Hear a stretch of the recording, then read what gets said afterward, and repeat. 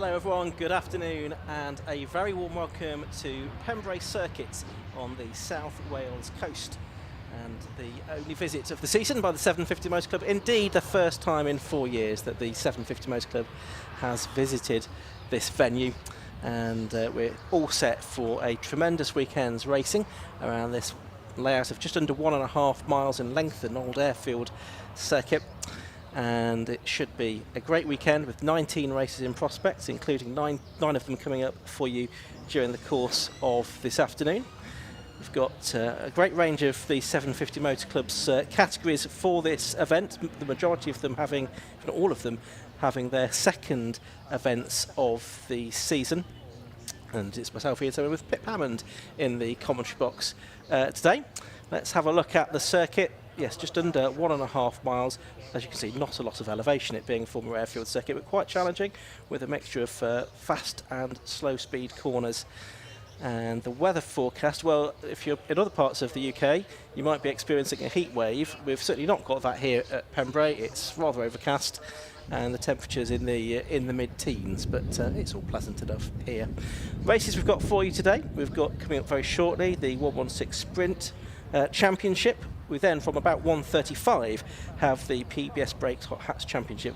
They have both of their races today. Everything else extends into tomorrow. The Nankang Tyre Low Cost Championship, Windscreen Mazda 7s, Tagiwa Type R Trophy, the Corniche 5 Club MX5 Cup, Sustained Fuels Formula V Championship, and as I say, we've also got the second races for the 116 Sprint and the Hot Hats Championship. Tomorrow the 116s are back in their elongated format for the 90-minute trophy race during the course of the afternoon, with an early start to racing tomorrow at around about 25 to 10. So do join us early, whether you're here at the circuit or going to be watching from wherever you are in the world on the Alpha live stream. My name's Ian Soman, and great to be back here at Pembrey, joined today at the end of a Formula V session that's not ended well for the number 24 car, which is that of Rick Lanier, red flag bringing out a slightly earlier end to the session. But alongside me here in the commentary box, delighted to welcome Pip Hammond. Pip, good to have you with us in the commentary box. I think first time for the 750 Motor Club here in 4 years, but in your case an even longer wait to come back. Thanks, Ian. Yeah, 2013 I think I was last here with a stock hatch, but it's a good track, to be honest. Like, it's a challenging layout. It's often doesn't come up that often with the 750 Motor Club calendar for sure, but the challenge of the circuit's quite high, and it often throws up some shock results just because so many of the drivers don't travel this far for testing or other events. So locals tend to have a bit of an advantage, and often the drivers that can pick up a new track to them, the fastest will go well. Yeah, that's a good point, because some circuits we visit year in and year out, drivers get familiar with them. This is not one of those. Some will have raced here before, but quite a lot will not, and some of them will have taken advantage of the test day yesterday. Not all will, and it's always difficult to acclimatise to a new track. And what is this track like to learn, would you say, Pip? I mean, the layout's fairly straightforward. Maybe a bit unfair to say, but there's not a great deal of sequences to the corners. You've got this extremely challenging, long sort of triple apex left-hander. Yeah. That's a bit tighter than it used to be, because last time I raced here we didn't have the track limit rules we do now. So so we've seen quite a few moments through there, particularly the Mazdas and the Type R trophy cars getting a little sideways through that section, and to do it side by side, very challenging as well. So generally the challenge is quite high speed. There's only the one particularly heavy braking zone, which is in that nice little funnel down to turn one. So definitely a pinch point and some action to be had there. Yeah, absolutely. That's down to Hatchett's hairpin. Now you can see that there is some work being done by the marshals and the circuit staff and the rescue crews here. Looks like there's been somehow 2 lines of fluid, oil more than likely, that have been put down in that Formula V session, and so the marshals working hard to try to make sure that is dressed before the cars come out onto the track for the first race of the day, which will be the 116 Sprint Championship. Normally we'd have the 120 Coupe Cup cars as well, but there's none of them here this weekend, so that makes things a little bit more simple as far as that is concerned. But then this fluid being dressed dressed to try and make it sure it's a bit less slippery. How effective is that stuff, Pip? I mean, in your experience, when you get some oil that's gone down and that has been dressed, how effective is that at sort of soaking it up and making the track race-worthy? It's good, to be honest. It may be just one lap or even just the first few cars that will experience something they don't enjoy, but you can try and use it to your advantage. You know, if the lead car's smart and straddles the dust and kicks up a big cloud behind them, I've seen it done before. It's another obstacle. These guys have got a green flag lap for the 116 sprint race here, so they have got a chance to see it. And to be honest, by the time all of these cars have rolled over it, it should be good to go. Yeah, no, that's a very good point. The green flag lap will give them some chance to familiarise themselves with the situation as to that oil that's gone down as well. So yes, there was a couple of Formula V's. I think also we saw needing a tow at the end of that session. The number 12 car also being recovered. That's Bill Garner in the Maverick. So his car being recovered as well, so that's possibly the reason there was 2 lines of oil that needed to be addressed. It was the second red flag during the course of that session. Earlier, Ross Price's car had come to a stop down at Hatchett's hairpin, and that needed to be recovered. So I think the cars have probably been recovered now, and it's just down to the hard-working marshals and rescue crew to make sure that the dust that's now been put down is brushed in to really work to soak up the fluid that it is trying to absorb. So we'll have the cars out onto the track for the first race of the day very shortly. As with nearly all of the races this weekend, it's going to be a 15-minute race. There's a 90-minute race tomorrow for the Gasshocks 116 Trophy, the same group of cars that you can see there in the assembly area now. They'll be released out onto the circuit shortly, just as soon as the circuit is clear for their first 15-minute race. But as I say, good to be back here at Pembrey. It's the first part of a twin month or so of racing at Welsh circuits, because at the end of next month, 5 weeks' time, we go to the opposite end of the country. We go to Anglesey Circuit for another 750 Motor Club race meeting that we'll be bringing to you on Alpha Live, so we look forward to that. And a completely different set of categories that we have at that one. You'll have been to Anglesey Circuit in the past, Pip. What do you make of that? Quite a different characteristic to Pembrey. Yeah, a lot of elevation change at Anglesey, and obviously the circuit was all reprofiled. Actually probably 16, 17, or maybe even a little bit more. Yeah, but in the last 20 years, certainly. And so slightly more modern facilities and slightly different sort of modern take on circuit design, which I'm not going to say we're missing here, because this has got its own challenges by all means, but very different in profile. Yeah, it does have the advantage of gradient, doesn't it, which often makes a circuit. And when you think of the circuits that drivers often enjoy, as more challenging, often it's those that have gradient, the Cadwell Parks, the Alton Parks, the Donington Parks, that people cite as a particular favourite. Pembrey not blessed with that as far as the circuit is concerned, it being based on a Formula outfit, but there is gradient all around us. As we look out from our commentary position, we can see there is plenty of hillside scenery around the venue. Not used these days as much as it was in the past. Of course, it was opened in the late 1980s, Pembrey Circuit, and hosted in its early years rounds of the British Touring Car Championship. But sadly, BTCC these days has very much a fixed rota of circuits that it goes to every year, and we don't get the one-off events at slightly random circuits that we used to, which is a bit of a shame, because these venues, although they perhaps lack some of the facilities of the modern track, they have a different charm and challenge, don't they? Absolutely, and again, it is quite an omission for the BTCC not to have a Welsh round at either circuit, I feel. Yes. Because, again, Anglesey certainly has the facilities to do it, and I believe they'd be able to hold the race here. It's no different in facility, really, to Knock Hill or a circuit like that does hold a date. But again, going back a little to the challenge of this place, because it's all pretty fast. Yeah. Like, there's only there's the one big stopping point down at turn 1. Mm-hmm. So it does reward the drivers who sort of get into a real nice flow with the car, who get the car rotating nicely, especially through the final corner. which is quite a treacherous spot. Very, very quick through Honda turn there. So it's certainly with these 116 cars that have a tendency to slide a little. We should keep an eye on that point. Yeah, Honda, we were saying earlier on, I think during the Type R session, the cars really push through there. That's the final corner, quite a very quick corner.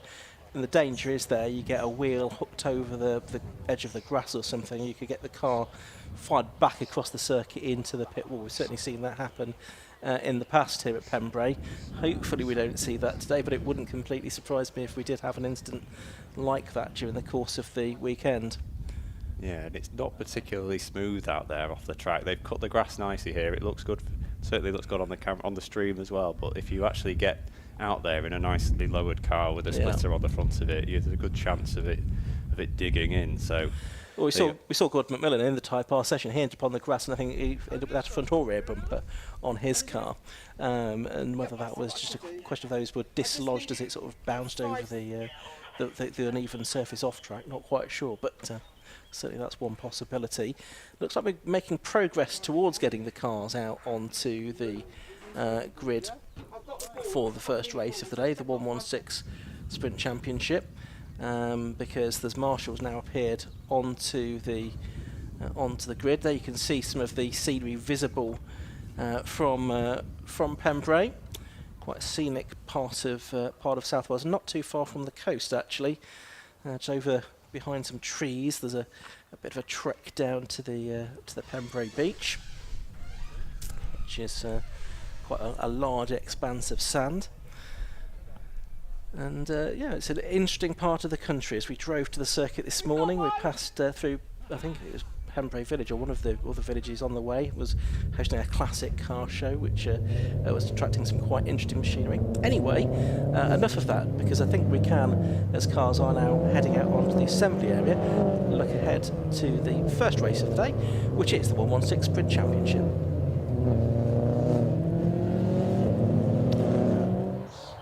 So here are the cars coming to the grid then for their 15-minute race. And we should have a field of 17 cars out for this, the first race of the day.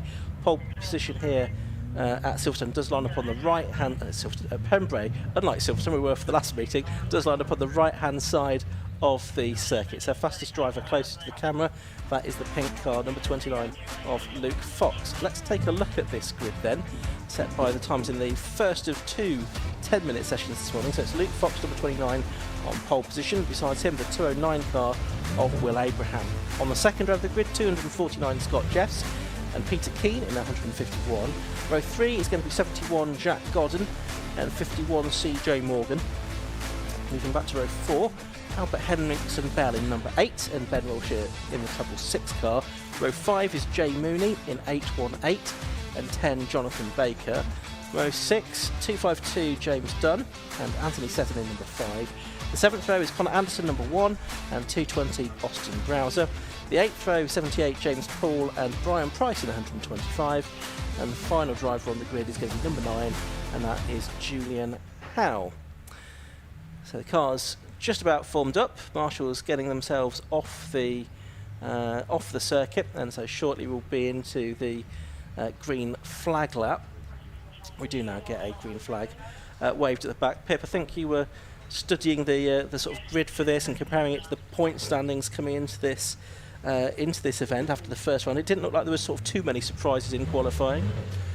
No, I suppose the only Peter Keane, who's won the first two races, the reigning champion, down in 4th. We might have expected to be a little bit higher than that, but sharing the front row are the two drivers who took the other podium places in round 1, Luke Fox and William Abraham.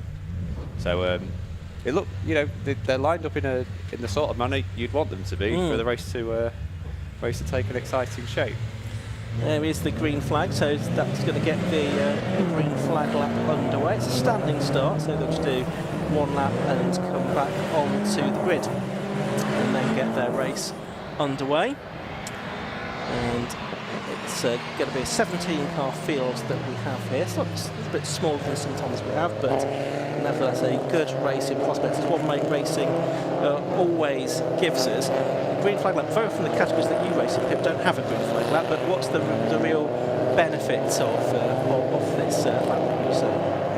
As much as anything, it'll give the drivers a chance to see this oil that's down. I'm sure they'll be aware something went on in that session if they haven't been told already, just from the weight that they've had to get out there. So they'll get the chance to see the conditions. They've obviously been out already today, but it's warming up a little bit.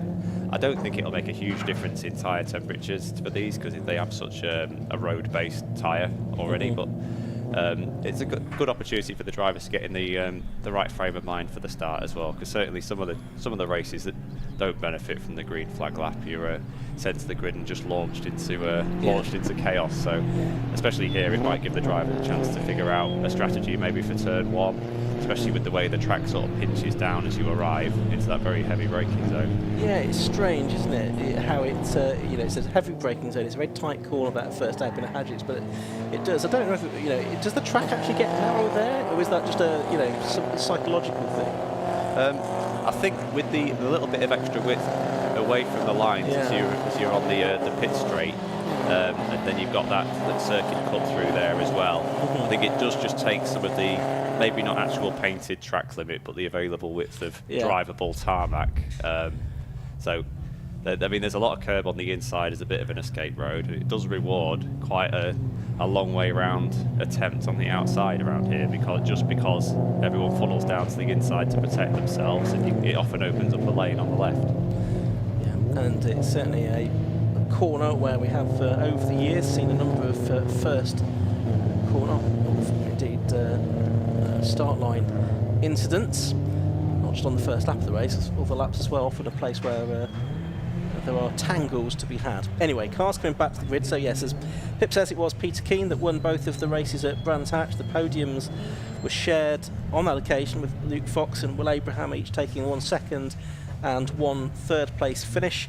Unsurprisingly, therefore, they're the top 3 in the championship coming into this weekend. But the drivers to watch include Scott Jeffs. He lies 5th in the championship this weekend. He's 3rd on the grid. And Jack Godden 4th in the championship. He lines up 5th. So the top 5 in the championship in the first 5 places on the grid, but all in a slightly different order. Anyway, we're about to get racing underway. The red lights go on and they go out now. Away they go. A pretty good start from Luke Fox from pole position in the pink car. Slotting in behind him is 209 Will Abraham as they head down towards Hatchett's hairpin for the first time. Are they all going to get around this safely? Certainly on the outside line, Abraham was trying to make a move around the outside. That's left the door open for Peter Keane in the 151 car. He's made a good start from 4th on the grid to get up to 3rd, and he's running alongside through Spitfires there. So they're side by side through for second place as they head to Debeny. It's just Will Abraham ahead in 2nd, and now Peter Keane has got, I think, Jack Godden in the 71 car trying to get through on the inside of him through Debeny Bend. Down towards the centre S as they go for the first time. Godden has got through to 3rd place ahead of Keane, but a good start that for Luke Fox. He's made a bit of a break there. Yeah, Godden made a great jump actually, straight past Scott Jeffs, and he's made the most of that momentum up to 3rd place and looking very racy here. Already looking at 2nd place from Will Abraham. Yeah, so they're heading off down to Carter's Curve, the right-hand flick, and then towards Honda, which is a fast right-hand, the gathering speed as they come towards the end of this lap of just under 1.5 miles. And that gap which Luke Fox had has pretty much been bridged actually, because it looks like Will Abraham is back with him, Godden in 3rd, Peter Keane 4th, it's CJ Morgan actually up into 5th, and 6th is Scott Jeffs as they end the first lap, and that gap pretty much has disappeared now. So it was a good sort of first half of a lap for Luke Fox, but Will Abraham, once he managed to just get his head down a little bit, stop getting side by side with Peter Keane, he's able to catch the leader. Yeah, he took a really narrow line into Honda Curve. I thought that might be a bit too, that might slow him down, but it seems to work. So maybe Will's got something else figured out there, and he's putting the pressure on Luke now as we get back up to the Brunkwood hairpin. They're very close. That's all blocked off. Nicely done by Luke. but he's going to compromise them both down the straight, and Godden's through. He's taken advantage there, hasn't he? That's run Abraham wide over the grass. He might lose momentum, he might lose another spot there to Peter Keane. Yep, Peter Keane, the double Brands Hatch winner, through on the inside, so he gets up to third place. It was certainly a sort of uncompromising move, shall we say, from Jack Godden to put his car down the inside and get up to second place. So it's 4 cars for the lead and a 3-car battle for fifth. CJ Morgan, Scott Jeffson, Jay Mooney. But it's Luke Fox leading on very close for the next 2. Yeah, Fox was quite robust in his defence over Abraham before, and that slowed them down and allowed Godden through. They're all still together now. Godden's done well to hold on to second place there. It's a big kick off the curb at turn 2 for him as well. Here's Fox then, heading into the long left-hander at De Benny. It does go on, as Pip says, for pretty much, there's 3 apexes to this corner. And again, he's got a lead of a couple of car lengths over the rest. And Peter Keane now, it looks like he's trying to make a move on Jack Godden, number 71, in the FSR Full Send Racing car, down towards the hairpin at Brooklyn as they go once again. Lots of curve again being taken by Godden that time. Yeah, that might have slowed him down a little there. He came into the corner a little narrow and really kicked the car off the curb. So we'll see if that affects his momentum on the approach to Honda. They're not quite closed in as much as I expected. Keane's going to be smart here and try and take the slipstream down to turn 1. Yeah, and running a bit wide there was Godden, who picked it up as they head along the track. There you can see Peter Keane is getting alongside now, and they are side by side as they head down towards Hatchett's hairpin at the start of lap number 4 of the race. It looks like Peter Keane has gone through. Yes, he has. Godden even down to third place. Abraham in 4th. Jay Mooney has moved up to 5th place in the number 818 car, the 19-year-old car sales executive from Hull. Yeah, my neck of the woods. That's a good run for Jay, up to 5th. Let's see how these leaders are getting on. So Godden's maybe starting to hold up Abraham a little bit here. Fox is getting away and Keane trying to bridge the gap. Scott Jeffs is still trying to recover from that poor start. He started 3rd on the grid, but bogged down really badly. So I saw he was in a decent battle around this long left-hander before. So we'll see how he comes out of this as they come back into shot. So, working lap number 4 of the race, then it's number 29 Luke Fox leading. It's 151 Peter Keane second, 71 Jack Godden third, 29 Will Abraham fourth. Jay Mooney in the 818 car, you can see on screen there, he's got the novice cross on the back. He only started circuit racing this year. He's done some Club 100 karting before that, so not an awful lot of experience. It's a car built by Matt Highcock Racing. You can just see that in the back of the shot behind these two. And Peter Keane there with the line screen, the fastest lap of the race, a 1 minute 12.663 on that lap as he narrowed the gap by a couple of tenths to Luke Fox. Yeah, that's a great effort, and it was a very impressive move from Abraham into Honda curve there, just very forceful but fair. The guys kept it together and side by side through that final corner. So we'll see if Abraham can make that gap back up now and catch on to those 2 leaders. Yeah, in the background you can see Scott Jeffs and CJ Morgan challenging Jay Mooney. There's the 249 car, so that is the battle that we were talking about. In fact, again, lots of curb being taken by Godden. That's a few times he's done that, and nobody else is being that aggressive with the curbs, Pip. So, is that something that you think an intentional strategy for him? If it's the line he's decided works for him, that's fine. I mean, he will be cutting some of the distance and the radius off the corner by trying to cut it a little bit like that, but I suspect the amount of momentum it takes out of the car when it bounces off the curb is maybe hurting him a little bit down the straight. Over the line they go, then another blind screen fastest lap of the race for Peter Keane, a 1:12.502, but Luke Fox also did a personal best lap time, but that time, but again a couple of tenths slower, so gap down to about 6 tenths per second, first to second. Just watching for 8th and 9th, there's a battle going on there as well. That's between Albert Henriksen Bell and Ben Wilshire, the number 8 car of Henriksen Bell, the 18-year-old from Hartford, the driver coach, kart driver coach and student in his first season of racing in the 116 Sprint Championship, and tomorrow in the 116 Trophy. Leaders heading down to Brooklyn's hairpin, and things look a little bit more spread out this time.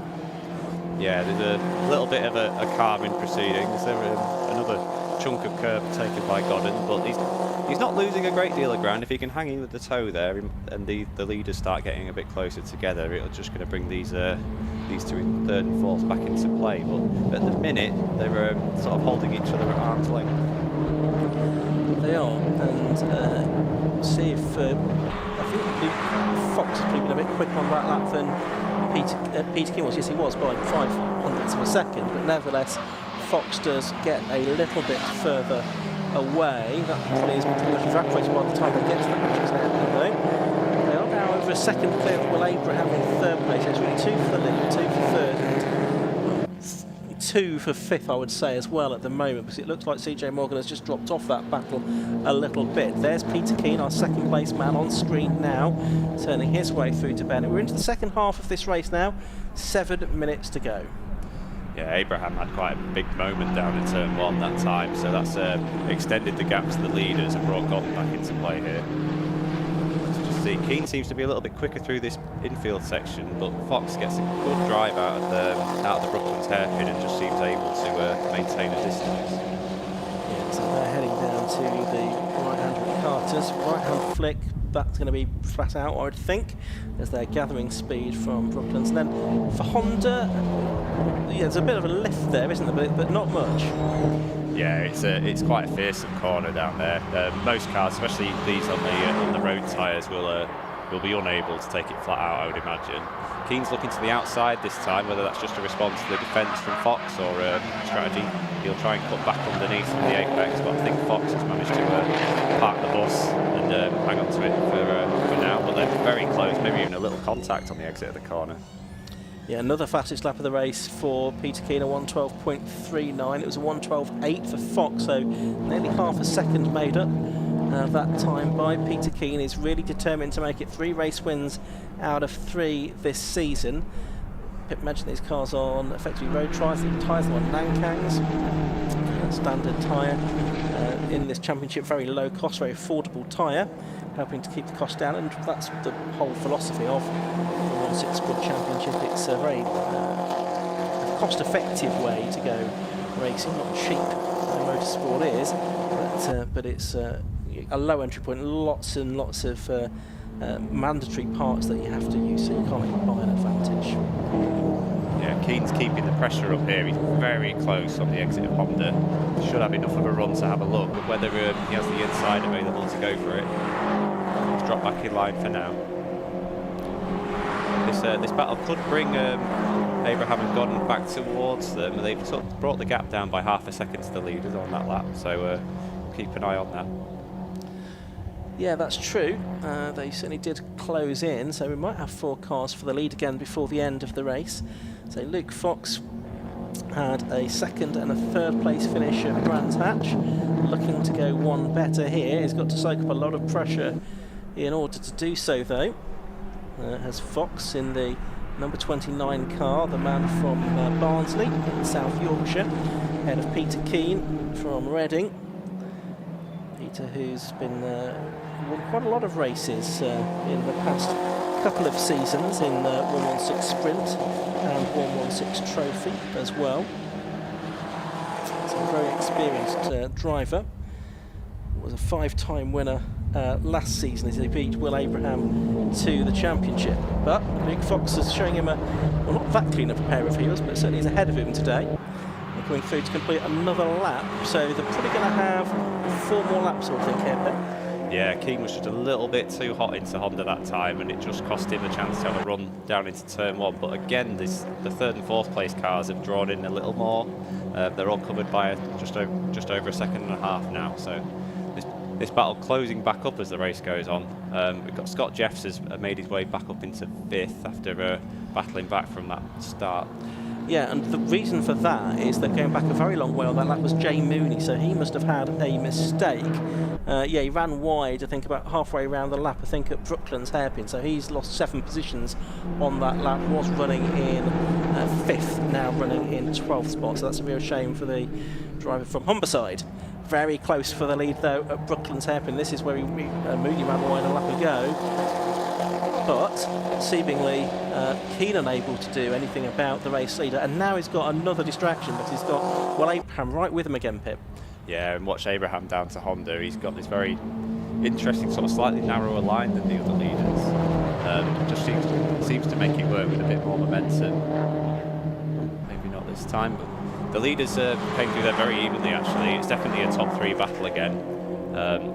Keane's unable to sort of probe away through. He has a little change of direction under braking on the approach to turn 1, but the leader's still line still for now. Yeah, and Jack Gordon, well, he's pretty much with them as well. Of course, he was flew on the first lap, didn't he? Had that aggressive move at Brooklands on lap 2, but he's sort of just sitting there at the moment in 4th position.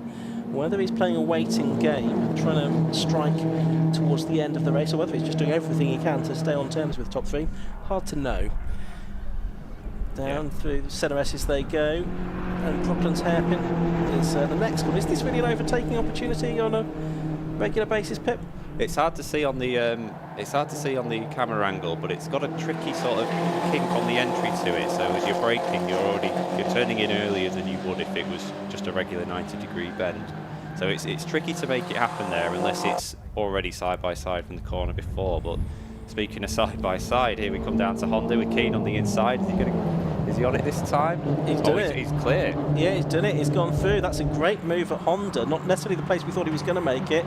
Was there perhaps a small mistake there from Luke Fox to allow that to happen? He seems to have lost momentum because Will Abraham and Jack Godden queuing up to try and find a way past as well. Godden is alongside Abraham. He's trying to outbrake Luke Fox as well. The danger is they all went a bit wide, including actually the race lead. And Peter Keaton now is into the race lead. He does manage to hold on to it, but Luke Fox is still in danger of losing 2nd place. Yeah, and that's a great undercut from Abraham there, who took up to 2nd there from Fox as he came in on that wide line and took back to the apex. And all this has allowed Keane, who made that very timely move through Honda, to take the lead very late in the race and build quite a big gap.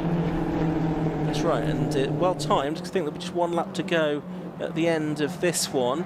40 seconds left on the clock, so that's going to make it a 13-lap race for the 116 Sprint Championship. Peter Keane, you can see already, he's pulled out quite a few car lengths over Will Abraham, helped by Abraham and in fact it's going to be a checkered flag this time, I can see. Abraham and Godden and Fox having a real good scrap. So checkered flag's being made ready. No, it's not. It's being put away again. 18 seconds still to go.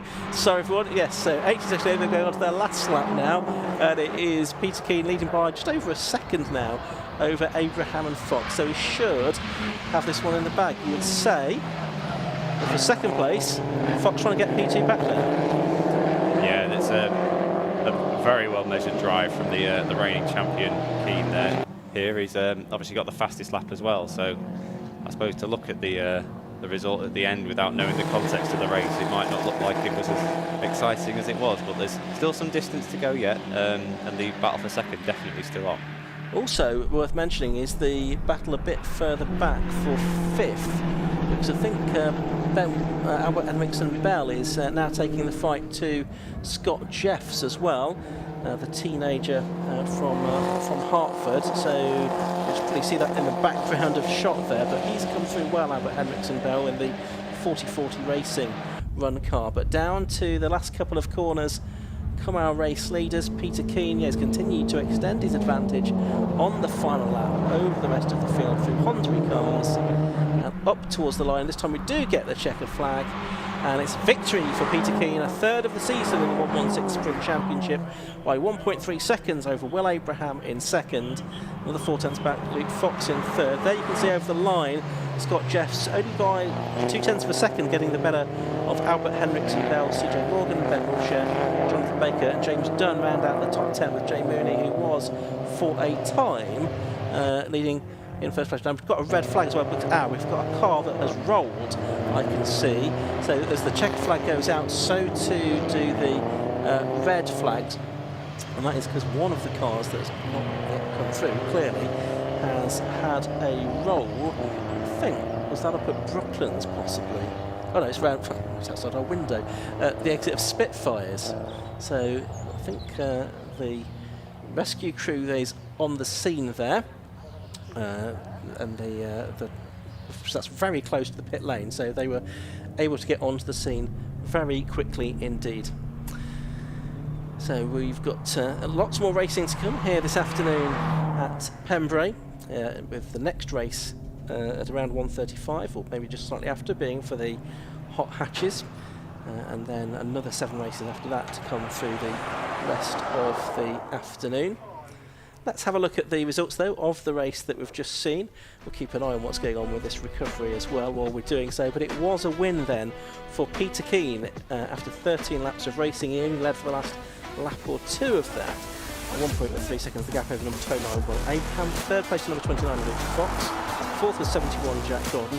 Fifth was 249, Scott Jeffs. Sixth, number 8, Albert Emmerich and Bell. In seventh place, it's 51, CJ Morgan. Ben Wilshire, top of 6 was 8th. Jonathan Baker, number 10, was 9th. James turned around about the top 10 ahead of Jay Mooney after his moment up at Brooklands Hairpin. Anthony Seddon, Connor Anson and Austin Browser were the next finishers. And then James Paul, Julian Howard, Brian Price, the others with the, as I say, the red flag, which we wanted to get full confirmation that the results are going to be declared at 13 laps, which is how many the leaders had completed, because unusually the red flag did fly because of the incident just after the checkered flag. So I can see that down below us we've got cars coming into our victory lane position, so in a few moments we'll be able to hear from Kieran Mogg, who's going to be our roving reporter during the course of the weekend, speaking to the top 3 drivers. But just wait for the drivers to get ready. Obviously we're still keeping an eye on this rescue that's going on as well. Yes, that was a pretty worrying moment, though, Pip. Always a bit worrying when you have a car, well, not quite on its roof, but certainly inverted. Yeah, and quite an unusual place for it to be so. Quite close to the, or not far past the apex of the corner. We just had a confirmation that he's out of the car, so without a decent view of it ourselves, I can't give you any more information than that. But it appears to be going well, and they're looking to right the car now. We're using the tow truck. Okay, well, let's head down to Kieran Mogg, and while that's being sorted out, we'll hear from him in the pit lane. Thank you very much. I've said it before and I'll say it again. The 116s always deliver. And Peter, initially you had the pace there, but you were really struggling to get past that move. It's so difficult to get past, and I thought, you know what, it's now or never. And I thought, I know I'm fastening him for all the bits, and I'm nudging him, and it's so difficult to overtake. And I just sort of saw my moment, and it's like it had to be now. If it wasn't now, and luckily, you know, fair play to him, gave me lots of room, you know, fair and square, and just managed to obviously keep it in to not jeopardise myself down the straight as well. And obviously then with battling behind, just got a little bit of a gap, and I was like, oh. Thank God for that, because it was intense trying to, you know, I just seen the car just got better and better as the race went on. Just seemed to, everyone seemed to drop off a bit, and I seemed to be still on the pace, you know, really consistent. So I knew if I just kept at it, I could just eke it out, and I knew I could probably make a mistake or something, or try and get a run on him. And I did, and it worked out beautifully. And yeah, it was a hard race, like flat out, like really, really intense stuff, but brilliant result. Happy, so happy. Absolutely, and towards the end there, the group behind were starting to close in a little bit. Was that decisive in your... Oh, I tried to sort of like rein it in a bit. You don't want to push too hard, because then I could do the same as them and back off, you know. So I tried to keep it in a nice little window where the car would be compliant the whole way. And I was sort of just looking at me, right, okay, I'm sort of keeping that sort of gap there. I didn't want to sort of just try and romp away and push too hard and then go off again, you know. So I wanted to try and keep it consistent, just keep the gap. And I knew I had it in the bag. I just had to like stay calm, brake the right places, turn in, all this sort of stuff. And yeah, the car was like mega, honestly, absolutely fantastic. And you've got obviously 2 more races still this weekend to go. Can you keep that winning streak? Because it looks like it might be quite difficult. Well, it is. I mean, these guys behind me, like, so close, isn't it? Like, you know, it just takes them to battle with each other, and then maybe you can get a bit of a gap. But if we're all nose to tail, it can be anybody's race. If I get stuck behind them, you know, you just got to be so decisive with your moves and get past, you know. But around here, it's very difficult, and it's a bit ballsy. You know, you really have to commit to it and hope they, you know, give you room, and otherwise, you know, there could be contact, etc. But you know, everyone's fair at the front. The guys I raced with are brilliant, and you know, fair play to them. We had a good race, and it was really good fun. Fantastic. Well, congratulations on the first win. Cheers. Thank you very much. Cheers. Thank you. Right, let's have a quick chat with William Abraham. William, if I can jump in, you had a bit of roller coaster of a race, I think, up, down, left, right and centre. Yeah, I think we didn't do the pressures hard enough, because I had no front grip at the start, and then the pressures came up a bit and I was a bit more alive, but Gordon went for a move, fair play to him, because I left the door open to get a switch back, and there was oil down and we both slid and it took me off and I dropped back, and then I just worked my way back through, pretty much. So yeah, roller coaster. But it was good. Good racing. But it obviously showed that you've got the pace there, so for the next couple of races, potentially, you could take the fight to Peter. Yeah, I just need to string it all together. Pete did a great job of just being in the right place, right time in that race, so fair play to him. I'm sick for the next race, so I doubt we'll be challenging because he's on pole, but you never know what's going to happen. You never know, absolutely. Well, congratulations on the podium, and hopefully we'll see you up here a bit later on. Yeah, hopefully. Cheers. Cheers, thank you very much. Have a quick chat with Luke Fox now. Luke is just over there. We'll get out of the way for the photographer. I do apologise. Luke, so you were defending for your life then. I was trying hard. I tried to hold on, but yeah, just not enough. For the races later on, what have you been able to learn from that race that you can kind of take forward and hopefully be able to defend a little bit further going forward? Defend harder, yeah. If I can. Yeah, on the grass next time, maybe. Yeah, no, we'll try. Who knows? And obviously, it's a difficult circuit to overtake, but that race did show that it definitely can be done. Is there any confidence you've been able to take from that race for the next couple? I think the only thing to hold on to is out of turn 6, there was some oil down from the Formula V's before, so a couple of laps I got quite sideways, and then the run onto the back straight, I think that's where Pete got past me. I struggled with the run, and then he got past me, and that was that. So maybe if the oil cleans up a bit, it'll be hopefully a little bit more predictable around there. Yeah. Absolutely. Well, congratulations on the podium. Thank you very much. Cheers, thank you. Right, coming up next, we've got the PBS Brakes Hot Hatch Championship. So yes, cars shortly about to be released out onto the grid for the first race of the afternoon, which is, as Kieran says, the PBS Brakes Hot Hatch Championship. Marshall's out there on the grid ready to receive the drivers. We've got 8 more races to come this afternoon, haven't we, here at Pembrey with this 750 Motor Club race event. We've got hot hatches coming up next. We've got the Nankang Tyre Load Cost. We've got the Blind Screen Mazda 7s, the Tagiwa Type R Trophy, the Corniche 5 Club MX5 Cup, Sustained Fuels Formula V, and the second race of the day for the 116 Sprint Championship and the Hot Hatches. My name's Ian Soman, up here in the commentary box, ready to talk you through all of this afternoon's action, and alongside me is Pip Hammond. And Pip, we certainly had an entertaining start to the day with that 116 Sprint Championship race. Yeah, the top 4 especially put on a good show there. It was good to see Godden sneaking around up there in the top 3, making a nuisance of himself and just challenging the order. We've already got a pattern, haven't we, for the top 3 in the 116s, but it doesn't make it any less exciting. No, it certainly doesn't. And we're going to go from a sort of single make, single model category next to something with a bit more variety on the grid, although I suspect about half of the cars on this grid are Honda Civic Type Rs for the PBS Brakes Hot Hatch Championship. The cars will be released out onto the grid shortly, but it is a multi-class championship with cars split effectively into 3 different classes based on power to weight ratio. So Class A is for cars up to 200 brake horsepower per tonne, Class B up to 175, and Class C up to 145 or 140 in the case of rear-wheel drive cars. And we will have a grid of, I think, I need to get it by my screen because I've not done that over the lunch break. That was very remiss of me. Something like just shy of 20 cars, I think, lined up for this one. And always interesting, Pip, to have a variety of different types of car on the grid rather than just the one make category. Yeah, it means you've got a lot more variety of when drivers are braking, turning in, changing gear. You've got front wheel drive, rear wheel drive. You've got cars with big engines that are weighted up to make the power to weight, and you've got very lightweight cars with smaller engines running in the same category. So it creates a lot of variety. It can either create bigger gaps or more overtaking, which is very non-committal of me. But the logic behind it is you'll have these nippy, quick, lightweight cars that get around the heavier, bigger engine machines, and it should create some exciting racing. It certainly should. This is going to be round 3 of the championship. We'll have round 4 later on today. It's a 12-round season in all. The opening 2 races were held at Brands Hatch around about a month or so ago, and after this weekend in South Wales they'll go to Donington Park, Walton Park, Silverstone International, then completing the season at Castle Combe on the 3rd of October. At Brands Hatch, the 2 races there were won overall by Lewis Barker from his brother Ryan Barker, so they did a 1-2 with Gordon McMillan 3rd in both races in his BMW Compact, The top two are both in Honda Civic Type Rs. Class B, Josh Hilton had a win in the first race, having upgraded his car from Class C to Class B spec for this season. Luke Emmons won the second race in his Civic Type R. And Class C, well, this was a nice story, wasn't it? William Hornsey in the Peugeot 106, after I think something like 16 years of racing with the 750 Motor Club, finally getting his first couple of wins, and I think he was quite emotional and pleased about that as well. But it's great to see a real stalwart of the 750 Motor Club having some success. Yeah, Will was around. It was one of the established guys when I started racing way back in 2008.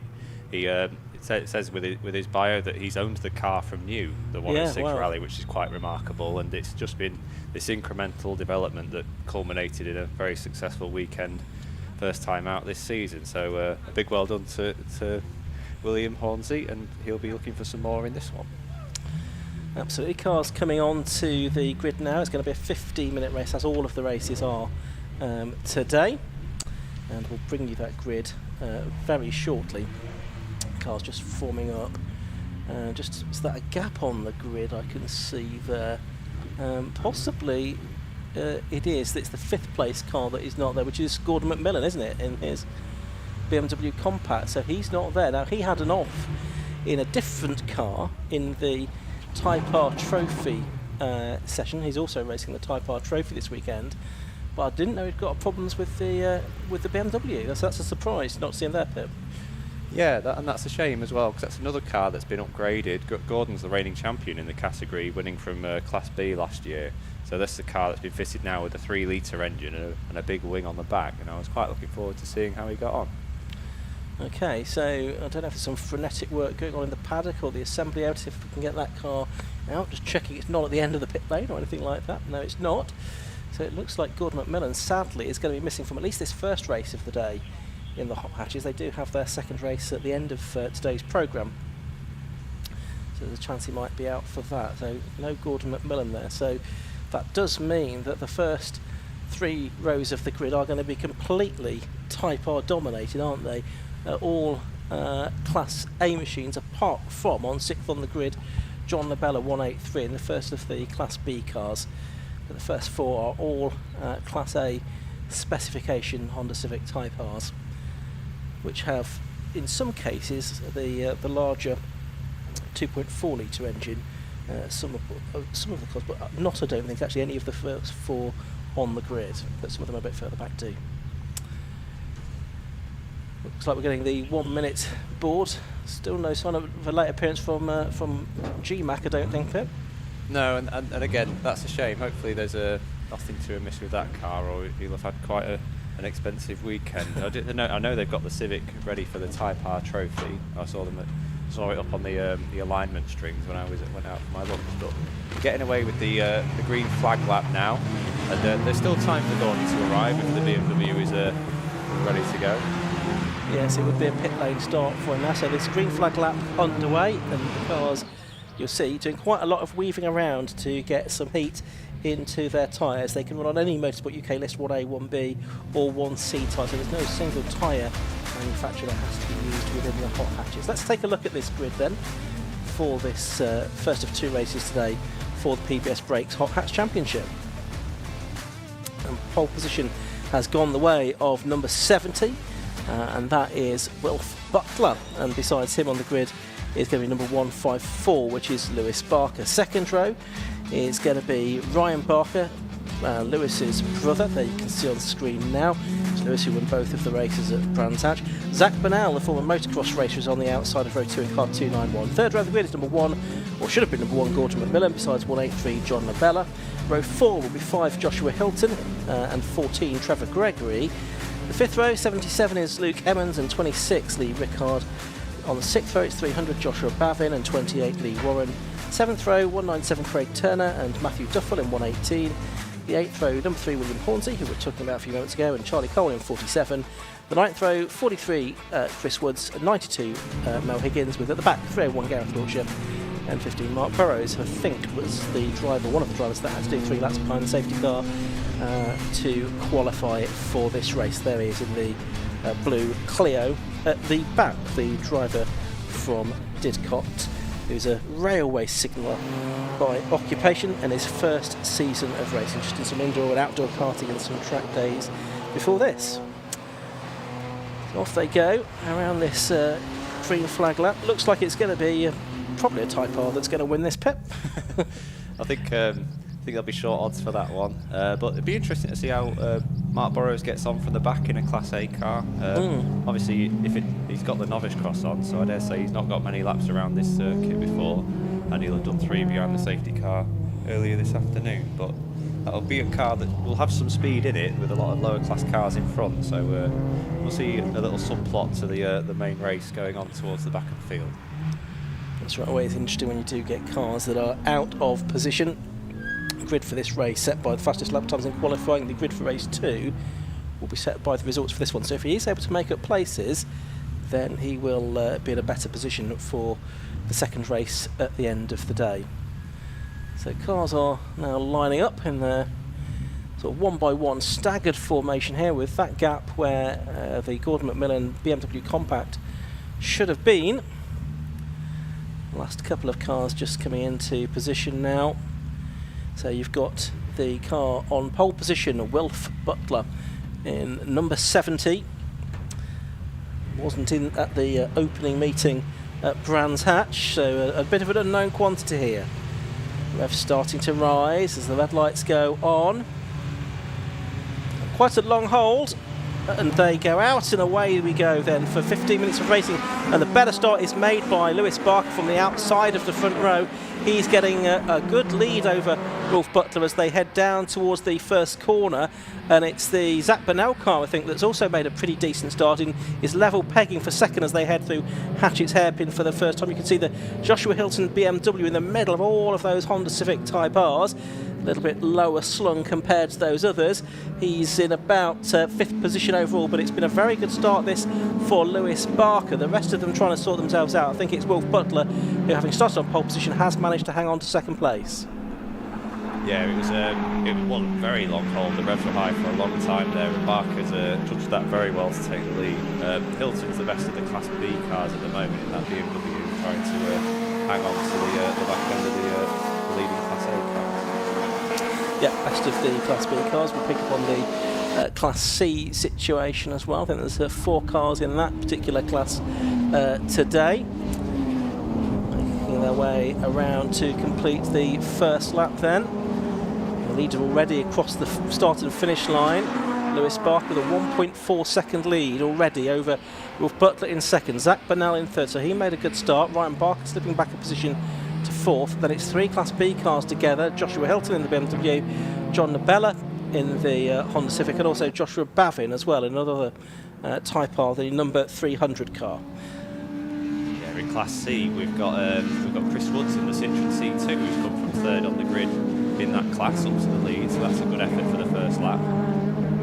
Just leading ahead of William Hornsey, who is the left-hander with a very quick Class A Ford KA, trying to get between them. Yeah, we'll keep an eye on that battle as well down in Class C, because Woods and Hornsey in battle there. There's our Class B leader, Joshua Hilton. So that is the battle for the lead in Class B, effectively, that we have going on there, because John Nabella also involved. There's the Clio of Craig Turner, number 197 in 11th place. His car, the Best Prepared Car Award winner from last season. Over the line they go again, and the lead has gone out by another 0.2 of a second now to 1.6 seconds in hand for Lewis Barker. He was fairly dominant at Brands Hatch for the opening event of the season and has really picked up where he left off, although he wasn't fastest in qualifying. Bit of a lock-up there, I think that was for Joshua Bavin in the number 300 car, so going through on the inside of him is the number 14 car of Trevor Gregory.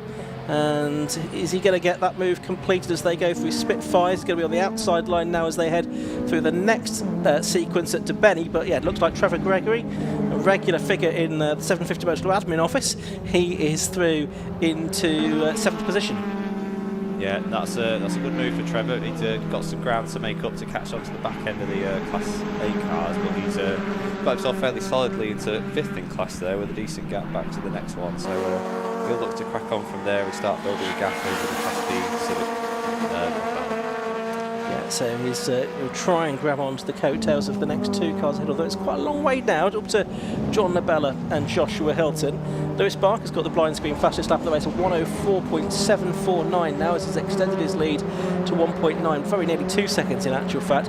And Butler to Burnell even, Zach Burnell has increased to 2.7 seconds. Burnell doing his best to keep Ryan Barker at bay. And just having a look out of our commentary box window, you can see William Hornsey coming through. He's still in second. Oh, he's now leading in class, isn't he? Woods there, I think. Oh, Woods is a long way back, just crossing the line now. He's dropped down to 4th in class. Yeah, he's got a problem, hasn't he? Clearly, he's going very slow along the Cal straight, the start and finish straight. Meanwhile, on screen, we can see Joshua Bavin there in his blue car. He's now lost out to Luke Emmons as well. So Luke Emmons, who's very, very sideways indeed.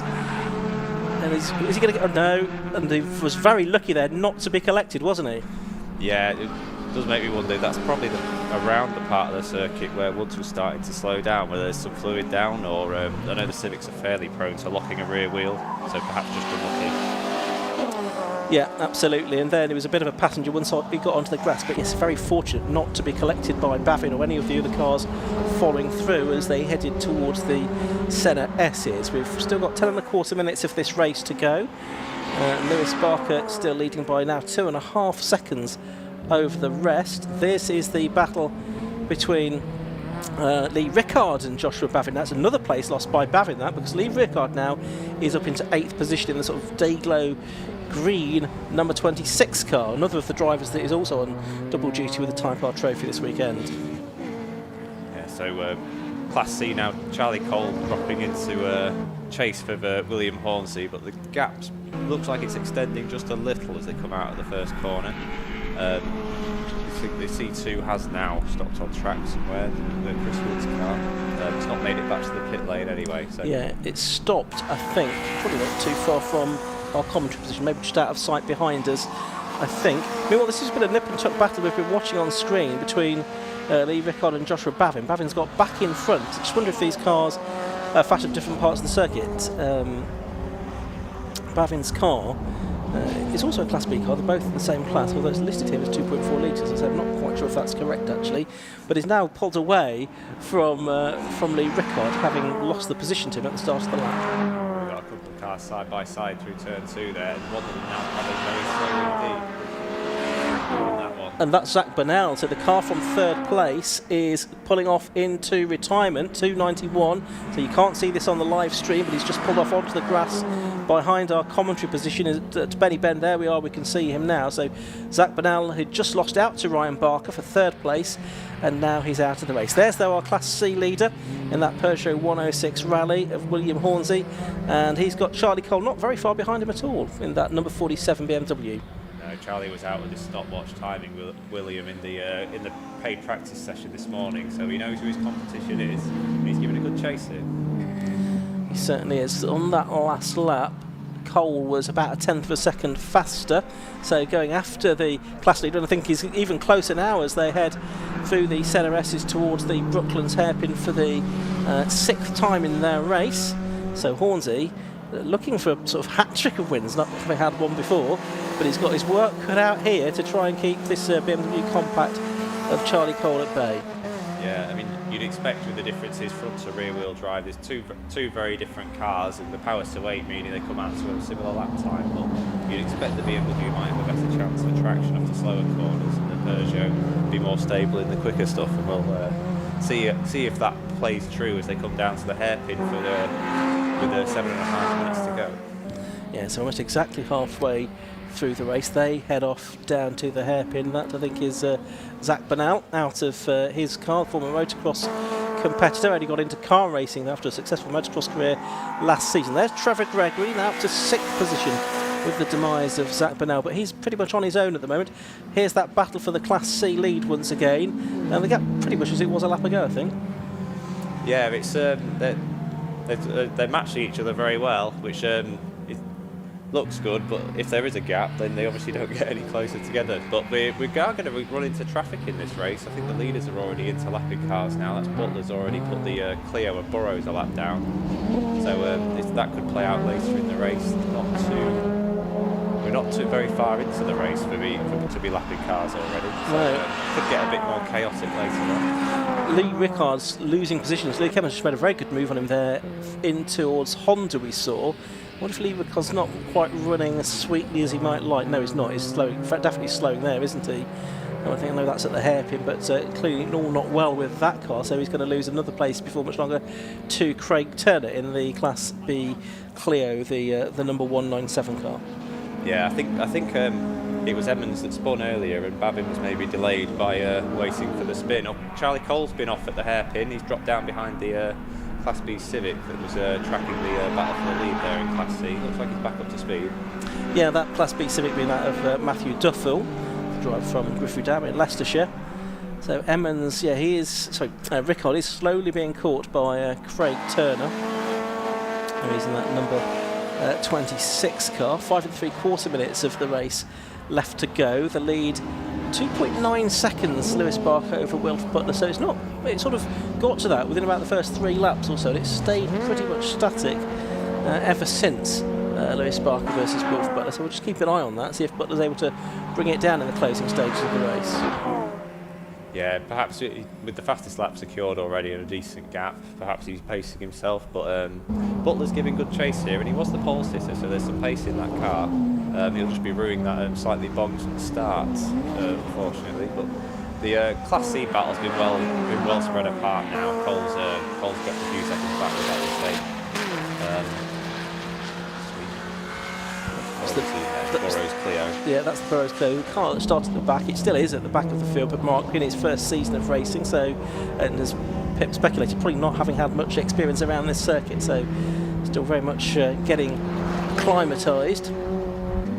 But he has been said, been lapped already during the course of this race. There's the car in second, Wilf Butler in number 70, the drive from Tadley.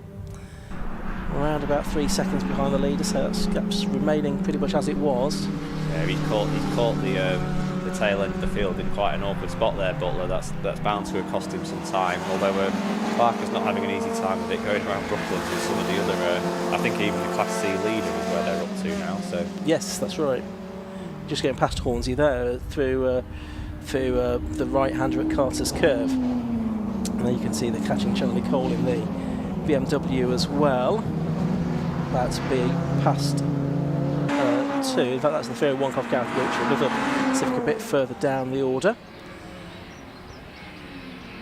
Blue flags I can see, or blue lighting panels flashing around the circuit now as there's quite a bit of traffic, slow cars being negotiated by the race leaders.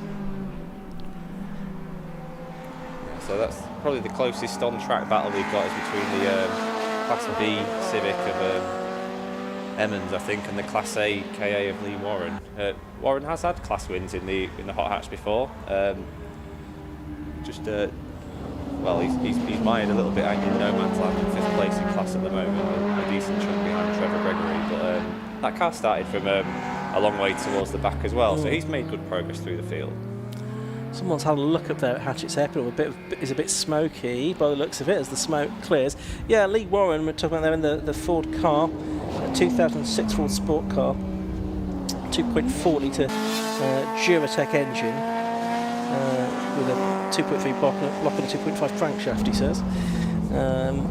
Built it himself and he's owned it for about 6 years. That's the car that's running 5th in Class A and 9th overall. We're watching Ryan Barker there, who's in 3rd position. He's a long way behind the first 2 now, isn't he? Still, just about coming across the line, and he's 14 seconds behind his brother who leads the race. So that's quite a big gap. That's just over a second a lap he's been losing as this race has got on.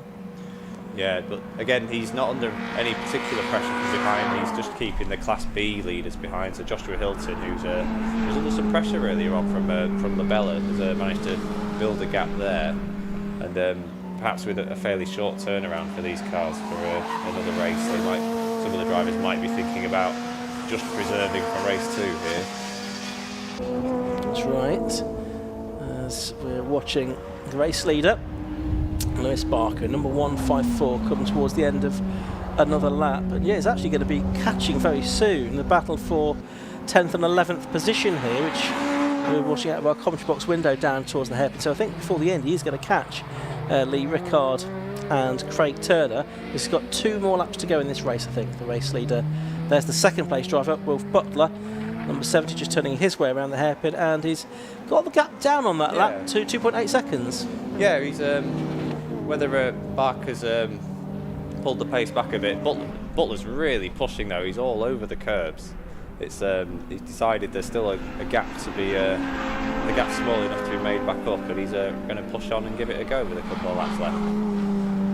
Just having a quick look out the window to see how the Class C situation is. William Hornsey's got 2 faster cars between himself and Charlie Cole in the battle for that class. So it's looking like he should be able to make it 3 wins in a row.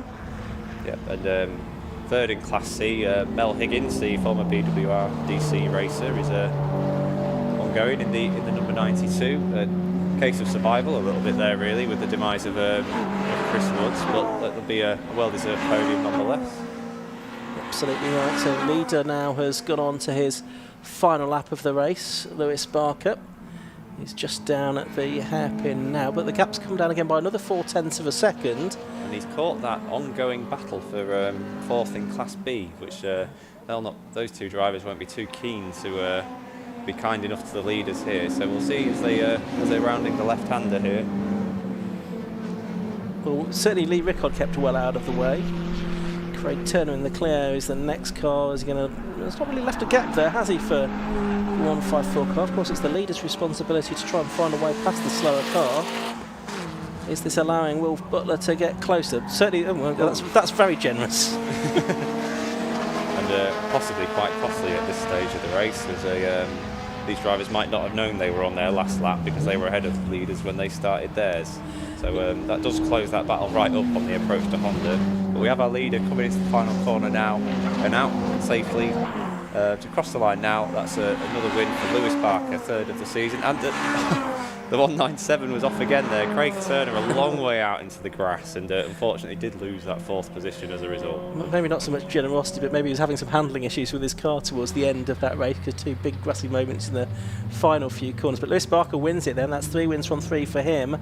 And Wilf Butler takes 2nd. Over the line now comes Ryan Barker to take 3rd position.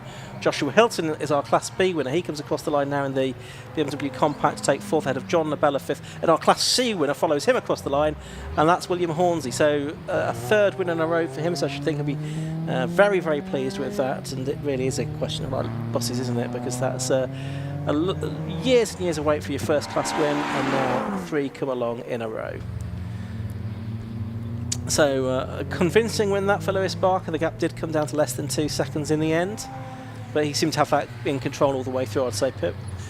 Yeah, I think after a while he perhaps just paced himself. He did get a little bit awkward there, just catching the closest battle left on the track, to be fair, the 26 and 197 cars. And unfortunately they just about stayed out of trouble with their trips to the grass.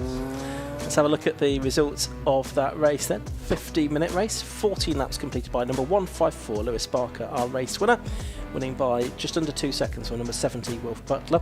3rd place to number 7, Ryan Barker. The top 3 all Class A cars. Class B was won by 4th position overall, number 5, Joshua Hilton. He was about 26 seconds behind the leader. John Labella, his nearest rival, was 4 seconds behind him in 5th overall, the 183 car. And Trevor Gregory, a pretty uneventful race after the first few laps. He was 6th in car number 14. Joshua Bavin was 7th in 300. 8th was 77 Luke Emmons. 9th was 28 Lee Rickard. Running out the top, 28 was Lee Warren. 26 was Lee Rickard in 10th. Then Craig Turner after those 2 grassy moments on the last lap. He was 11th, with William Hornsey winning Class C in 12th overall, ahead of Gareth Wiltshire, and 2nd place in Class C, Charlie Cole. And as we go on to the next screen, we'll see that 3rd in Class C was number 92, Mel Higgins, with Mark Burrows, I'm pleased to say, managing to complete the race in his Clio 172. So the hot hatches are going to be out for another race later on. We've got our top 2, and we've got our Class B winner down there, and I think, yes, Kieran's also going to look for William Hornsey as well. Yes, we've managed to corral him into the victory lane. He doesn't have a winner's board to himself, but I'm sure he's not going to be too disappointed by that. He's going to have a word with Kieran in a moment or two.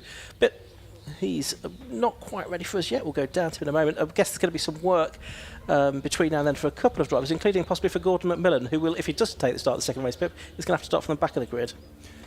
Yeah, it's the we see the Burnell car now down there as well, getting to get towed away. So there is some repairs to be done in the paddock, but at least it's not raining. At least I suppose would be the nicest thing for any repairs like that.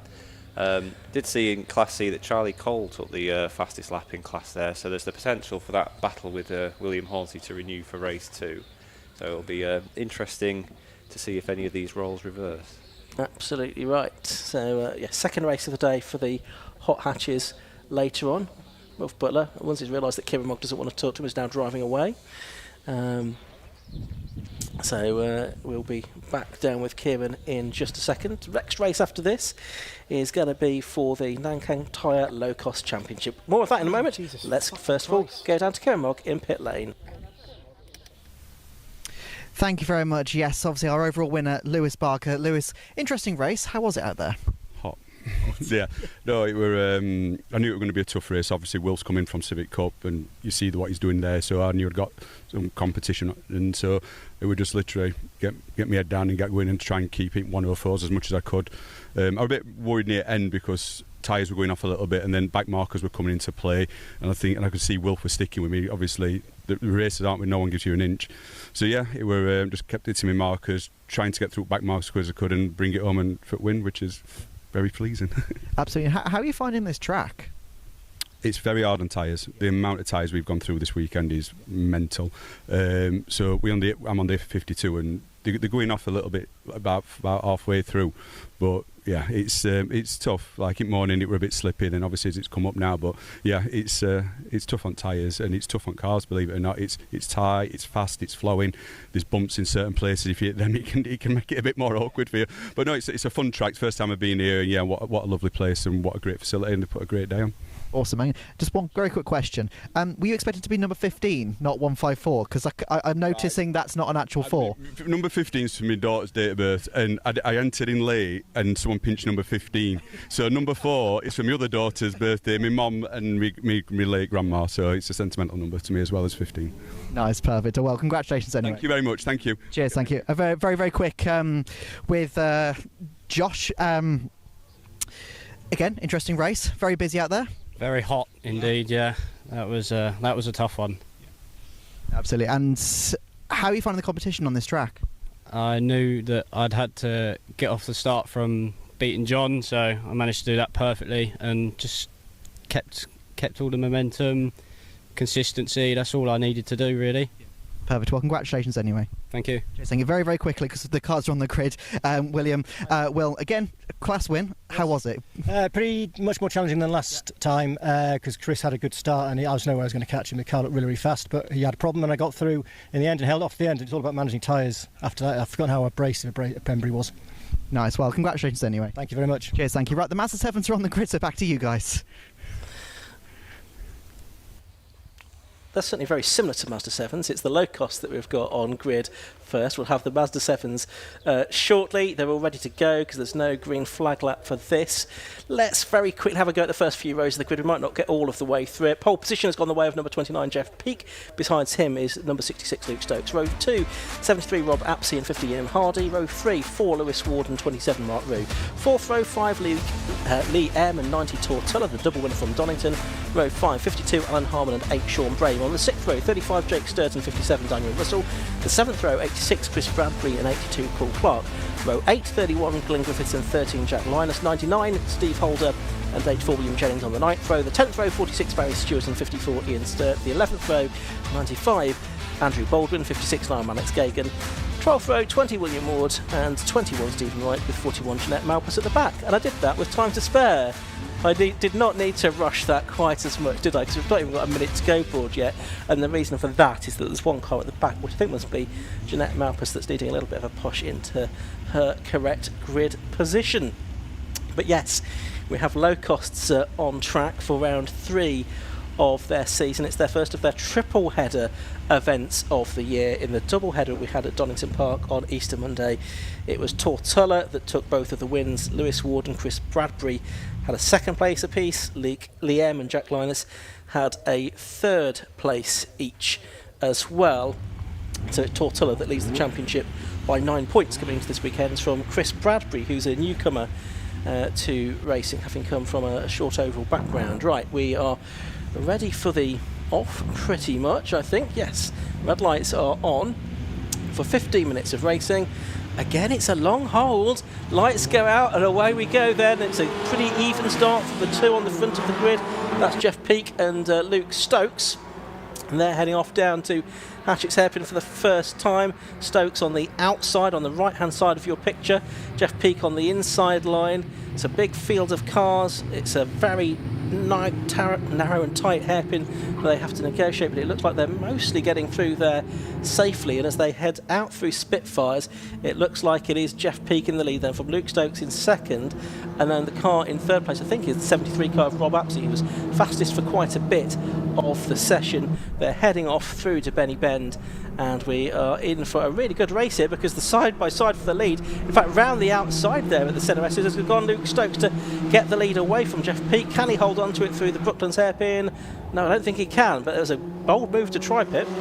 Yeah, that's an impressive start. We saw Jake Sturt lose a lot of time there at turn 1. He caught the grass a little on the approach to the braking zone, and then looked to maybe miss a gear on the way out. But we got the leaders together again, and this is the pattern of low-cost racing, with the aerodynamic properties of a small brick tend to draw themselves back together at the end of each straight. So we can see the actual pushing from car number 4 there, Lewis Ward, as he tries to bring him and Mark Rue back up to the leaders, and a big lock up as well.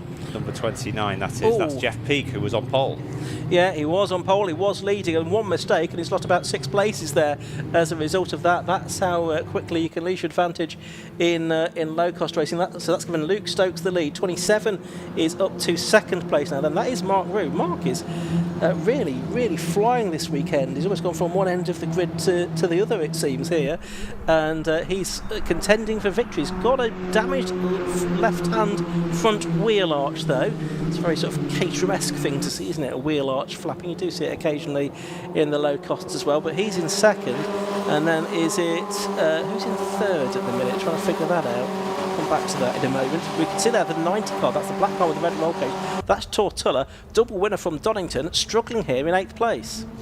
Yeah, it's important for those guys a bit further back, if they do want to get back in this lead pack, to kind of just cooperate and make sure they draw back together, because it will happen with the best will. Lewis Ward probably made the most of those first 2 laps with the strategy of literally pushing the car ahead into a better position. Oh, there's another big lock-up. That might have been Peake again, and the car around. Peake has been caught up in that, and there's contact too with the number 5 car of Liam as well. Paul Clark in the green car in the background. He's had a spin as well, and it looks like, I think the 5 car is probably damaged. It looks like he's heading off to pull off. Jeff Peake, what's happened to him? Has he continued? Not sure about that, but there's yellow flags down there at the Hatchett's hairpin.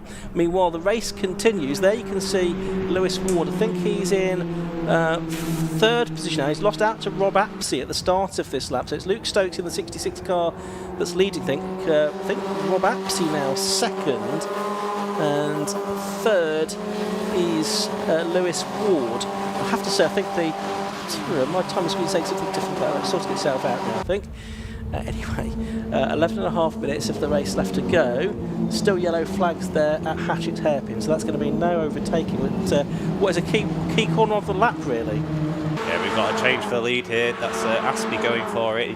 Possibly not quite ahead at the line. Did he drop back in line there, Ian? I think so, because I think he saw the yellow light panel flashing. That's the first time that you see the yellow flags or the light panel just immediately before the hairpin, so there's no real warning for that. So I think he had to back out of the move, because I don't think he was confident he was going to be fully ahead by the time they got to the sort of imaginary line on the circuit drawn from the yellow lighting panel. Yeah, I think he might have been a little bit kind there, because he was definitely ahead by the end of the pit lane. But if you aren't sure, it's probably best to drop back in, because last thing you want to do is have it all taken away at the end of the race. So he'll live to fight another day with 10 minutes to go. He was probably thinking, have I actually missed a yellow flag already, is probably what he was thinking, because he could see the car on the side of the road no down. He's thinking, that's there's usually a couple of yellow flags before we get there, but there was only one. And in fact, it's been withdrawn completely now, because I think they've decided that car is far enough off the circuit not to be a particular hazard. So we've got this fantastic battle going on for the lead of the race, and it's Rob Apsley that's just taken the lead away from Luke Stokes as they come through to complete lap number 4. Rob obviously did the best lap on the last lap, and he's now taken the lead of the race as well. Yeah, that performance from Mark Rue in 4th place, not wanting to jinx it until he gets out of the hairpin at least here, but like it says here, the best finish of 10th previously, so if that's correct, then this is a phenomenal drive so far.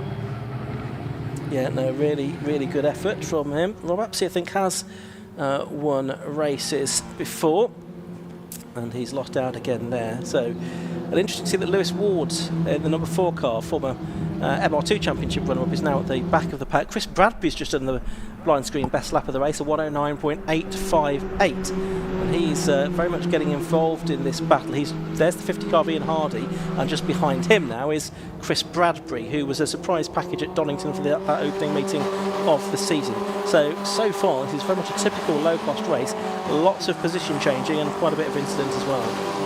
Yeah, and you can see the train of cars snaking around the track to try and stay in the slipstream. This could trade numerous times before the end, and it may be a case of trying to position yourself in the right order rather than the front of the order. Because here we go again. It's Aspie down the inside, approaching turn 1, and this will be the perhaps 4th time these two have traded the lead.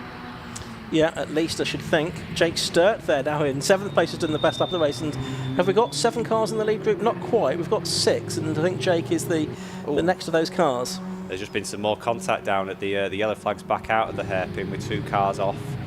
Trying to make that out from here. It's number 50? 57, isn't it? I think Daniel Russell's car that's involved, one of those.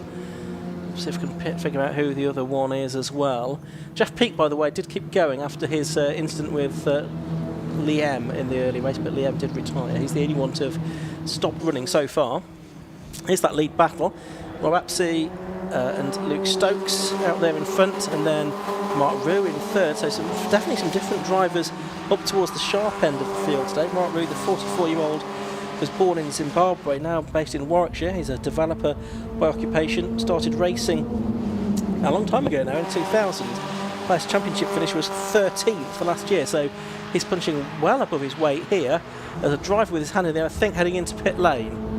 Rue's going to the outside down here towards the first corner, and then they've had to drop back in line, but they're going in 2 abreast in 2 rows into the first corner. It's fantastic stuff. I think it was the 52 car of Alan Harmon heading into the pit lane there. Leaders are now going to come up towards the back marker, Jeanette Malpas, to lap her before very much long. There you could just see her car flashing through the shot. Jeanette, who is 70 from Thornton Cleveland, is a retired ceramics lecturer who's been racing for 16 seasons. She keeps to the left-hand side of the circuit as the quicker cars go past. There's one into the pits, I'm just checking that is Alan Harmon, as I thought it was. Yes, it is, just coming through beneath our commentary position. So just under half of the race left to go, still wide open. Yeah, that was Sturt catching the grass again, but he's really caught up to this lead battle from a long way back here, so he does have the fastest lap, so there were indicators that could be one to watch for the remainder of this race. I think that might be Mark Rue's mudguard lying on the track there, because I did see that had dislodged on the previous lap, but at least it's not flapping around in his way anymore. No, and also it's not going to be attracting the attention of the officials who might consider giving him a black and orange mechanical warning flag to have him come into the pits for what he would perceive as a fairly minor thing. We're going to go 3 wide, are we, down towards the hairpin at Hatchett's? No, we're not quite, but we're going to get Ian Hardy up to 2nd place now. Oh, and there's been some contact in the 5th, 6th and 7th cars. So involved in that, I think, was Rue, Bradbury and Sturt, I think. So that has... no, Sturt is still there, I think, isn't he? And in the background, there's more contact. We can see out of our contact box window. I think Jeff Peake's involved in that as well. Yes, he is. Jeff Peake. Well, he's now been involved in an incident with the number 84 car with William Jennings. So... the 21-year-old from Southampton. Jennings is out of his car, so we're going to get a red flag, and with just under 6 minutes of the race to go, we'll see whether we get a restart. But certainly it looks like Will Jennings unimpressed with that. No, and it's been a very eventful corner that for Peake, who obviously qualified so well. Yes. It started on the pole, so whether he's really flat spotted those tyres with those early lockups and maybe keeps finding the same spot, or it's hard to say, but a shame, because it's brought hopefully not a premature end to our race here, but it depends how long it takes to clean these two cars up. Yeah, I'll keep an eye on our on my race log screen that will tell us whether we're going to get a restart, and if so, how long that will be. But with two cars tangled down there at Hatchett's Head, you couldn't even do a safety car past that, really, could you? So I think the red flag was the right answer in that situation. Yeah, and potentially there's the Liam car that's still down there on the far left, where it was pushed after, where he managed to position it after the contact very early in the race. So there's 3 cars to recover, really. Probably this is a sensible move. Yeah, and if we are going to get a restart, it's going to be quite difficult to organise, because we've got some cars that have stopped on the grid, some cars have come into the pit lane, some carried on round. So it will not be the work of a moment for the marshals to get everyone lined up again for a restart, which we may or may not have.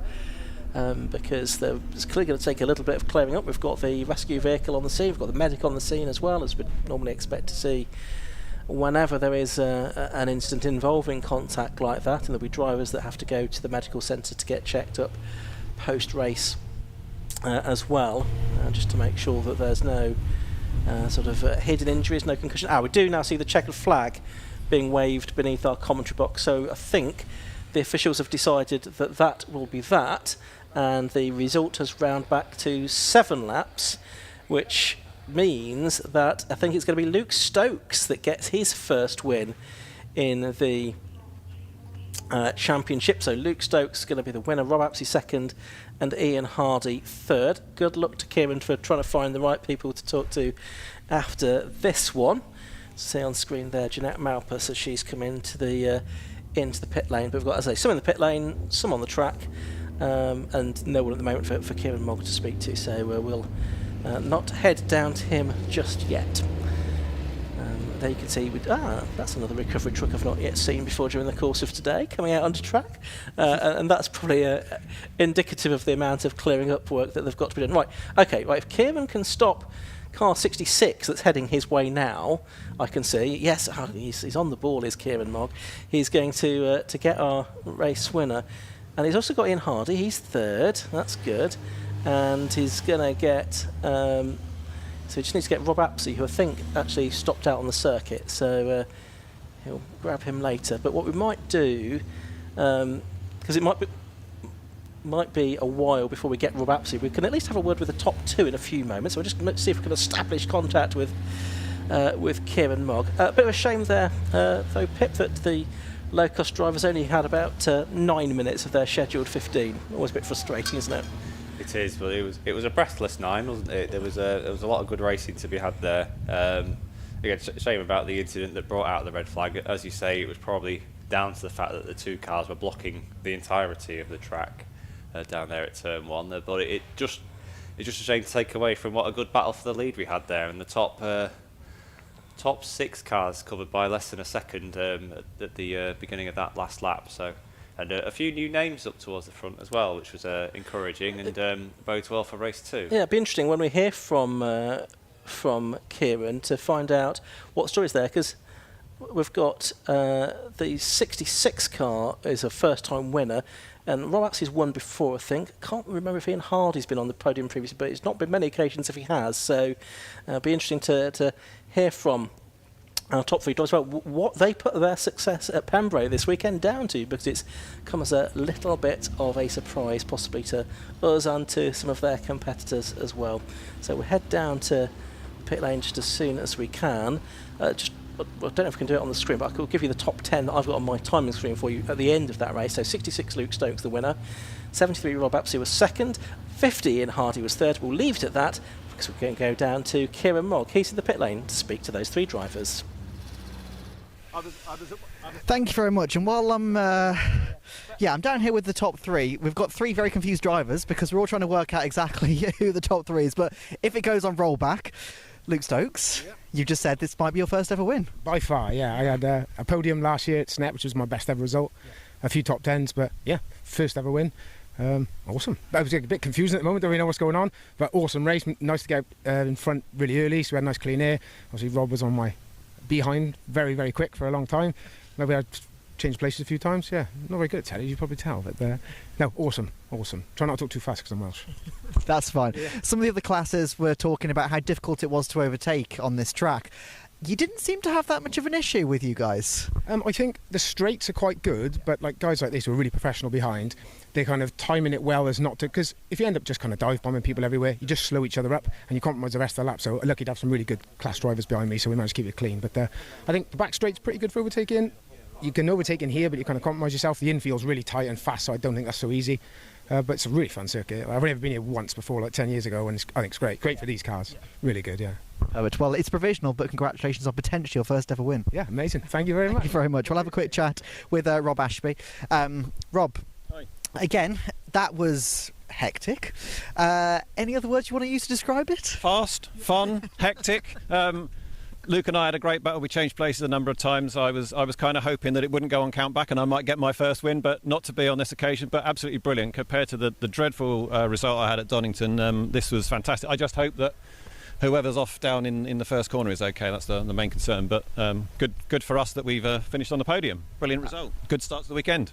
Absolutely. I mean, you all seem to have a lot of pace out there, and you just could not get away from each other. That's one of the really good things about this category, I think. The great thing about low cost is it's a real slipstreaming formula. So even I could get past Luke, but then he came straight back past me. There's a couple of long straights here, so you can get a good toe and get past. So it's great fun. That's what I've been doing this for years. It's what makes it such a great formula. Why I keep coming back. It's fantastic. When it's going well, it's absolutely brilliant. Obviously, it's not the last race of the weekend. You've still got a chance to get that first win. Can you do it? I certainly hope so. The speed I've shown today, as long as I don't change anything on the car and don't change anything on me overnight, I'm up for it tomorrow. If it's nothing broke, don't touch it. Absolutely, that's the way. Thank you very much. All right, have a quick chat with Ian. Ian, again, you guys were just knocking seven bells out of each other. It's very entertaining to watch. It was a proper low-cost race. That was never going to be an easy one to try and fight for or defend for, given the nature of the track. But yeah, it was a good bit of crazy action, and that's just how we're going to start the weekend. So hopefully race 2 and race 3 are just as entertaining. Absolutely. Do you reckon you can get that twin? I think the potential's there. We just need to see if we can be in the right place at the right time, and a lot of this is down to luck and just getting that right position. It's a shame it was red flagged. I hope whoever's involved is okay, but I think we were on to fight for the win then. But let's see what happens for the rest of the weekend. Absolutely. Well, congratulations, and hopefully we'll see you next time as well. Let's hope so. Thank you very much. All right, well, back to you guys, because we have got the Mazda 7s coming up next.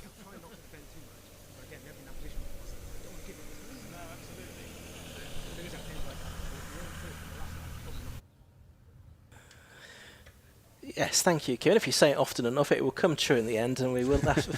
We do have the blind screen Mazda 7s. Yeah, you didn't spot that, did you, on the screen? Coming up next. Not imminently, though, because we've still got the incident from the low-cost race down at Hatchett's Hairpin to be cleared. I can see one car is now being taken away by one of the recovery trucks, and I think the other is going to be pulled away by the fire truck in the end. I don't think the big recovery truck was needed in the end. But the fact that cars are moving, always a good sign, because that means that we've managed to make sure that the drivers are okay, Pip. Yeah, I think the delay with the car on the back of the yellow truck there, I think that's the Lee M car, is probably broken steering from that first incident, which is why he had to leave it against the barrier where it was.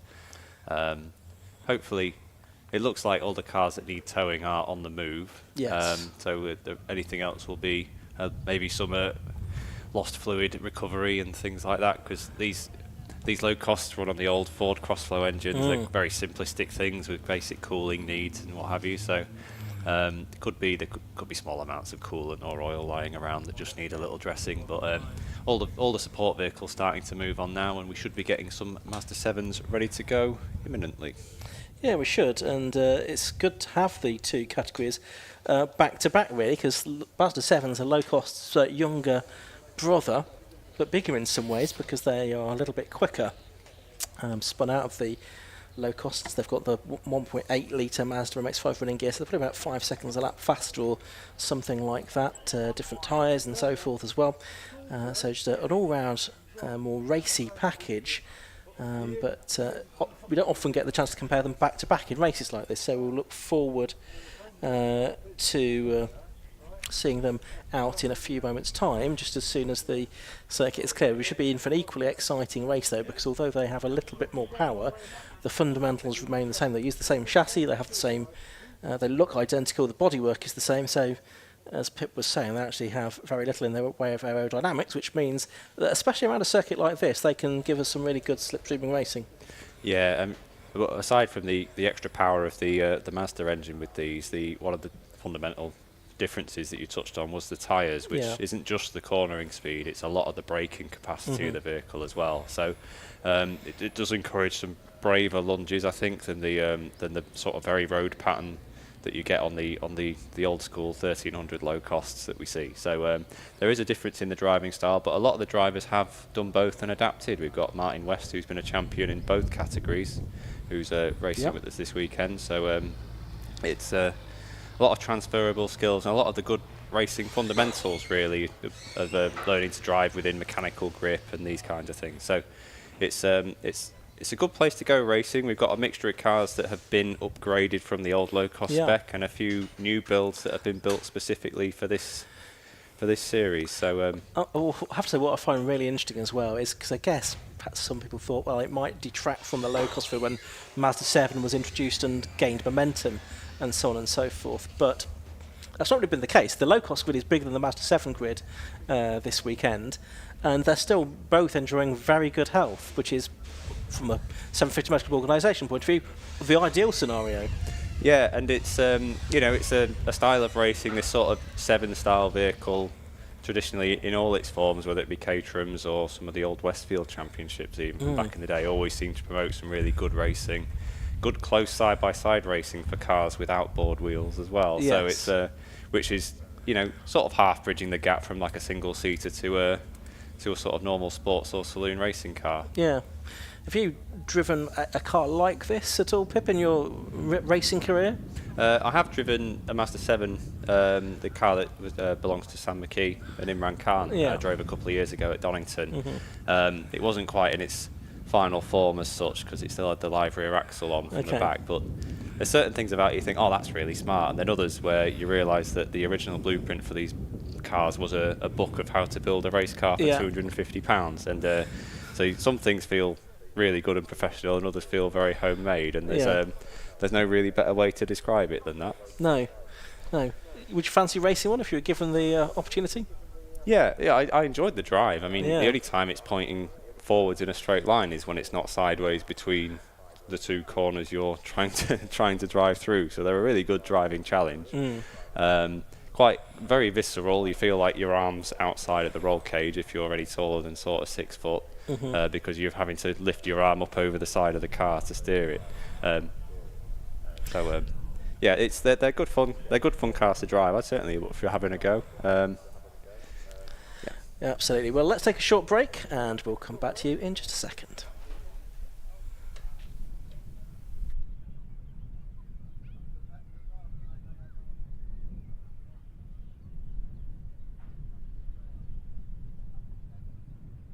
The Driver Media Programme, powered by Blind Screen, with over 1.6 million followers, more than 1 billion views. Now, you get that same social media vehicle for motorsport. The Blind Screen backed Driver Media Programme turns your season into a sponsor-ready content engine for drivers. Plus, you get access to the hospitality trailer at 750 Motor Club events. Join the Blind Screen Driver Media Programme.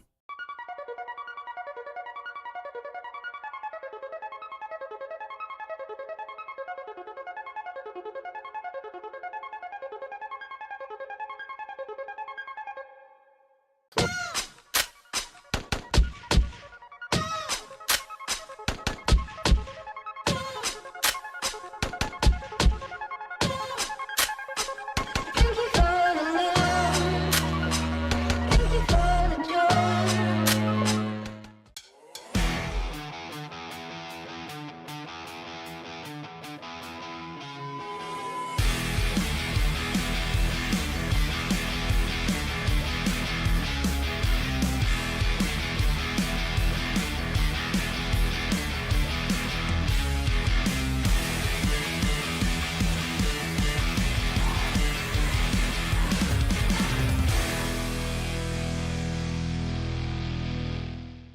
The driver media program, powered by Blindscreen, with over 1.6 million followers, more than 1 billion views. Now, you get that same social media vehicle for motorsport.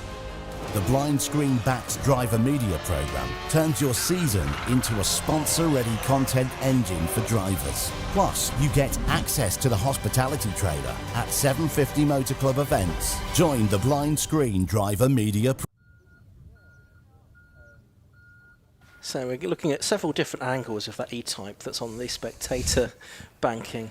Absolutely magnificent. I wonder if that's come from the classic car show that we saw down the road this morning, Pip, on the way to the circuit. Maybe some people have decided to combine their morning at the classic car show with an afternoon watching the racing at Pembrey. I'll have to keep my eyes open for that rather nice TR8 rally car that we saw on the way in. Absolutely, yes. It's certainly an eclectic mix that we saw there. And I have to say, the weather's really turned a corner for the better, hasn't it? It's really warmed up over the last hour or so, and the skies are certainly bluer than they were this morning. The clouds have lifted from the hill, so it's actually quite a pleasant afternoon, I would think, to be sitting on the grass banks here at Pembrey to, well, at the moment, not watch the racing, but hopefully watch the racing once that resumes very shortly.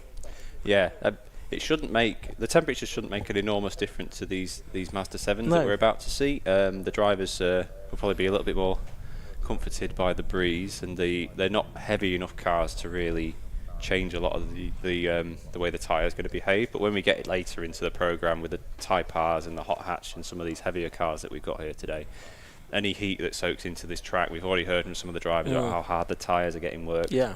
That could really come into play later in the races, in the sort of last 5 minutes, if drivers have pushed on too hard early on. If you've got a circuit that you know is abrasive and hard on the tyres, how do you approach that race differently? Do you go into it different from the off, thinking I'm going to have to be a bit more conservative to literally conserve the tyres for a longer period of time? It's difficult with a 15-minute race because it is a case, you know, the adage is always you can't win a race in the first corner, but in 15 minutes, actually, and they'll hate me downstairs in race control for saying this, but you probably can. You've really got to manage when you use the maximum of what the tyres can give you. Like if you really don't need to be standing on the brakes so hard the back axle comes off the ground, maybe keep a little bit of powder dry and preserve some performance for later in the race when you might need it. Again, it's tricky. You'll get some drivers who maybe try set up for that later part of the race who have to defend early on. Again, I think we heard one of the drivers mention that he'd set up a bit too cool as such, so it took a little while for the car to come in, and that's the other risk. You could lose a lot more time in the first 5 minutes of a race when things are sorting out than you can gain back if it strings out and you're just setting lap time. So it's a difficult balancing act. I mean, we saw the perfect sort of way it worked out for Peter Keane in that first 116 race, where he paced himself, he dropped back and preserved his tyres a little bit, and then he made his moves count when it mattered. So there's a good blueprint been laid down. I appreciate it was a little bit cooler at the time, but it's tricky. You can only try and meter your inputs and realise that you're stressing this malleable piece of rubber that needs to last you at least 15 minutes, and if you're not checkbook racing, probably 15 minutes 2 or 3 more times this weekend. So it's one of the skills a driver will pick up, especially anyone that's any local drivers or drivers who've tested here particularly, or other tracks that are really abrasive, like Thruxton's really bad for tyres, and I think Croft used to be before the resurface there. So if you've experience of that, then it can definitely play a factor and be a part of your success. And if you do have a situation whereby in a 15-minute race, and you say if you're not someone who can put a new set on for every session, which is probably most people in the 750 Motor Club paddock can't do that. You race your tyres for 15 minutes, you've had the best out of them. Do they come back to what they were for the next race, or are they always then going to be suboptimal? I mean, it can vary on the brand. I know the tyres we use in the Classic Stock Hatch Championship are the best they will ever be for about 2.5 laps, depending on the circuit, and then they'll settle and they'll be fine, but they'll never be as good as they were when they were shiny and new.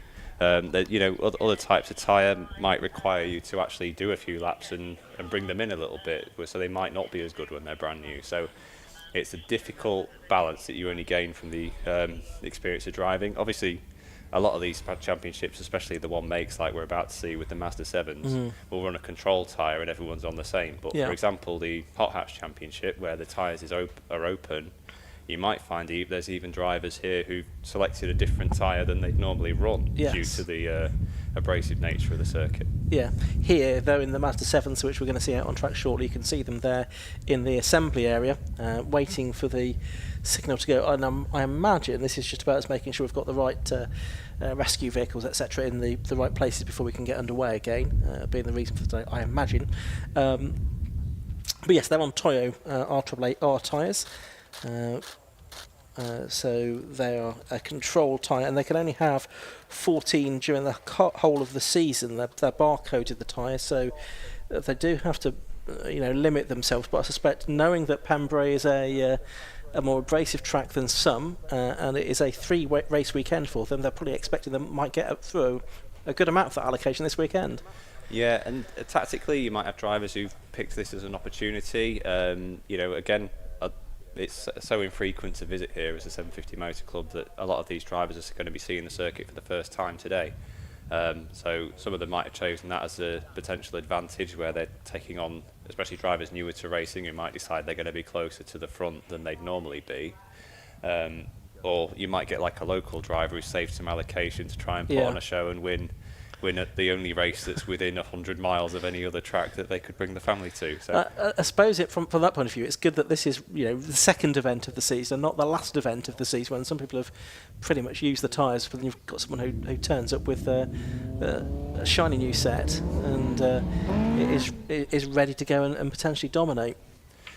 Yeah, it's of course we get a lot of interlopers with this series as well, drivers who aren't doing the full season, who don't have to worry about the tyre allocation at all. So there's a couple of different battlegrounds there. You've got drivers who are just here to try and win the races on the day, and others who are pacing themselves for the full length of the championship.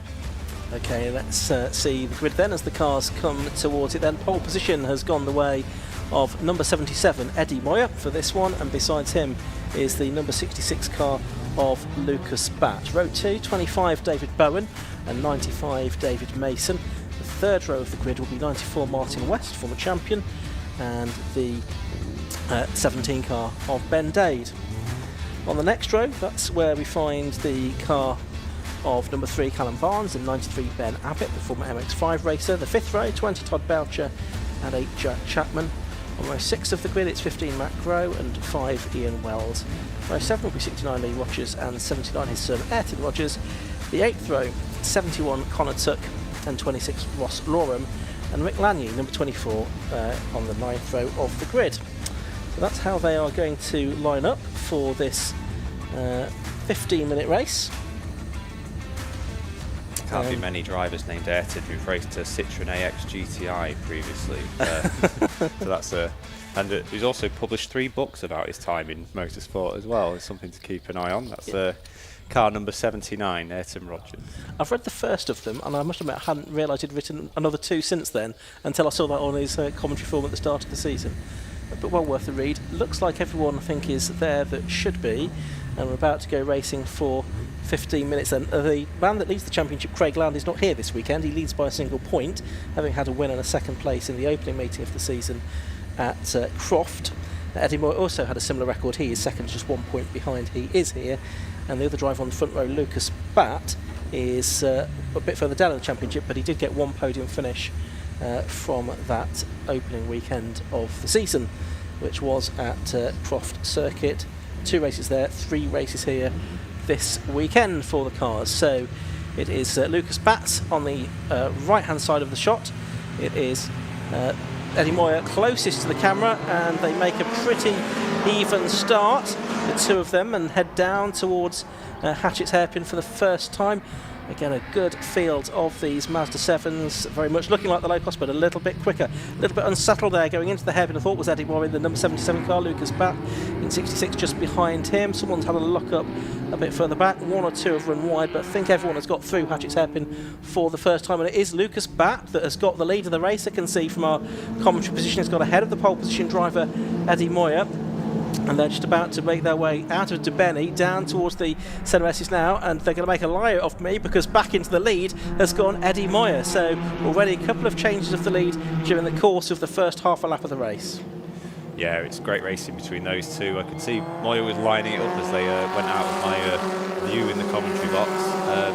And again, the pattern of these low-cost style races, we can probably expect to see, if these two don't get separated, this is going to keep going and going and going. Yeah, absolutely right. And they are making a slight break from one of the rest. Well, no, saying that the third place car is going with them, and that is 25 David Bowen. There's a slight gap back then to the number 95 David Mason in fourth position. Lucas Batt looking up the inside here of Eddie Moyer to try and get the lead away down into Hatchet's Hairpin, but he couldn't quite make that work. So no change in the order. So it's Moyer, Batt, Bowen, Mason, Martin West 5th and Ben Abbott 6th. The one that's dropped back then on the opening lap is Ben Dade. He did start the race in 6th. He's dropped to 7th place. Yeah, we thought Martin West might have had a bit more pace to go with these leaders, although he's hanging on there in 5th, the reigning champion in the category, of course, but didn't qualify probably to the standard he would have wanted to. So, well, it looks like Moyer's starting to make a little break for it here. I guess the danger of this for the rest of the field is an unencumbered sort of low-cost style car that isn't being, well, I'll say he's not being caught. The slipstream in full effect there. Batt's already closed that gap back up there, and it looks like he's going to have a go into turn 1. He is. We're not seeing this on screen, but they're absolutely side by side. Here they are, down towards Hatchet's Head. There is that slight right-hand kink, and the circuit narrows a little bit from its widest point, and in through on the inside goes Lucas Batt to retake the lead. He was behind by just over 1/10 of a second at the start of the lap. He's ahead by the time they get to Hatchet's Hairpin. Very wide there. Yeah, through the first part of Debeni, and that immediately has given the lead back to Eddie Moyer then. The number 77 car, there's been a spin in the background. That's David Mason from 4th position, the number 95 car, but I don't think he's going to lose too much time as a result of that. He's going again already. Yeah, there's a few cars that slipped there that time around, so we'll just be mindful as to whether there's anything on the circuit or if it was just a reaction to the car ahead. Lucas Batt going slightly wide and having to lift. Batt's looking again here, seems to be able to close that gap back up, no problem, and he's made the move earlier this time on the approach to Honda. So he's been quick through here, and he's had the pace to get down to turn 1 alongside the leader. Perhaps he's just a little bit better around that turn, because he's built a little gap that should just protect him for this lap at least. Waiting for a move, are we, down into the hairpin? It looked like third place man David Bowen might be the one to make it, but no, he's decided against that there. And that spin for David Mason on the previous lap, that has meant there's a gap opened up now between David Bowen in 3rd and number 94, the reigning champion Martin West in 4th in his new car for this season, and Ben Dade 5th, Ben Abbott 6th. We saw a moment ago they're having a battle. Here they are actually, Dade now ahead of Abbott, and it's Jack Chapman just behind. Ayrton Rogers, I noticed, he's made up some ground during this race. He started the race in 14th and he's up to 8th place now. Yeah, Dade just hanging it out there around the left-hander. You can always tell when these drivers are pushing because the cars get some really extreme angles. That was a lot tidier that time through there, but Dade's really pushing on here because he's got some work to do if he wants to get into that lead battle. It might be best for these 3 chasers to stay line astern and push themselves forward, but unless the leaders start getting into a battle again, it's going to be tough to bridge that gap. And talking of the leaders, I can see that David Bowen's dropped a little bit. Dave Bowen to the 2 leaders this time, as Eddie Moyer has done the best lap of the race to get to within a 10th again of Lucas Batt. But interestingly, he chooses not to, or either that or he couldn't, make a move down into Hatchet's Hairpin. You would think someone with the momentum of the fastest lap would be able to make a move at Hatchet's, but he's stayed in behind Lucas Batt.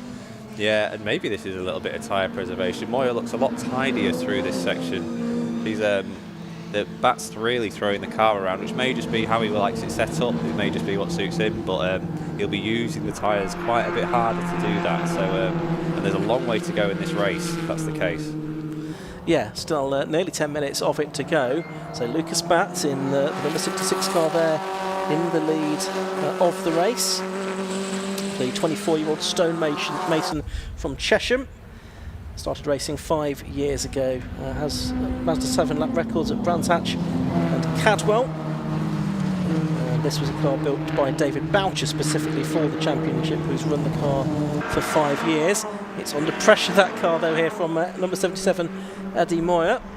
It wouldn't surprise me if Moyer's used a couple of laps behind Lucas Batt to see where Batt was faster, because he was a lot better through Honda curve that time and didn't lose any ground. And he's just sitting right in the wheel tracks.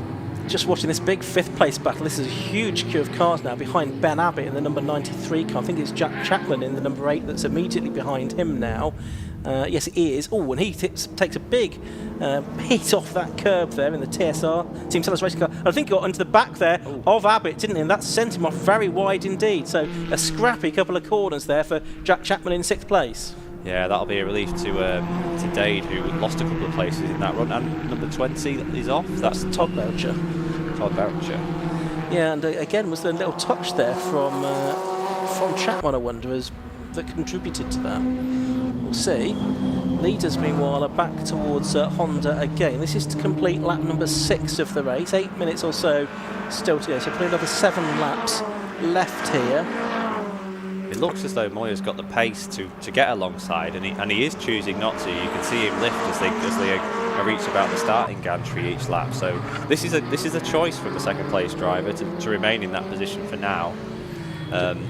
As I say, there's still plenty of time to go, and they'll be conscious that battling will bring Bowen and West back into the equation. So rather try and keep it between themselves and make the pass later in the race. We saw on screen there the number 95 car, David Mason. He was in 4th, spun, has got his way back up to 11th place. They picked off a couple of cars on that. That was Anne Boucher, of course, who was off the road temporarily. So still watching Ben Abbott here. He's got Ben Dade behind him now, and then Ayrton Rogers there in the number 79 car. He's done some clubman's racing in the past. His dad Lee raced in the pickup truck championship as well previously. As I say, he's written these books about his sort of 3 years or so of experience racing in the Mazda 7s, really cataloguing what it's like to be a club racer who's building and preparing the cars yourself. Yeah, again, Moyer's pulled out of the slipstream that time and then just dropped back in. So it's definitely a conscious choice. This big battle for 5th rages on down to turn 1 as well. Just watching on screen there, 3rd got a bit close there. I thought Martin West was, well, I think he was alongside David Bowen going into the hairpin, but had to give best in the end. So it's still Batt 66, Moyer 77, 25 Bowen and 94 West, the first 4 cars, and then a gap back to Ben Abbott with a huge battle. I do look for a bit of a cork in the bottle there. We'll see if anyone that can get past him is able to make a bit of a break, but he's about 8 seconds behind the leaders. Yeah, quite a defensive line there from Batt. So this might start bringing Bowen and West back towards them. I think that gap has ebbed and flowed a little, and obviously West lost a bit of ground with that attempted move at turn 1 that lap. But Bowen's not a million miles out of this. He's just probably not quite close enough to touch into the slipstream.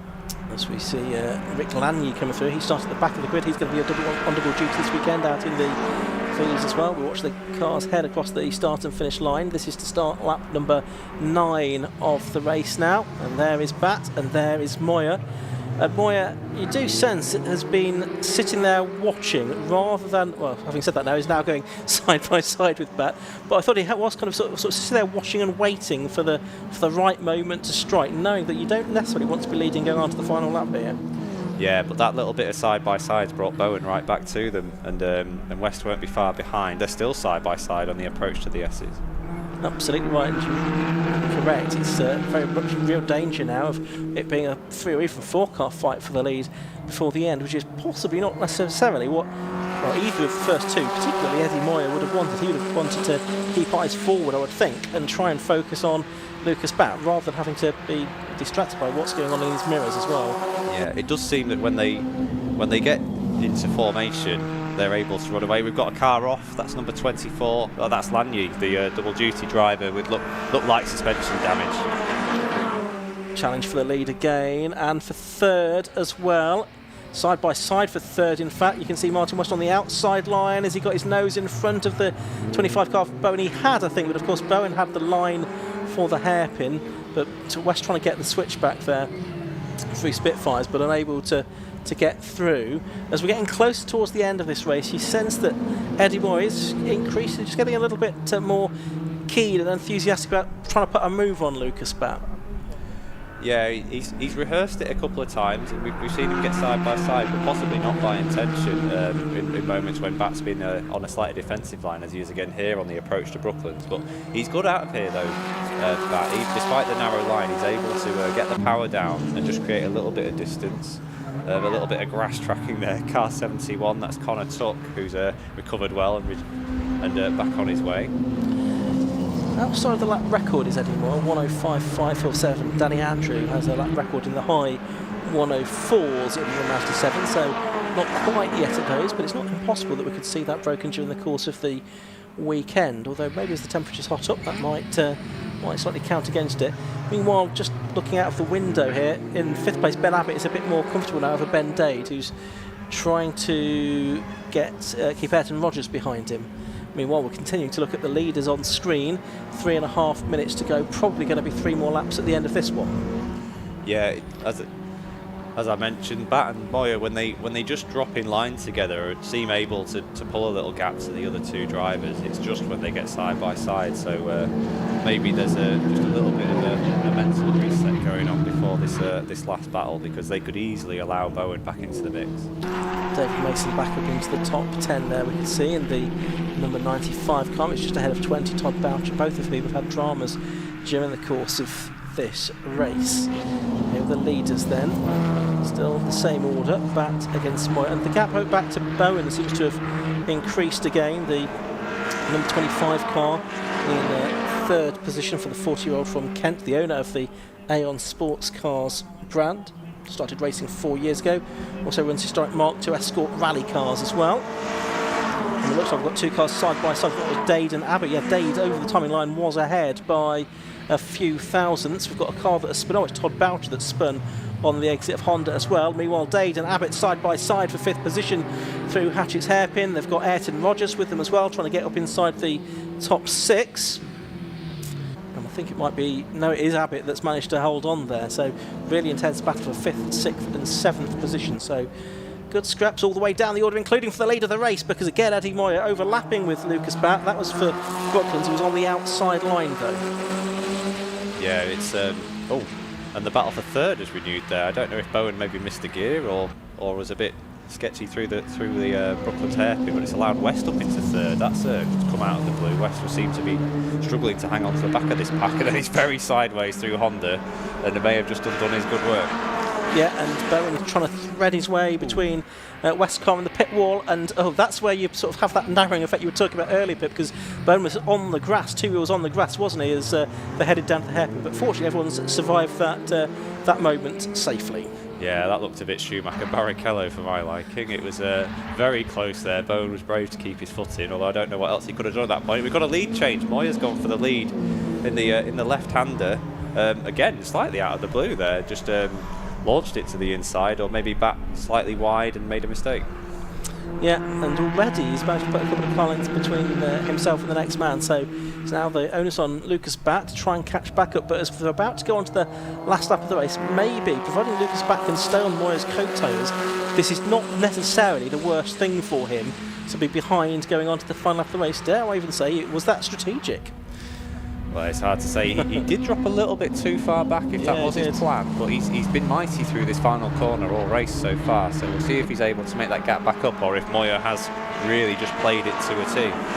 Going on to the last lap, then the gap was just under 0.4 of a second going down to Hatchett's for the final time. I think that Batt could have done with being just a 10th or 2 closer there to really make an attack into the Hatchett's hairpin at the start of the lap. A couple more opportunities before the end of this race, though, to try and get back through, but otherwise this could be another race where we've had the victory taken by a driver getting the lead towards the end, having been behind for much of it. Yeah, I mean, we're in the section where Moyer has been that little bit faster, really.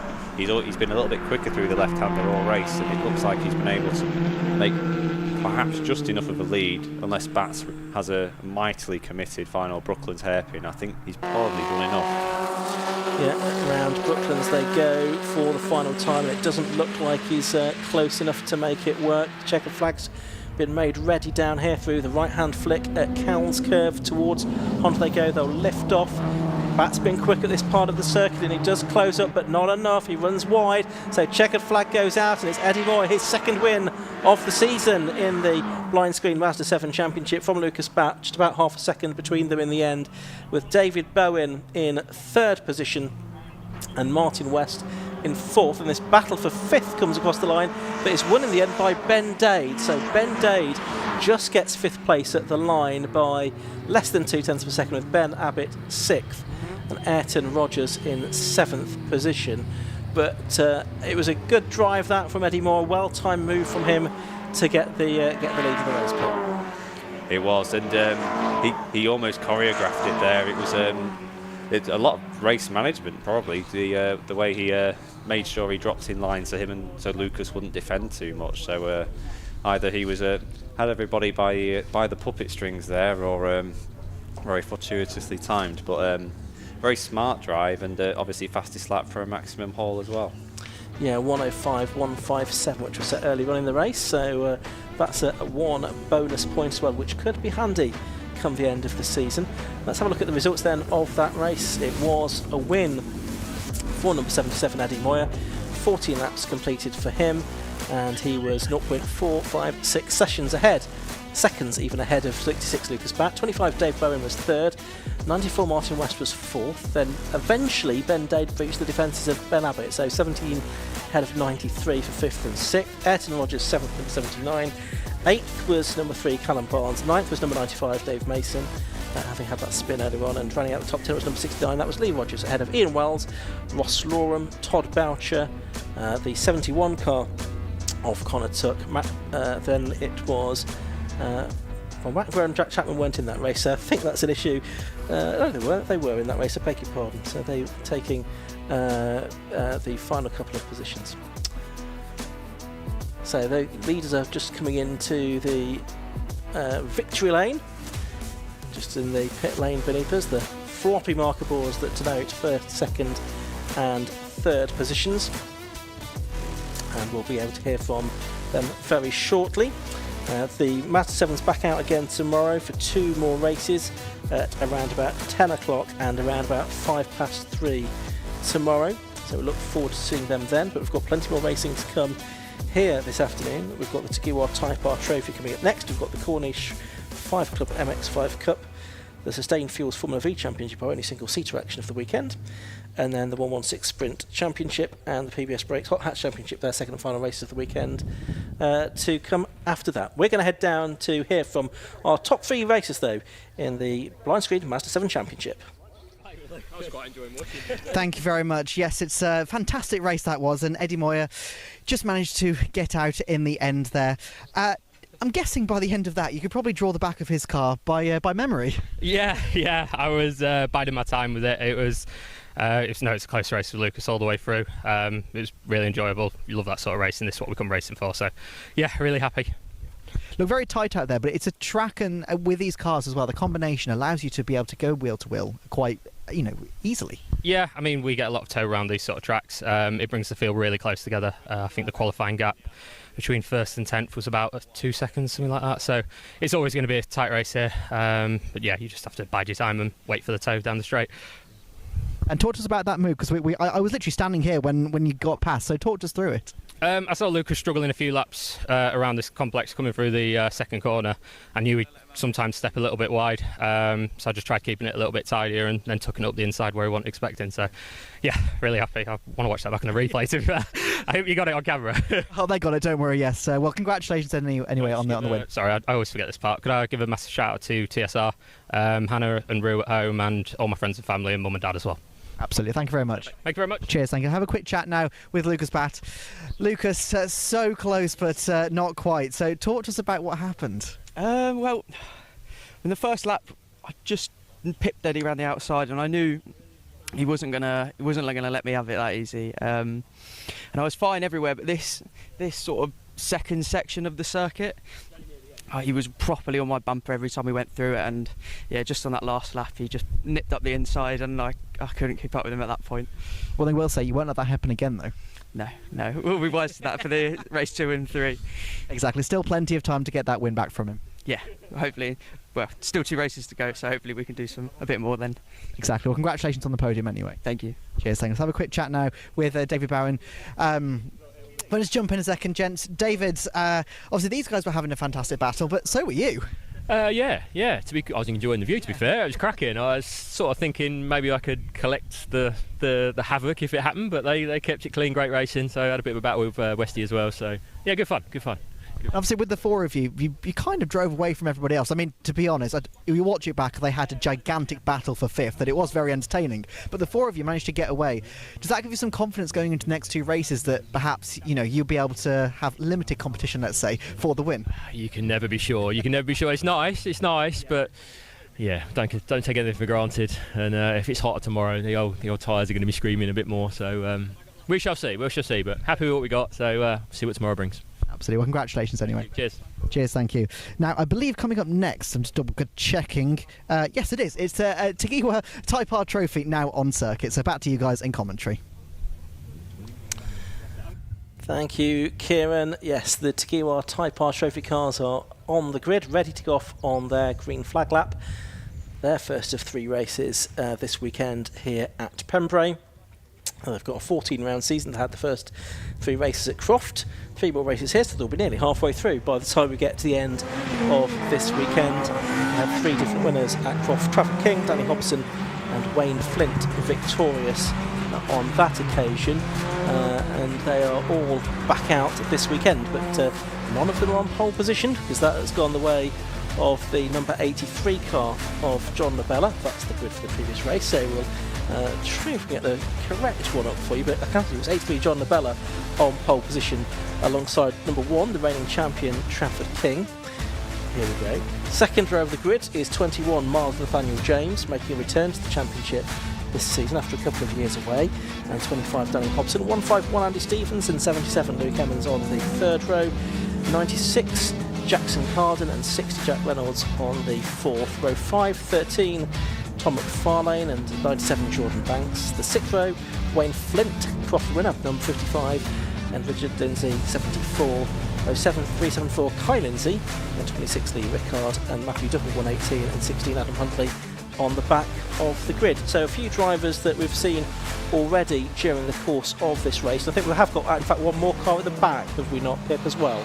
Yeah, it's Gordon McMillan, who had either a problem or an off in the paid practice session this morning and didn't set a qualifying time. He's going to start this race from the back after some help within the paddock to get it repaired, which I know he's very grateful for. But he's a quick driver, running car number 2. He's the reigning hot hatch champion as well, so there's perhaps some fireworks from the rear of the grid if that car's all straight and ready to go.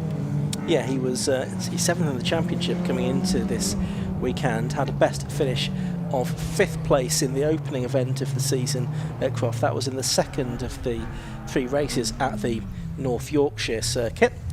But as I say, 3 different winners from that meeting qualified in very different places here. Trafford King on the front row, P2, Danny Hobson 4th on the outside of row 2, but Wayne Flint, who won the reverse grid race, perhaps no surprise it's a bit further down the order, on that basis he's going to start this race in 11th position, so he's going to have a bit more work to do. The way the grids are formed for this race, this is set by qualifying times. The finishing order of this race sets the grid for the next one, and then the finishing order of race 2 sets the grid for race 3 with a top 10 reverse, which is going to make things intriguing. But it's Hobson that leads the championship by 7 points coming into this weekend, but still very early days. There is one missing, I think, towards the back of the grid. I think Lee Rickard possibly is missing. We saw him slowing during the hot hatch race earlier on, but the red lights are going out now and the race getting underway. Pretty even start from the first 4 on the grid, but there's someone that's not got away very well. That's the 13 car of Tom McFarlane. There were yellow flags waving for that. But down to the first call, it's John Labella that's got the lead, some locking up further back.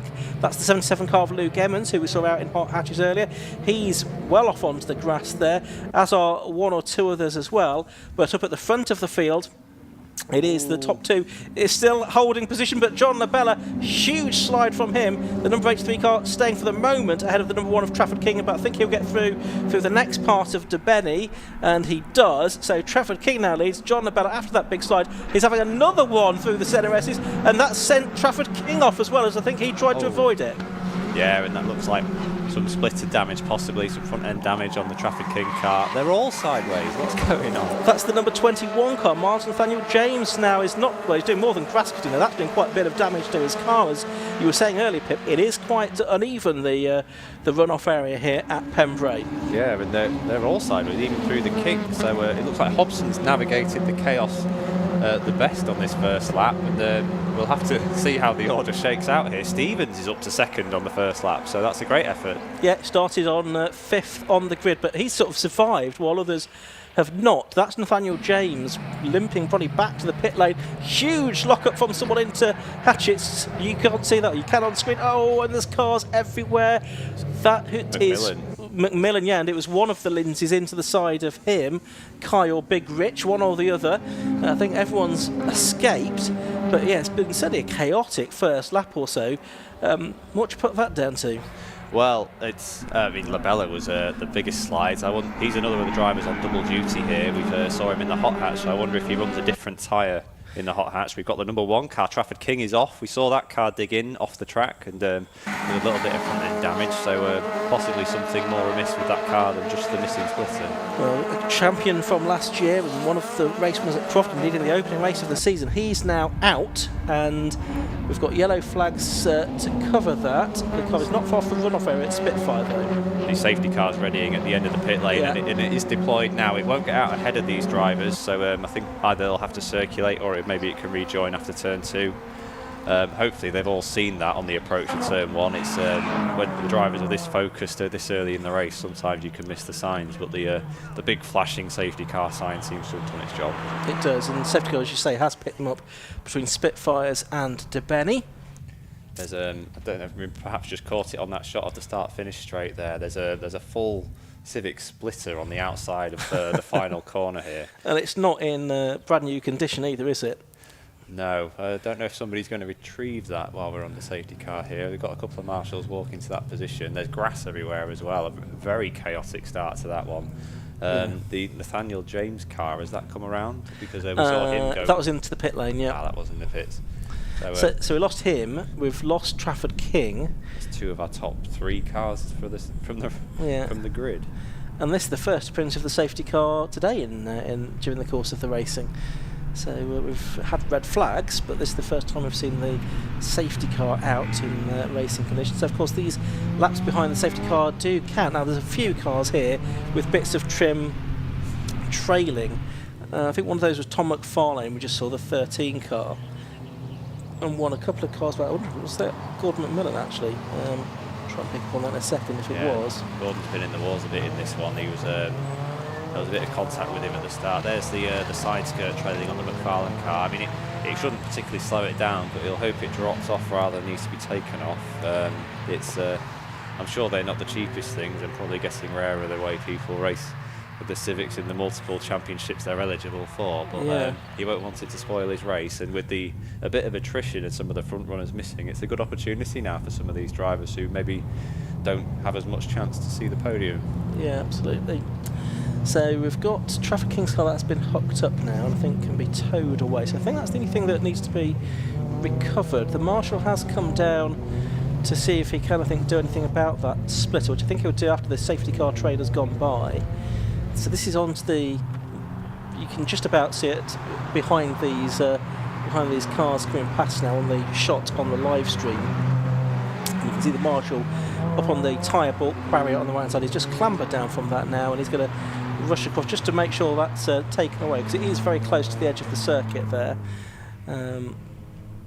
Yeah, I mean they're usually a good chunky piece of plywood, so it definitely could do some damage, either smash a window or puncture a radiator or something like that. So a good job he's got that out of the way, and the Trafford King car is going to be off circuit, so I expect the safety car lights should be going off any moment. Yes, and hopefully we'll be able to get racing underway very shortly. We've still got 9.5 minutes of the race left to go. you kind of just hope that everyone's just going to calm down a little bit, because that was just a bit too frenetic, wasn't it, on the first lap? Yeah, well, it came from that big slide Labella had whilst leading. You know, there's a number of reasons that could have happened, but it just backs the field into itself and just caused a bit of chaos. And these are, you know, they're hatchbacks, but they're not particularly small. They're quite heavy as well, so they've got quite a lot of inertia when they bounce off each other. Is this the Mars Nathaniel James car? I think it is. That's in the pit lane or in the paddock now, by the looks of it. Yes, it is. MNJ. You can see there is miles out of the car. Sadly, not going to finish this race. We'll be hoping for better fortune tomorrow. The ex-Formula Ford racer, the 30-year-old kart mechanic from London. Started racing in 2015, did Type R Trophy in 2023.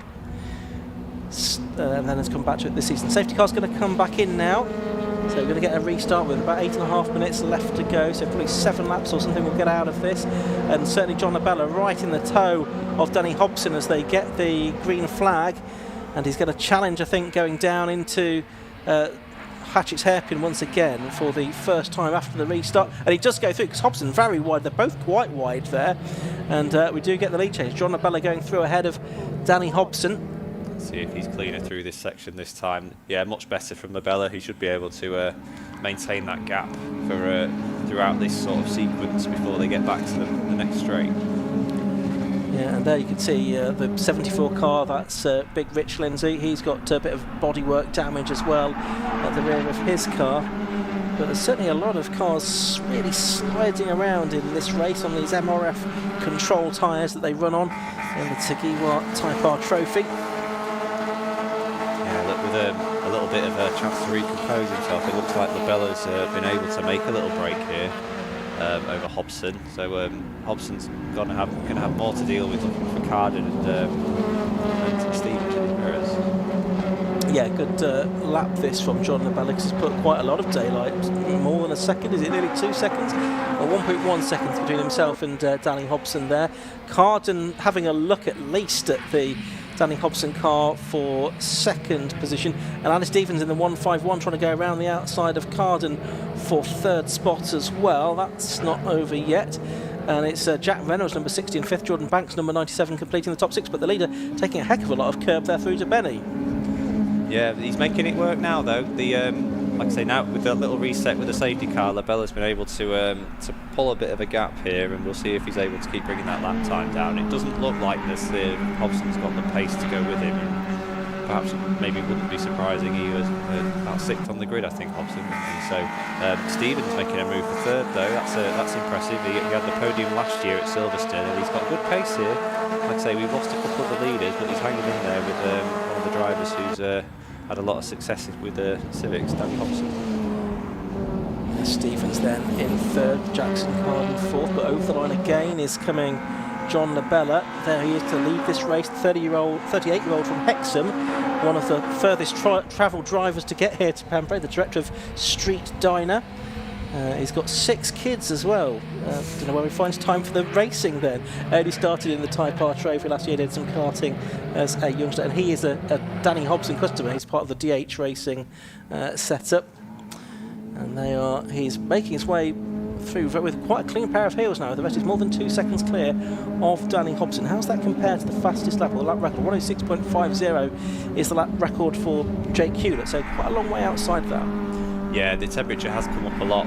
These cars, with the weight of them, do suffer with quite a lot of tyre degradation, at least in terms of the ultimate pace that they can give. So I think that first lap was the first full lap after the safety car for Labella, with that fastest lap that he's achieved, and it's possibly going to be a struggle to go any quicker than that with the balance of the race that's remaining.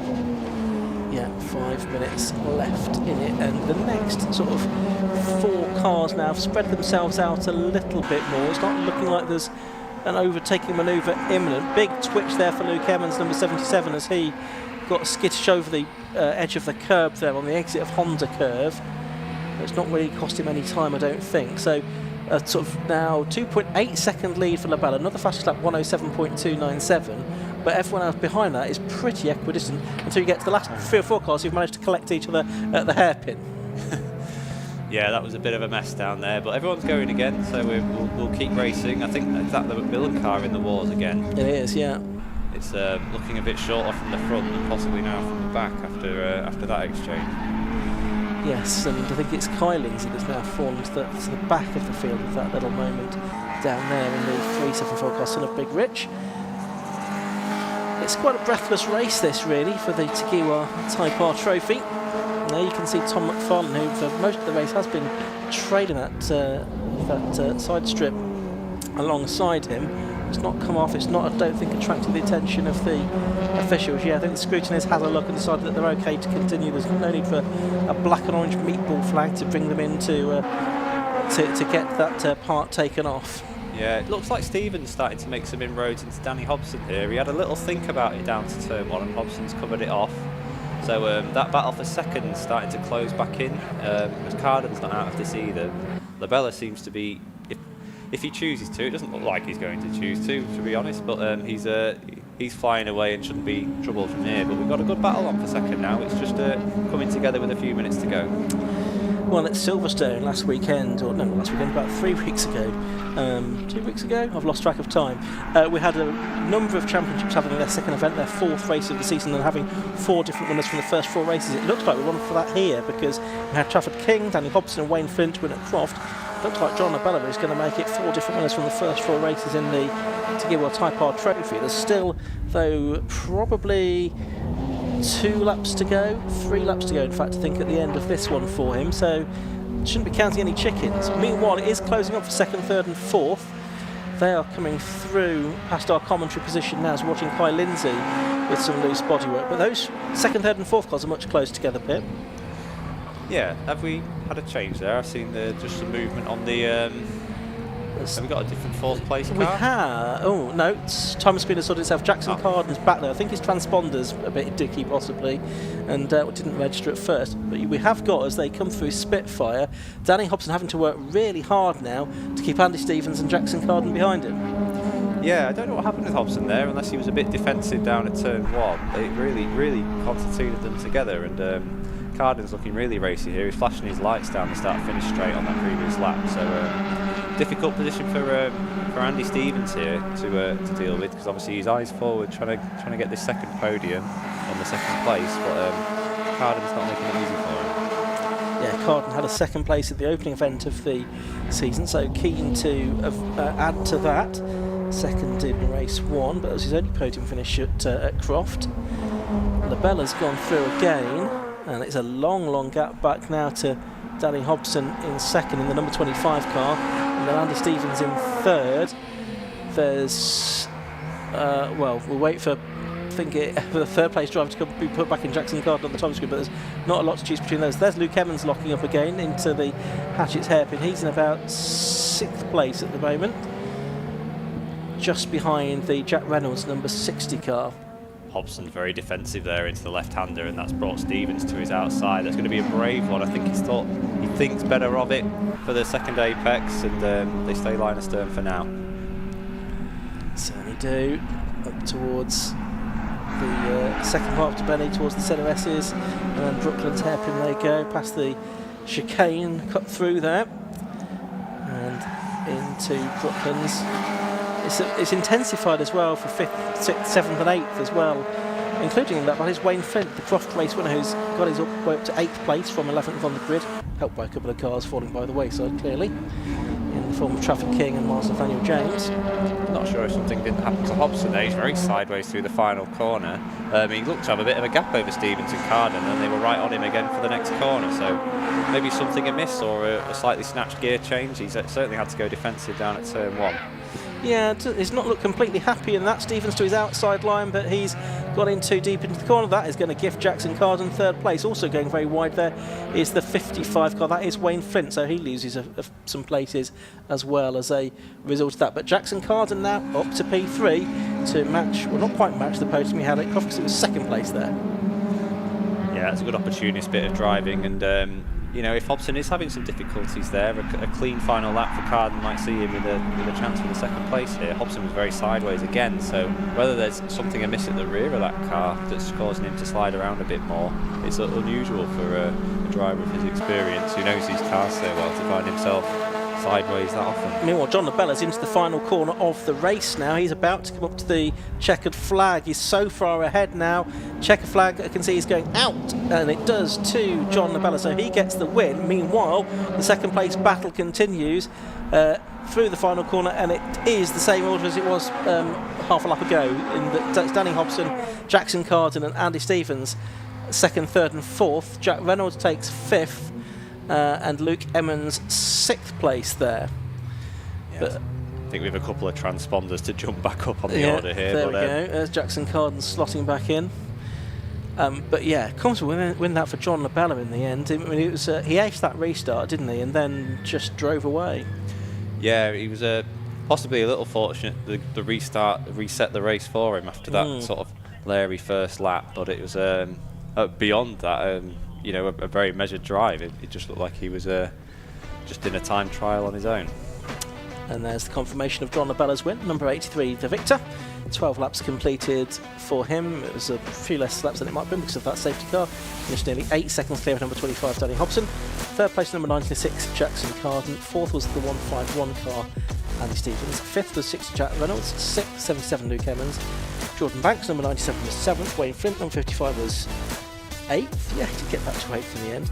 Tom McFarlane at 13 was 9th, and Adam Huntley rounded out the top 10 in number 16 ahead of Gordon McMillan, Kai Lindsay and Richard Lindsay. They were our only other finishers was Trafford King, reigning champion and non-finisher, as was Mars Nathaniel James. And there's more action from the Tagiwa Type R Trophy tomorrow morning at 10:25 and tomorrow afternoon at 3:30. So we look forward to that. Be interesting to see how those races go, and obviously we've got to see what from the back of the grid for tomorrow's races Trafford King and Miles Nathaniel James can do. So that'll be something to watch tomorrow. Pit two quick drivers starting at the back. Yeah, and I'm sure the way that went down with Trafford King's damage there, there might be some afters to be had out of this. Hopefully it all stays calm and we get a good race out of it tomorrow as a result. But here comes Labella coming up to the to meet Kieran down at the holding area. Yeah, I should think there probably might be a little bit of discussion in the clerk of the course's office downstairs after that race. There's certainly in the opening laps quite a bit of incident, quite a bit of contact. So anytime there's any contact really, there'll usually be some discussion to try and work out who, if anyone, was to blame for the incident, and if anyone was to blame, to apportion an appropriate sanction, whether that's a time penalty or points on the licence or whatever. Here's some more Type R bits to be collected by the marshal there, and that's around the Cenares's part of the circuit, I think, where there's bits that were deposited during the course of that race. So I imagine there'll be the course car or something will be sent round to collect those and return them to their owners if they want them, because there might not be an awful lot they can do with them. Yeah, so a good top 10 for Huntley there from a back of the grid start, so he kept himself out of trouble and stayed in touch. Really, he wasn't that far behind all that battle at the end. So well done for him, and a car that still looks clean with no particular dents, at least on the side I could see it from. Let's head down to the pit lane now, and Kieran Mogg is going to speak to our top 3 Type R Trophy drivers. Thank you very much. Yes, down here with John Labella. That was something. I'm going to say it was a bittersweet. Me and Traff normally, we can get quite close to each other, and it's inevitable. Some contact's going to happen along the way. It's just a bit of a bugger that happened, but I'm sure we're all right. I'm sure we'll scrub it off. But yeah, that was hard work. That was really hard work. I just had no rear end grip at all in that, nothing to start with, and then it started to get settled in. And then I think Danny had a tangle with somebody else, managed to get in front, and then just checked out. It was all right in the end, but started to relax a little bit, be easy on the gearbox and stuff. Yeah, like you say, once I think the safety car had come in and everybody else started tangling, you just in the distance. That's got to give you some confidence for the next couple of races. Absolutely, yeah. We know we've got pace here. We came a couple of weeks ago doing a bit of testing. and practice makes perfect. Absolutely. Well, hopefully the next race is slightly less in the wars for you, but congratulations anyway. Thank you very much. Cheers, thank you. Have a quick chat with Danny Hobson. Danny, there you are. So, while he had checked out, you had an entire fighting pack of bulls behind you. I did. It turns out 40 kilos success ballast hurts. I don't think I've ever defended so hard in my life there, but yeah, fair play to everyone behind. I got a few nudges left, right and centre, but no, good race, very good race. And obviously we've seen from other categories today that overtaking is very possible around here. It might be a bit difficult in places, but did it give you some confidence in the fact that you were able to hold off that many people for that amount of time? I think if you can just get the run out of the the last main corner and can keep your position to the hairpin, it's just placing your car. As long as you come out that hairpin, no one's passing you for the rest of it. So, well, for the next race, what do you reckon? One better? I lose a bit of ballast now, so the starts have been good. We were sort of fighting for it was leading at one point. Bit messy on the first lap, but yeah, I knew the weight had hurt me. That's why I didn't even fight John. You've got no excuse then. We'll find one. Cheers. All right, thank you very much. And we'll have a quick chat now with Jackson Carden. Where's he gone? Sorry, I didn't see you there. Right, so we didn't quite see what happened on that last lap for you to get up into P3. So could you talk to us what happened? So went down there, whatever it's called, the hairpin. Started braking. I think Danny was on the inside. Stevens tried to go up the inside, back to the left, and then locked up a little bit. So I just went through the inside and got into P3. That race, it looked like it was just about traffic management, just trying to work out where to place your car to not lose any positions. Yeah, it's very hard, such a tight track. It's just, trying to put your car in the right place at the right time. Yeah, good race to be fair. Absolutely. What do you reckon later on? One better? We'll try my best, but very difficult. Managing grip and stuff like that, it's going to be tricky. Absolutely. Well, congratulations on P3. Thank you. Cheers, thank you very much. Now, as you can see in the background, the Mazda MX5s are out on circuits. I'll hand back to Ian and Pip. Yes, time now for the Corniche 5 Club MX5 Cup, and these are entering the circuit from a different entrance because these cars based in the outer paddock at Pembrey. Everybody else, all the other categories based on the inner paddock. And part of the reason for all that is because there's just so many of them. 31 cars set to be possibly the biggest ever grid we've had here at Pembrey, certainly for many, many years, and consequently we're going to be in for an absolute barnstorm of a race. Actually, 30 of them took part in qualifying. Philip Rawson had to do his laps behind the safety car in order to qualify for the race, but we should have 31 cars out there, which is going to be very busy indeed. These cars go straight into their 15-minute race as well. There's no green flag lap for them. And again, it's another category that has a triple header format. This does for every single meeting of the season, so 21 rounds in the championship. Grid for this one set by the fastest times in qualifying, grid for race 2 by the finishing order of this one, and grid for the race 3 is a partially reversed grid from the race 2 result. Here's the grid for this one. Again, that's the one from the previous race, so we'll get that sorted in a second. But I can tell you that it is the treble 5 car of Matthew Hycock on pole position, sometime BMW racer, having his first full season in the MX5s. Alongside him is number 71 Ben Short. Second row of the grid is going to be number 4 Simon Ward-Hansel and 28 Jake Pace. Third row, 43 Bradley Gaunton, 44 Matt Hallam. On row 4, 128 Samuel Gormat and 105 Roger Chesno. Fifth row, Michael Pearce in 70 and Del Pace in 88. Ian Tomlinson number 9 and Ben Smiles number 46 on the 6th row. The 7th row, Scott Lawrence in 64, Matthew Crozier in 848. The 8th row, 29 Mary Barnard and 97 Jack Lawrence. The 9th row, Jack Little in treble 2 and Jordan Head 3. Row 10, 13 Scott Leach and 72 Matthew Short. The 11th row, 99 Martin Vernon and 113 James McCann. On the 12th row, it's Andrew Beale in 19 and Andrew Robinson in 90. Alistair Haywood right in 66 and Nico Favo in number 8 on the 13th row. The 14th row is 50 Nick Rice and 31 Neil Burrows.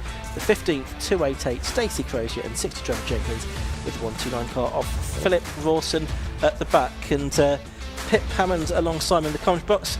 The grid, as you thought it might do, is going all the way around Honda Curve here. Yeah, and I think there might not be enough white lines looking at this, so there's going to be some interesting positions. We did see with the low costs, they managed to manoeuvre them so they were all pointing towards the lights at least, but we are going to have a couple of cars around the bend here. Yeah, they're just going to have to rely on when the car in front goes, aren't they, I think, rather than being able to see the lights themselves. Yeah. But an impressive sight for, with over 30 cars for a grid at this circuit. It's a real treat for us here. And if the well-prepared spectator over there in the caravan at turn 1, make sure your deck chair's comfy. Look forward to this one. Absolutely, it's going to be a great race, I'm sure, this one. I say, 3 races. We had 3 races for the opening meeting of the season at Brands Hatch. 3 winners there. So again, could we have four different winners from 4 races? It's Michael Pearce, Ian Tomlinson and Jake Pace. Not necessarily how it finished on the road, because there were a few penalties in particular for the first race of the weekend there. So those are the 3 different winners. And the championship being led by Michael Pearce by 3 points from Ian Tomlinson. Roger Chesno, who had a 2nd and a 4th, he is 3rd. Jordan Head 4th, Simon Ward-Cancel 5th, and Samuel Gorman in 6th. So the 2 drivers on the front of the grid are 2 drivers that didn't feature on the podium at all in the end. Oh no, Ben Short did finish on the podium in the second race, I beg your pardon, but Matthew Highcock, oh no, they did, beg your pardon, they didn't win, I should say, any of the races at Brands Hatch, but they did get podiums between them. And they don't feature right at the top of the championship standings either, but there's 2 quality drivers there at the front of the grid. Very decorated. Absolutely. Ben Short, multiple champion in 5 Club. 5-second board, as you can see, is going up. The momentum, the revs are starting to rise, the anticipation rises as well. 1 or 2 cars already on the move, are they, before the lights go out, which they do now.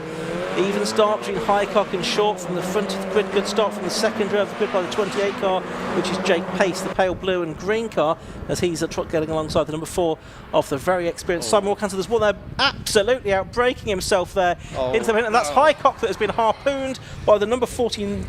Who was that? I was going to say 49 car, but I don't think we have a 49 car. Pick that up in a moment. Was it the 44 car of Matt Hallam possibly that was involved in that? And who was that on the other side of the circuit as well that was involved? We'll pick that up in a second. Yellow flag's still down there, but I think everyone is going to escape from that, so I don't think we're going to go safety car, but there's been some front runners with their races quite compromised there in the first few corners, and it looks like it's Jake Pace that's coming through in the lead of the race therefore. He started in 4th position, and 2nd it is the 128 car of Samuel Gorman. 46 in 3rd place is Ben Smiles, so he's up from row 6 of the grid. Excellent start from him, keeping out the chaos. Wow, and amazing to have all that chaos and not be looking at any yellow flags or safety cars, but yeah, an ambitious first lap time if we can work out who that driver was. Needs to be coming from a long way back and must have been locked up a long time to be able to take the leader out from where he was. It wasn't Matt Hallam, because he's just come and passed in 4th position, so yeah, have another go at trying to work out who that is from who appears towards the bottom of our timing screen in a moment. Yeah, we've got Walker Hansel, who's a long way down. I think he was the car that spun to the inside in that incident before, rather than the one that caused it. Well, I'm going to venture Bradley Gaunt, 43, was the car that was locked up and into the side of Matt Highcock into the first corner, because he has not come through, I don't think, towards, or certainly not in the first 29 places at the end of the first lap. I think it's probably Bradley Gaunt that was the driver of number 43 rather than number 49. Anyway, race continues. We're on to confirmation on our screen there. It was the 43 car on my race log here. So there's Matt Hallam, number 44. He is just doing battle with Del Pace, so he's got ahead of Del Pace for 4th position. That's the dad of Jake Pace, who's turning his way through towards the end of the lap once again. Coming through towards lap 2. He's all over the grass though, is the race leader. All 4 wheels onto the green stuff, but he maintains the lead of the race. It's sapped his momentum though, and that's going to bring Samuel Gorman, the 128 car, very much into the equation. Where did Ben Short end up in all of this? In number 71. He was 14th at the end of the first lap, and is now yet to update on our timing screen, which has sort of stalled a little bit. Smiles in 2nd. Let's have a number 46. Let's have a look. Yeah, it is 46 Smiles in second and 128 Gorma in third. Ben Smiles started 12th, currently second in this race. Ben Short made up 4 more places on that lap. He's back to 10th position now as our timing screen catches up with itself. No wonder it can't keep pace with this frenetic action in the Corniche 5 Club MX5 Cup. Working lap 3 of the race then. It is still Jake Pace in the lead. There's Matt Hallam, number 44, sometime Castle Coombe Formula Ford racer. He does have damage to the front of his car though, doesn't he? You can see the front left of his car, and he seems a bit slow out of Brooklands hairpin, and is being mugged by quite a few cars there, including among them Ben Short in the 71. Yeah, this will energise Ben Short here, to be honest. He loves a challenge, and he's made up a fair few more positions that lap, and he's about to get another one on the approach to turn 1. He's down the outside, but probably the damage on the number 44 car there, maybe hurting it in a straight line just with the aero. Yeah, absolutely right. So working our way onto lap 4 of the race. Yeah, the treble 5 car of Highcock and the 43 of Gaunt are the 2 that didn't come through. We might even have had an extra starter there somehow, because my screen is showing 32 cars. So we might have even snuck one more onto the grid somehow in that race. Not quite sure how. But anyway, we knew we had 32 entered. So good if they did all manage to get out somehow. So the Short's making a move on Chesno now, so that's the 5th position, I think. So Short's on a mission, and he's got some names at the front who started from lower down the order. So you'd think with the pace that Ben can have with this car, he should be able to make some inroads towards the podium at least.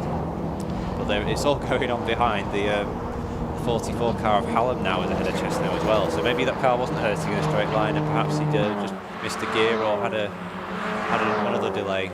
Yeah, so Short is in 5th in terms of time. He's 4.8 seconds behind the leader, Jake Pace. So that's quite a bit to make up in the course of the remaining just under 10 minutes of this race.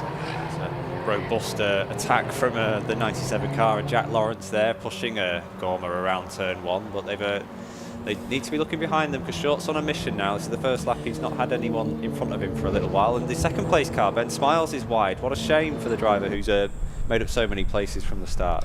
Yeah, and is he going to lose ground? Well, he's not lost a place yet. He's only just in front of Samuel Gorma and Jack Lawrence, and now Ben Short as well, number 71. So this is handy really, because Ben Short could pass 4th, 3rd and 2nd in pretty quick succession now if he's able to make his way through. Smiles wide again at Brooklands that time, former junior saloon car racer in his 2nd season racing now in this championship.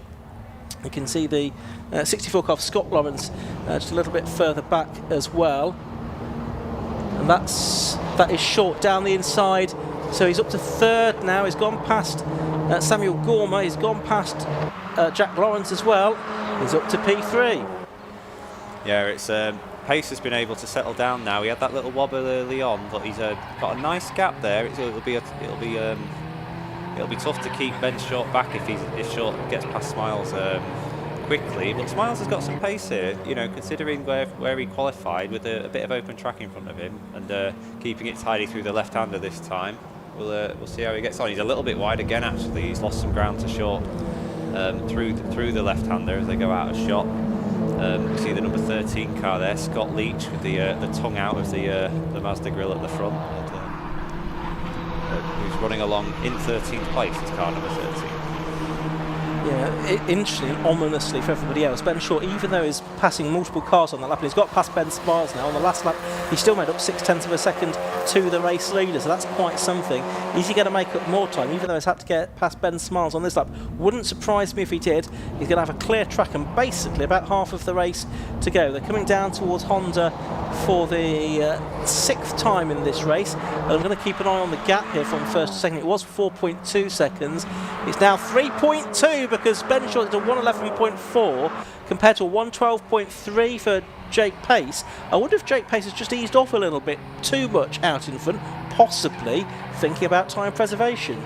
Maybe, but I think I heard him come round the final corner while I had my back to it in the commentary box here, because with the tyre squeal. So I think he's pushing along. I know these cars are prone to squealing around anyway because they're a very treaded tyre, but the Short was very neat and tidy, not even out over the curb. So a big difference in approach there, and maybe a little bit in setup and experience as well. Yeah, Massimo tyres, the brand that's used in the 5 Club MX5 Cup, which is as popular as ever, really. This big grid here at Pembrey this weekend. There's still a lot of love for the Mark 1 MX5, the Japanese roadsters. They're now approaching 40 years old, certainly from the late 1980s and early 1990s, these cars. So they really are classics now, but come out in great numbers, both in this championship and there are others as well. They're still a much loved car for the track. Jake Pace across the line again, I can tell you, and the gap's come down again to 2.6 seconds. Another 6/10 taken out by Ben Short, but he's got another 2.6 to make up, and he's only probably got going to be 5 laps to do it, I think, maybe 6 laps. Yeah, I mean, he's on pace to get there, but it's Jake Pace is doing a good job here. He's tidied his lines up a little bit, and he's focused. The lap times are good. You know, you'd put the Ben Short in. A lot of contact down in the left-hander there, with Jack Lawrence muscled wide by Matthew Hallam there. A bit more damage for the Hallam car, maybe a bit more still. It looks like maybe a tyre down or some suspension damage on that car. Yeah, it didn't look like either one of them wanted to back out of that, but maybe it was that they couldn't rather than that they didn't want to, because there was damage on the car sort of propelling it in a particular direction that not necessarily where Matt Hallam in particular wanted to go. And yeah, he's slowing now, and I think he acknowledges that his race is run. And it is the front right that has gone down, hasn't it? You can see that it's flat as a pancake, that tyre now. Opposite to the side with the body damage, so some work to do for the next race. Unfortunately, after a promising run for Hallam there, who was up near the front and in podium contention for much of the early going. The fastest lap of the race for Ben Short, a 1:10.900. It's actually the first time the 5 Club have raced on this particular layout.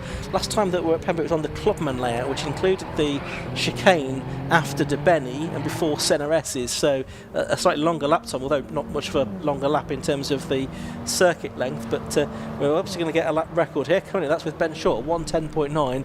On that lap, though, Pace did a personal best, a 1:11.5. Matt Hallam's, I'm not quite sure why he didn't go into the pit lane entrance there. He's going to pull into the pit lane exit, I think, just beneath us. Yeah, he's making a bit of a mess of that. But anyway, we'll focus on the race, where we've got Del Pace there, and he is doing battle with the number 3 car of Jordan Head, who moves himself up inside the top 6. Yeah, a good move at Brooklands, that. Oh, and that's the other car that was involved with Hallam. That's the Jack Lawrence car, is in the barrier. We're in the bank somewhere, just out of our sight. Yeah, it must be in the left-hander. We've got green flags down in front of us here. So. Yes, exactly. So I think that's where he's gone off. Jack Lawrence, who was contending for podium position, he's out of the race in the number 97. So more work to be done for someone. There's a driving standard flag for 113. That is James McCann, who is in 19th position. But I suspect that might be for track limits. Yeah, it is. Pace did a good job on that lap. He dropped only a tenth to Short, which, you know, with how quick we know Short is, keeping himself in contention, it seems daft to say it when he's 1.8 seconds ahead, but there's something very ominous about that white Mazda with the checkerboard approaching from behind, such as the success that Ben Short's had in the category. Right, we're now see where Jack Lawrence's car is. It's between the Senna S's and Brooklands hairpin is where he's gone off. So not quite sure what happened to get him to that particular position, and nevertheless that's where his race has ended. And that looks a lot closer now, doesn't it, between Jake Pace and Ben Short? Yeah, that looks possibly maybe just creeping within, well, definitely within a second. It is. Short's mighty through the final corner, and that gap's going to shrink all the way to turn 1 here. There's 3 laps to go. It might not make it to 3 corners before Ben Short gets ahead. He's having a look on the way into Hatchetts. Doesn't need to try anything over ambitious at this stage, does he? Because there's still plenty of time to go. There's a huge battle going down to the hairpin with 3 or 4 cars side by side. Just keeping an eye on the lead scrap though, because this could be a decisive point of the race. Jake Pace really now has to work hard to keep Ben Short at bay, but I think he might be fighting a losing battle here. Jake Pace in the number 28 car in the lead of the race, having switched over from another MX5 Championship 2 5 Club for this season. and being very competitive straight out of the box and driving very defensively there. Yeah, it's Short seems able to carry similar momentum on a much tighter line. Through the left-hander, he was almost pinned to the white line all the way around, and then Pace took this very defensive line in Brooklands that's put him on the back. Oh, possibly unsighted by being so close. Short was all over the grass on the inside of the kink there, which might have hurt his momentum a little bit, but it doesn't look to have slowed him down at all. He's very close again, going to the outside this time on the approach to the hairpin. 2 laps to go, including the one that they've just started. And a bit of a lock-up there for Pace. What does that mean for his line through the corner? He goes quite wide, very wide, over the grass, and that hands it on a plate, really, to Ben Short, I'm afraid. He goes through to take the lead. Meanwhile, further back, yellow flags at the hairpin again. Who's involved there? Try and pick that up in a minute. I've got a feeling Jordan Head might have been involved, possibly Samuel Gormer as well. Pick up on that if we can in a moment. But yeah, Ben Short gifted that, really. Yeah, and fair play to Jake Pace. He made it go as far as he could. Took the lead and early on in the race from a slightly lower qualifying position. Did a great job trying to hold Ben Short at bay. Just a little bit too hot down there in the hairpin while he was offline and locked up. So it's unlikely he'll find his way back to Ben Short's bumper here, but a fine effort, and he will probably regroup for race 2 from here. We've seen the Jordan Head car pull off, the driver from Holbeach, the electrician, his 4th season of circuit racing. He's now out of it, was involved in that incident down at the hairpin. Right, Ben Short's gone to his final lap. Oh, in fact, the checkered flag has gone out a little bit early, in fact, possibly with a few cars stranded, so it's a win for Ben Short. Well, that was perfectly timed in that case, because it was a lap shorter than it might have been that race. Jake Pace takes 2nd place, I Ben don't know Smiles that they've 3rd. seen that. Pace is still running at speed here. Oh, I think he's got the message. Short had his hand up there, so possibly a very late flag going out there. But He's still going for it. No, I don't think he is, actually. Yeah. Or is he? Not quite sure. Anyway, the checker flag has gone out for Ben Short to take the win from Jake Pace, Ben Smiles, Ian Tomlinson, Samuel Cancel and Michael Pearce after a somewhat chaotic race for the MX5s. I don't know if it's the warm weather and the sunshine, but the last couple of races have been particularly hectic, a little bit scrappy, one might say, as well. Yeah, and we've missed that in all the chaos. Is the progress of Walker Hansel there, who was taken out on that first lap and made his way all the way back up to 5th. Yeah, including very impressive. Making 3 places on the last lap as well to get there. I think we can have a look at the result from that race. This is how late the flag was. I don't think the leaders knew they would necessarily finish. No, they have come through again, haven't they? So hopefully they've seen it on the 2nd time of asking. They may have to explain themselves to the clerk of the course, but yeah, possibly it went out just a little bit too late for them to see. Ben Short it was either way, unless anything's changed as a result of that. That's getting the win, number 71 from number 28 Jake Pace, the gap between them 0.287 seconds. 3rd, Ben Smiles.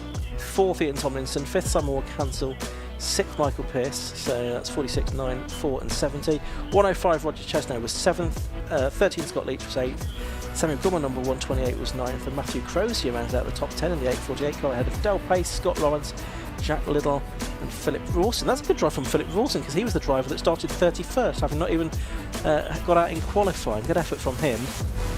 15th place was Adrian Johnson. 16th, Mary Barnard. Matthew Short 17th, ahead of Martin Vernon, Andrew Beale and Andrew Robinson, James McCann, Nico Favreau, Nick Rice, Alistair Hayward-Wright, Neil Burrows, Trevor Jenkins, I think were the only finishers, because the remainder, Jordan Head, Stacey Crozier, Jack Lawrence and Matt Hallam, and also Matt Highcock and Bradley Gaunt failed to make it to the checker flag for one reason or another. MX5's back out tomorrow. They're at 10:55, and there are final race of the weekend tomorrow, actually, at 3:55. That tyre, which I think is in the tyre wall, looks in similar nick to Matt Hallam's was, I think, at the end of that MX5 race.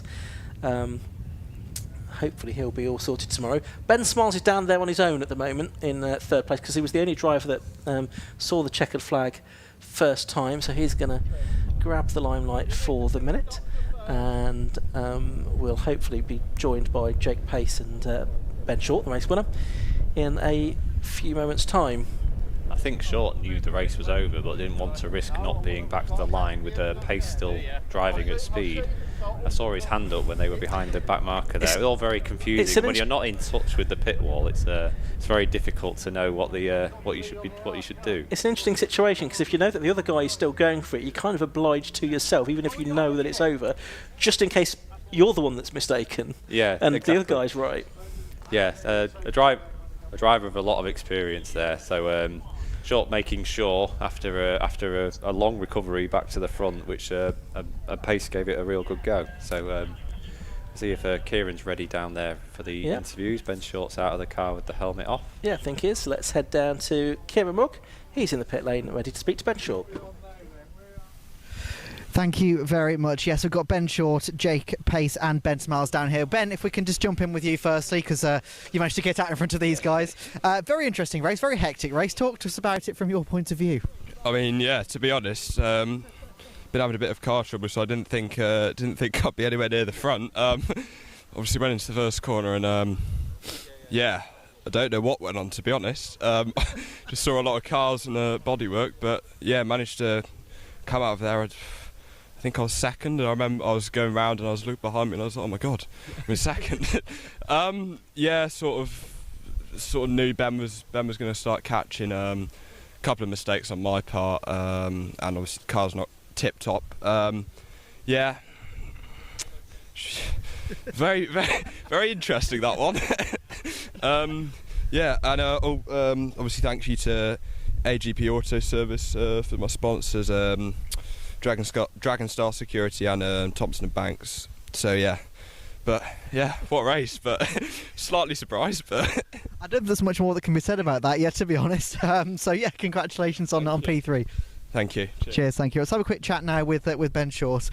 Ben, that was certainly interesting. Obviously you had to come through, but firstly let's talk about that first corner. Interesting's a way to put it, isn't it? Yeah. So I didn't get the best start. I'd kind of decided that I was going to follow Matt for a couple of laps and see why he's so fast, see if I could learn something from him. And then there was this sort of horrendous squeal, like some kind of Exocet missile appearing, and I decided that turning right wasn't for me, and we'll let that man go on his merry way. Then there was a whole load of banging and clunking, and I joined the race next to my dad, Matt. I mean, you had to really come through the field, but I mean, we've seen you do it before. We've seen you do it once again. It's still got to be enjoyable now. Oh yeah, no, it's great. I mean, I'll be honest, I would have much rather have had a race with Matt and Simon and the others, but I didn't. To be honest, until I crossed the line, I didn't even realise that we'd actually caught everyone up. I assumed Simon and everyone else were hundreds of miles down the road. But yeah, no, it was a great race, and yeah, we had a little bit of a battle there at the end, and there was some yellows out and held up by a really slow-moving car. So it was, so yeah, you know, it ended up being a run for the line. So yeah, it's a typical Mazda race. Brilliant. Exactly. Well, congratulations anyway. Thank you very much. And cheers. Well done, everyone. Thank you very much. Let's have a quick chat now with Jake Pace. If we can just jump over here. So, Jake, for a while there, it looked like you were in a pretty good position, but then, unfortunately, had that bright 71 behind you. Yeah, I was really struggling with pace in the car this weekend. Might be down to the tyres. I'm not sure what it is, but yeah, messed it up really. Made a few mistakes, and then he was there. I was thinking, oh great, here we go. But yeah, happy with second. I wasn't expecting that going into the race. I hope all the other lads are alright, because that was quite a pile up into the first corner. And yeah, so yeah. For the next races, is there anything that you've been able to take from following Ben in the last couple of laps, or in the laps before that, where the things that he was trying to do, you were able to sort of pick up on a couple of little tricks? Yeah, a couple of bits. I think it's always easier to chase someone than to be chased anyway.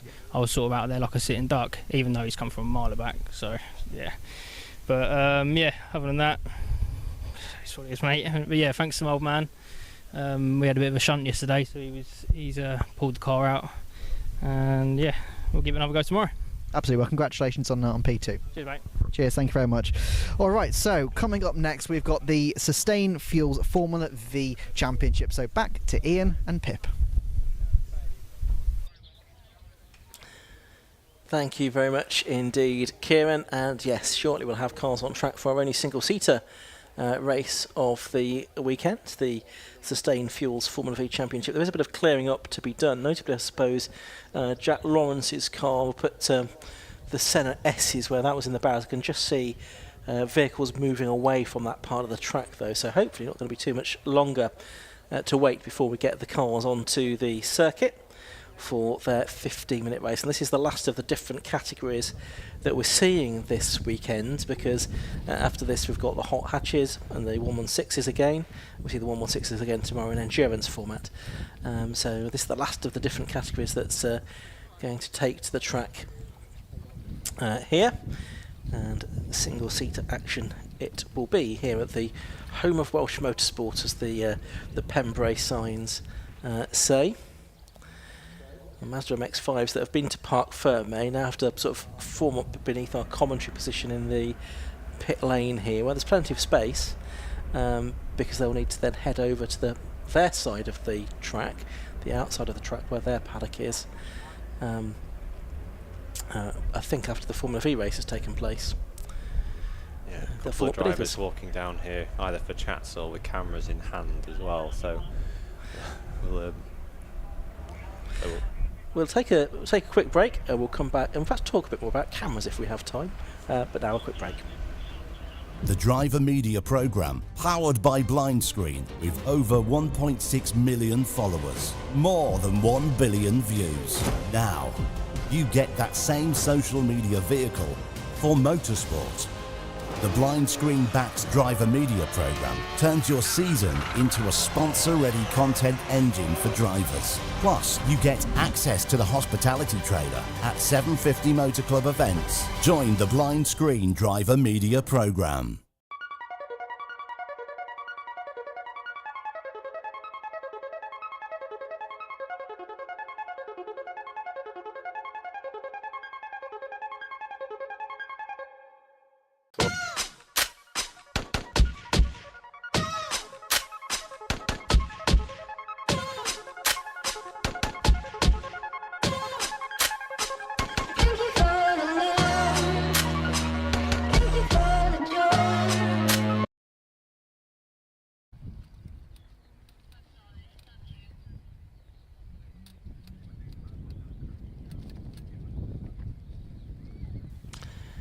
So we have a short hiatus before the Formula V's come out. Before we see them, Pip, you were just making a point about drivers heading beneath us with their camera. So they'll be going to race control, I should think, to have a chat with the clerk of the course. I'm sure you've not very often been in that situation yourself, but hypothetically, what does happen in those discussions? Well, more often than I probably should care to admit. But I mean, sometimes it's something procedural, like a safety car overtake or something like that, and it's just a case of the clerks getting the evidence together to make a decision. Sometimes it's a driver who's been hit by another who wants to make a point. So it's tricky, because it's like sitting down in front of the headmaster and you know, so he did this and she did that, and you know, whatever else, and then somebody with a lot more authority than you decides what actually happened. Yes. It's, you know, sometimes with the decisions, the drivers have the right to appeal these things if there's other evidence. I had to do something similar a couple of years ago, where my own camera had failed, and I had to have two clerk of the course watching a replay of the live stream of my shoulder that I hadn't yet seen, hoping that I was one of the cars on screen at the time. So it's a bit unusual, but it's good. You know, the mandatory cameras thing and having all the footage available just means you end up with the right decision more often than not. When previously, when there was only observer reports, whilst obviously they're made with the best intentions, sometimes the something you saw once from 100 yards away isn't quite the reality of the incident. So that's right. And as I say, there's obviously mandatory cameras now, really across almost all categories. The live stream can be used as well, where the circuits have it as well. CCTV can be used too as part of those judicials, just to try and work out exactly what did go on and who, if anybody, should receive a penalty. But now virtually everyone not only does, but has to have a camera, whereas probably 10 years or 15 years ago it was some people had them, but not everyone did or wanted to run with one. Anyway, we've got Formula V's heading out onto the circuit now for their race, and it looks like we have a gap on the front race. We do, because that's where Rick Lanier should have been, who we saw in the wars in the Mazda 7 race earlier. I did see that car leaving the here it is. late. It's coming through now. It's coming through to the grid now. So he must have had a drama on the way out of the assembly area. Rick Lanier, who's done very well to qualify on the part of the on the front row. But looks like he is going to be there. Are there any gaps further back? Possibly there's one. I want to say towards the rear. 45, I think. Jake Hockley possibly is missing from the 8th row. We'll give you the full rundown on the grid when the green flag lap gets underway. But yeah, this is round 3 of the championship doubleheader. 7 doubleheaders in the season for Formula V. Donington Park on Easter Monday was the opener. Both races there were won by Dan Polly in the WEV.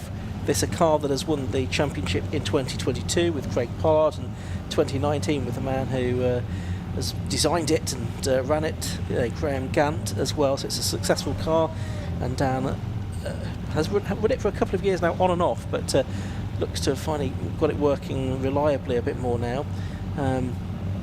And he does have now Rick Lanier alongside him on the front of the grid in the number 24 car, which is the AHS Dominator. But also at Donington we had 2 second place finishes for Bradley Tarleton in the number 36 car. He is going to line up in 4th position. The 38-year-old train driver from Bradford on Avon in only his 3rd season of racing. Let's have a look at that grid then. Polly, number 9, it is on pole position. 24, Rick Lanier alongside him. At the second row is 27, John Hughes, very experienced Formula V racer. And 36, Bradley Tarleton, worked really well at Donington, as we were saying. 61, Peter Belzy is on the inside of the 3rd row, besides number 72, Colin Gregory. On to the 4th row, that is where we find number 91, Adam McCauley, making his return to Formula V in the UK, and number 12, Bill Garner. On the 5th row, 3 is Vaughan Jones, and 66 for Waterhouse. The 6th row, Daniel Lanier in 25, and Magic Hammerer in 77. The 7th row is 7 Rich Walsh and 8 Ross Price. The next row, row 8, should have had 45 Jake Hockley and 15 Mike Oldknow, but Hockley, I think he might be there now, but slightly out of position. The 9th row is 48 David Story and 2 Gregor Fruston and 59 Chris Wilshire at the back of the grid as the green flag waves to get this warm-up lap underway, and a chance for the drivers to get some heat into the treaded Hoosier tyres that these Formula V's, the 1300cc Beetle air-cooled engine cars race. Not particularly well off the line there on the green flag lap was 25 Daniel Lanier, although actually maybe he was too well off the line on the green flag lap. He's now slowing down to his correct position. Anyway. Yeah, we almost lost the Garner car there, I think it was. Yeah, Bill Garner, who was had his hand up as if the car had stalled and must have managed to get it refired quickly or dumped the clutch, and it sputtered back to life. So he'll be able to retake his position after what was very nearly sort of a launch into the back of the a launch into him from the car behind him. So look, we're all away, which is good. Like I say, there's a couple of cars late to the grid and a couple that it almost failed to go then for the green flag lap. So some of these, obviously these are all old Volkswagen engine vehicles, and it's the aging technology that they are. It's always a relief when everybody gets going, I think. Absolutely, but it's still very popular Formula V. Still races around the world, but often with different engines, other Volkswagen engines, including in the Republic of Ireland, where they have the Irish V Championship. We'll see that actually over at Silverstone with us in August. They're joining a 750 Motor Club event there. But it's an Irish driver that's there on pole position. Dan Polly in the number 9 car, the former LMS racer. He's raced around the world as Dan Polly, and including in the Irish Formula V Championship, where he was, I think, champion 10 years or so ago. And he's got the 24 car just next to him on the grid, which is that of Rick Lanier, who lives in Switzerland these days. He's a broker. Started racing 8 years ago. He's does the Mazda 7s as well. His car is the Paul Smith Championship winning car. Of course, Paul Smith won the title 4 times between 2012 and 2016. It's been changed quite a lot in the intervening decade, of course. It's prepared by AHS, Alan Harding's company. And he still considers himself a V driver predominantly, more so than a Mazda 7 driver, and he's still learning in that particular category. And it's gone really well for him. This is one of his best ever, if not his best ever, qualifying performance. Sorry, Pip? Well, he's dropped. He's a long way behind his grid spot. Actually, he's robbed himself of a car length there as we get ready for the start. Just getting the last of the cars into position now. I think a little bit of confusion about a gap further back, but it looks like everyone's ready. We've got the 5-second board ready for the lights. Yeah, revs rising, red lights go on.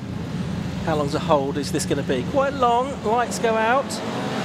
Again, a fairly even start from the first, 6 cars on the grid really, all more or less holding station. So it's Dan Polly that has the lead as they head down to the first corner. Bradley Tarleton's got himself ahead of John Hughes. He might have himself ahead of Rick Lanier as well as they go around Hatchett's for the first time. He does. So the blue car of Tarleton, the gap, makes his way up into second place then. It's a very good start from him. He's chasing after Dan Polly as he did really in the 2 races at Donington Park. John Hughes there. Peter Balsey is up into 4th place in the Spider. That's a former championship winning car.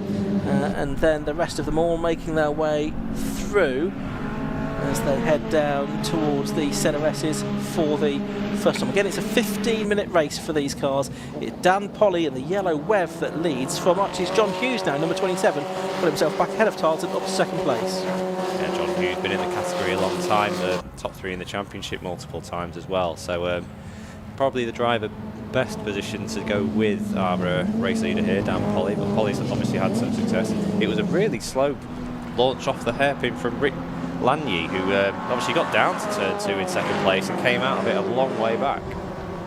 Yeah, so he's come through in 5th place at the end of last one, having lost 3 positions. Oh, that's Peter Belzy locking up the Spider. Number 61, he's going to run wide and Lanier's going to get back through on the inside of him, so he gets 1 place back out of that.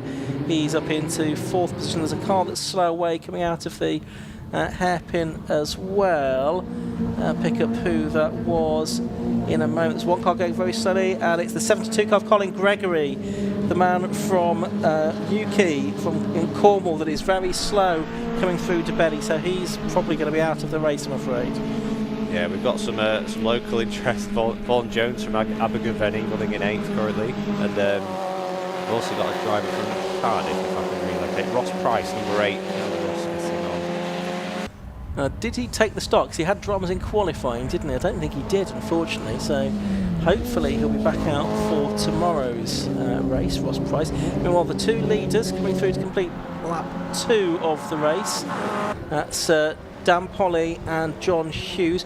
But it's Lanier, now back to 3rd, who's done the best lap of the race, obviously on the first flying lap, a 106.342. So after that sort of disappointing second corner, he's really got the bit back between his teeth. Yeah, it was an odd one. It was almost like a missed gear selection, or got delayed by the lock-up from Belzy. Hughes is going with Polly here. But, the pace Lanier's got might mean that they all come together in a lap or 2 if he's able to keep this similar pace. We've had a number of lock-ups down into the hairpin there. There we go. Hughes on a slightly narrower line there, whether Polly was wide or that's a line that Hughes chooses. Just seems to be a bit tidier at this stage of the race early on. And that gap possibly slightly smaller at this stage, and as they take the run down the straight. You can see on the timing screen, if you're watching on the live stream, there's 4 cars with their numbers on a pink background. Those are the Class B drivers, and Class B has much more restricted suspension regulations than the main class. That's the difference between the 2 classes here. John Hughes in the main class has just done the best lap of the race, 105.868. He was 6/10 quicker than Polly on that lap, and is right with him now as they come out of the Hatchett's hairpin through Spitfires for the 4th time, I beg your pardon, and we've got a battle for the lead on our hands here. Yeah, Hughes has done well to close that gap up. It looked like Polly was starting to find a rhythm, but Hughes has got a bit between his teeth here, and he's again, he seems able to hold the car slightly narrower to the some of the quicker corners here, chop some of the distance off. It's a sign of a car that's well balanced. Maybe the extra heat in the tracks maybe affecting how the setups of the car are letting the drivers attack. But he's a lot closer this time as they get to the faster straight in the section through the kink. So and with the toe, that should keep closing up all the way down back to turn 1. Yeah, they're just about to come through Honda. Here they are. Out of our comms box window, we can see them now. And Hughes, is he going to be close enough to make a move? I don't think he quite is, you know, down to Hatchett's hairpin.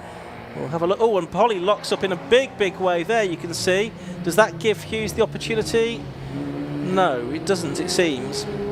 And possibly Hughes just backed out of that as well, not knowing quite what was going to happen as far as Dan Polly was concerned. These two are about 2 seconds ahead of Lanyu, but Lanyu's again done the best lap of the race, a 105.750, so he's catching them.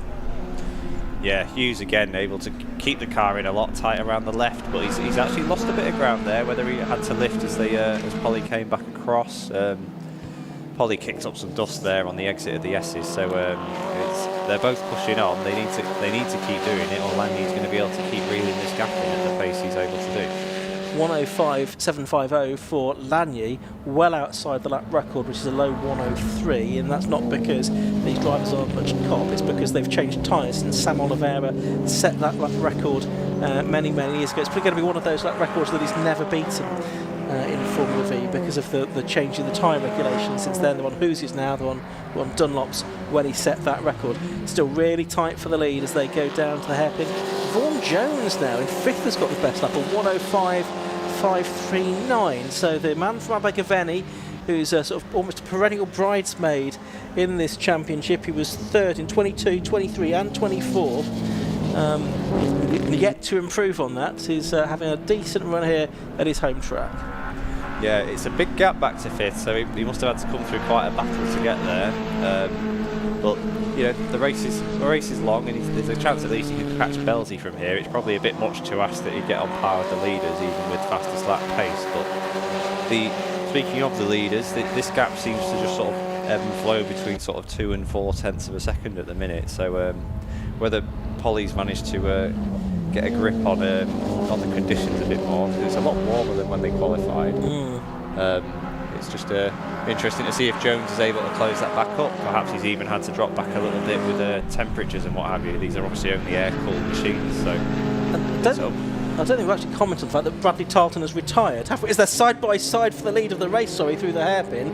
Two leaders there, Hughes and Polly. Of course, it was Tarleton that was initially chasing the race leader, Dan Polly, but he retired at the end of lap 2 of the race. The man that was second in both races at Donington Park, so quite a significant retirement that. And Hughes was very close through the hairpin and has lost a bit of time as they go through Debelly towards the centre S's. Yeah, we're fortunate that for Tarleton. Obviously, it's early in the championship, but it's obviously if you're in it for the season, you've got to be thinking about it all year. I was surprised Hughes was able to get up alongside Polly there at turn 1. He looked a little bit too far back, unless Polly was a little cautious this time. Over the line, he was nearly 4 tenths behind. So it caught me by surprise, certainly. Coming through Honda again. Will be shortly. Well, here they are. Yes, so through Honda now. And on to the start of this race. There's the 77 car. We're having a good look at there. That is Magic Camera, the motorsport journalist. We've had a spin down at turn 2. There's a car slowly getting going again there. See. That's the 15 car, isn't it, of Mike Old now in the GSR Bears GAC. Yeah, but what that's going to do is create some traffic for these leaders, probably earlier in the race than it would have done, because he's not that far ahead of them on the track.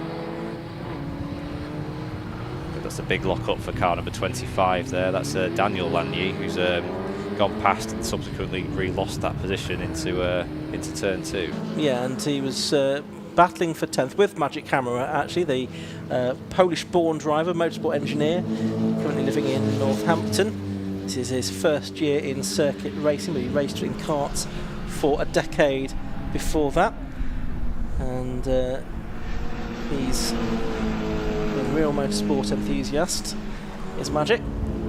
just seen on that lap that Hughes actually posted the fastest lap last time around, although they've come round again, so it could have changed. So, but he barely gained any time, which shows how close the two leaders are. But he's definitely better on the brakes down into the first corner there, because he locks up in almost in avoidance of Polly down into the hairpin. Yeah, I've seen that a couple of times, haven't we, where he sort of almost comes from nowhere to challenge. They are into the back markers now, of course. They've got Mike Oldknow to lap next. He's the car in 16th position, so I think this is the first bit of traffic that they're going to have to deal with here during the course of the race. And it looks to me as if Lanny was a little bit quicker to the top two as well. Yeah, I think Polly's been generally quick around the rest of the lap, but just seems a bit cautious on the approach to the hairpin, and it's just costing them, although Lanny's been held up quite badly there at Brooklyn in the traffic, so that might have dropped him back out of contention. But there's more traffic to come here. As they approach Honda, possibly the worst place to find it. There's Chris Wilshire in the number 59 car that they are going to go past now, I think. The 60-year-old from Steeple Bumpstead, retired aircraft engineer.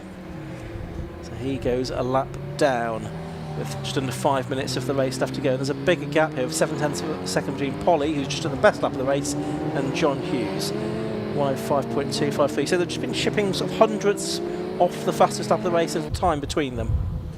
Yeah, again, I'm just watching coming through the left-hander here. Hughes is able to just stay much closer to the apex. Polly was quite wide that time, so whether he pushed on a bit too hard that previous lap, it looks like that 3/4 of a second advantage has shrunk dramatically already. It has, hasn't it, as they go past the number 2 car now. That's Gregor Thruston, long-time historic 750 Formula racer, switching to the 750 Race Club's single-seater category for this season. 68-year-old company director from Bromyard in Herefordshire, been racing for 23 seasons.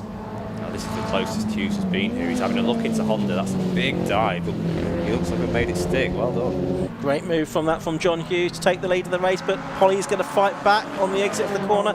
They're going to be absolutely side by side as they run down to Hatchett's Hairpin with just under 4 minutes of the race left to go, and it's Polly that's back in front. So a very short-lived lead for John Hughes. In fact, even over the timing line, it was 9 1/1000ths behind. Polly back through. Yeah, it's a good exchange though, and Hughes has now shown us where he's the strongest on the track. It was that was the closest he'd been for since the opening laps of the race, really. And so Polly's had a sight of how it might happen if Hughes is going to try again.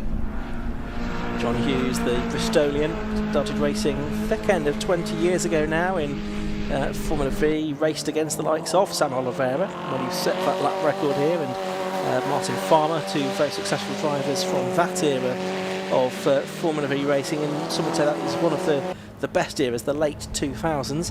He's come back into it in the last couple of seasons. He's going to have another go at Honda. He's mighty at that part of the circuit, and again he goes through, but can he hold on to it this time?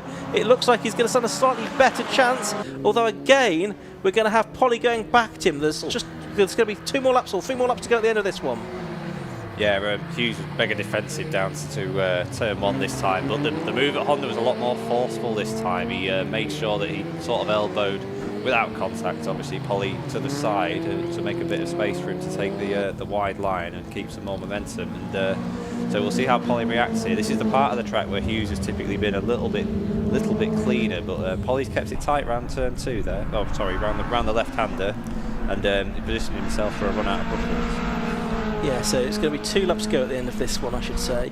Of course, if you can make a move to grab the lead at Honda, that's a very good place to do it. It is the last corner of the lap, and it is a very fast corner as well, so it's quite a ballsy place to make the move as well. Yeah, and it was quite a dive bomb as well, wasn't it? So I can't imagine they're braking a great deal, but Polly's got a good toe here, and he's had a look down the inside, but thought better of it. Yeah, he's trying to replicate what Hughes had done on the previous 2 laps. He realised that it was possible, and now he's faster than Hughes as they go along the start and finish straight towards the Hatchett's Hairpin.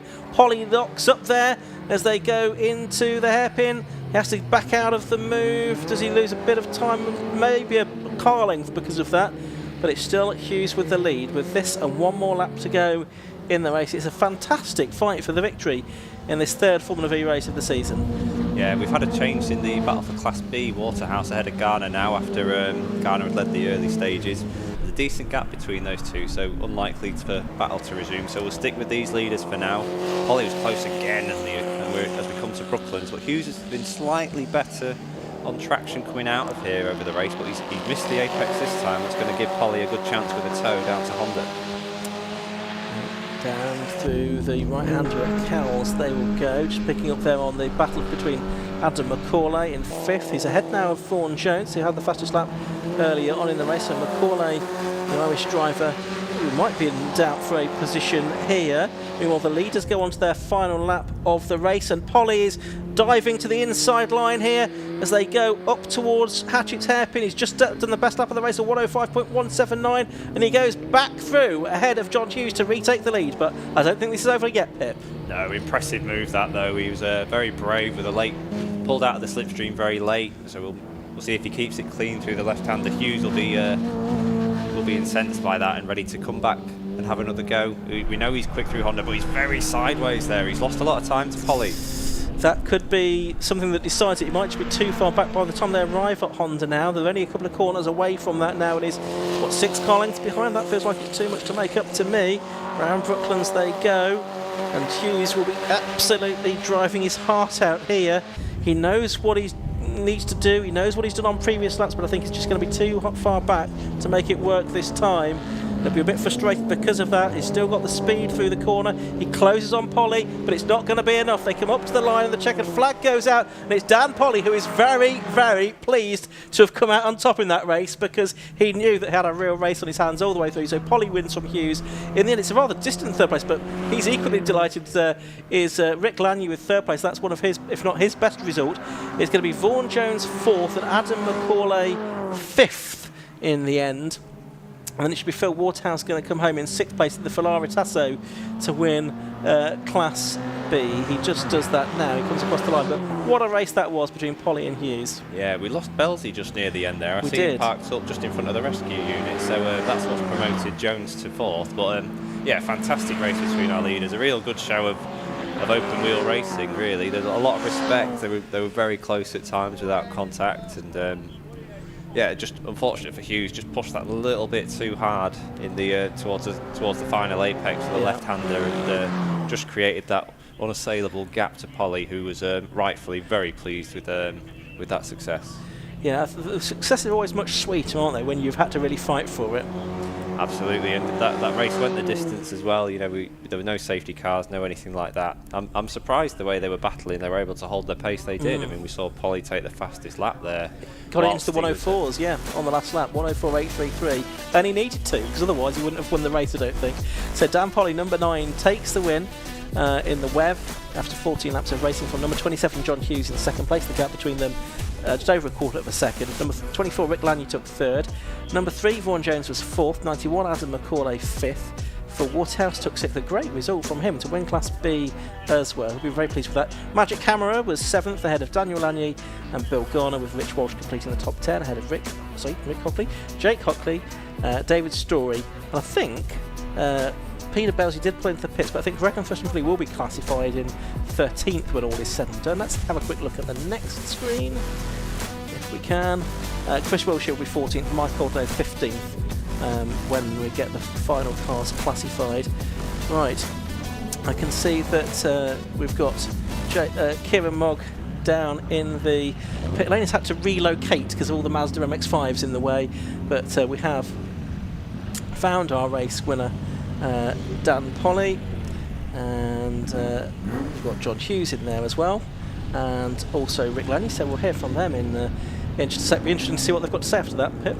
Yeah, it's a good recovery for Lanier after that awkward first lap and after a good qualifying, but the leaders really stole the show with that one. I'm sure Hughes will be disappointed after coming so close, but a really commendable performance for both drivers, and Polly's rightfully very pleased. Just taking his helmet off now down there in the paddock, waiting to speak to Kieran.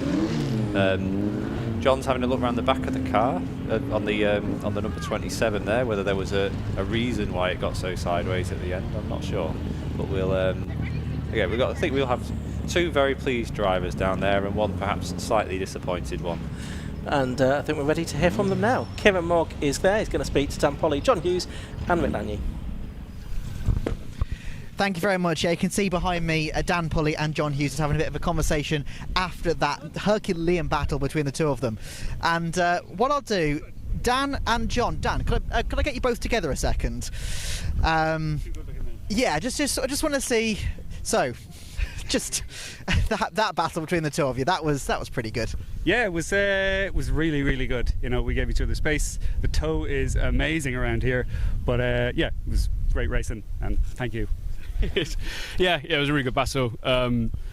Yeah, it's just yeah, I was waiting for the last lap ball, but I didn't see one, so I kept thought, I'm going to make the lunge on Honda, and then I come past. It wasn't a checker flag, and then unfortunately just snuck up my inside on there's like a bit of a runoff area there, and you sort of sneaked into that bit, and then got on my inside again. So yeah, it was a good race, like good close racing, give each other space, but yeah, it was good fun. And it starts out quite tame a little bit, like you just sort of drove away from the rest of the field. Some of the moves were not sedate, but careful. And then towards the last couple of laps, that just all hell broke loose, I think. Yeah, that's what I planned. I thought, right, let's try and get a bit of clear air, see if we can, and then put the pressure on towards the end. So yeah, that was my plan.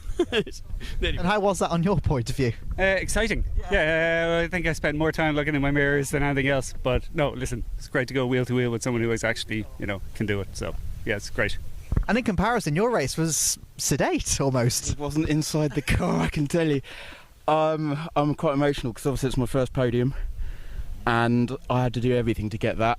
That the flywheel broke before the race. We weren't even sure we were going to get onto the grid, and then I didn't have second gear at the very first corner, which is I dropped down to 5th place, and I could keep up with the boys in front. I just couldn't catch them.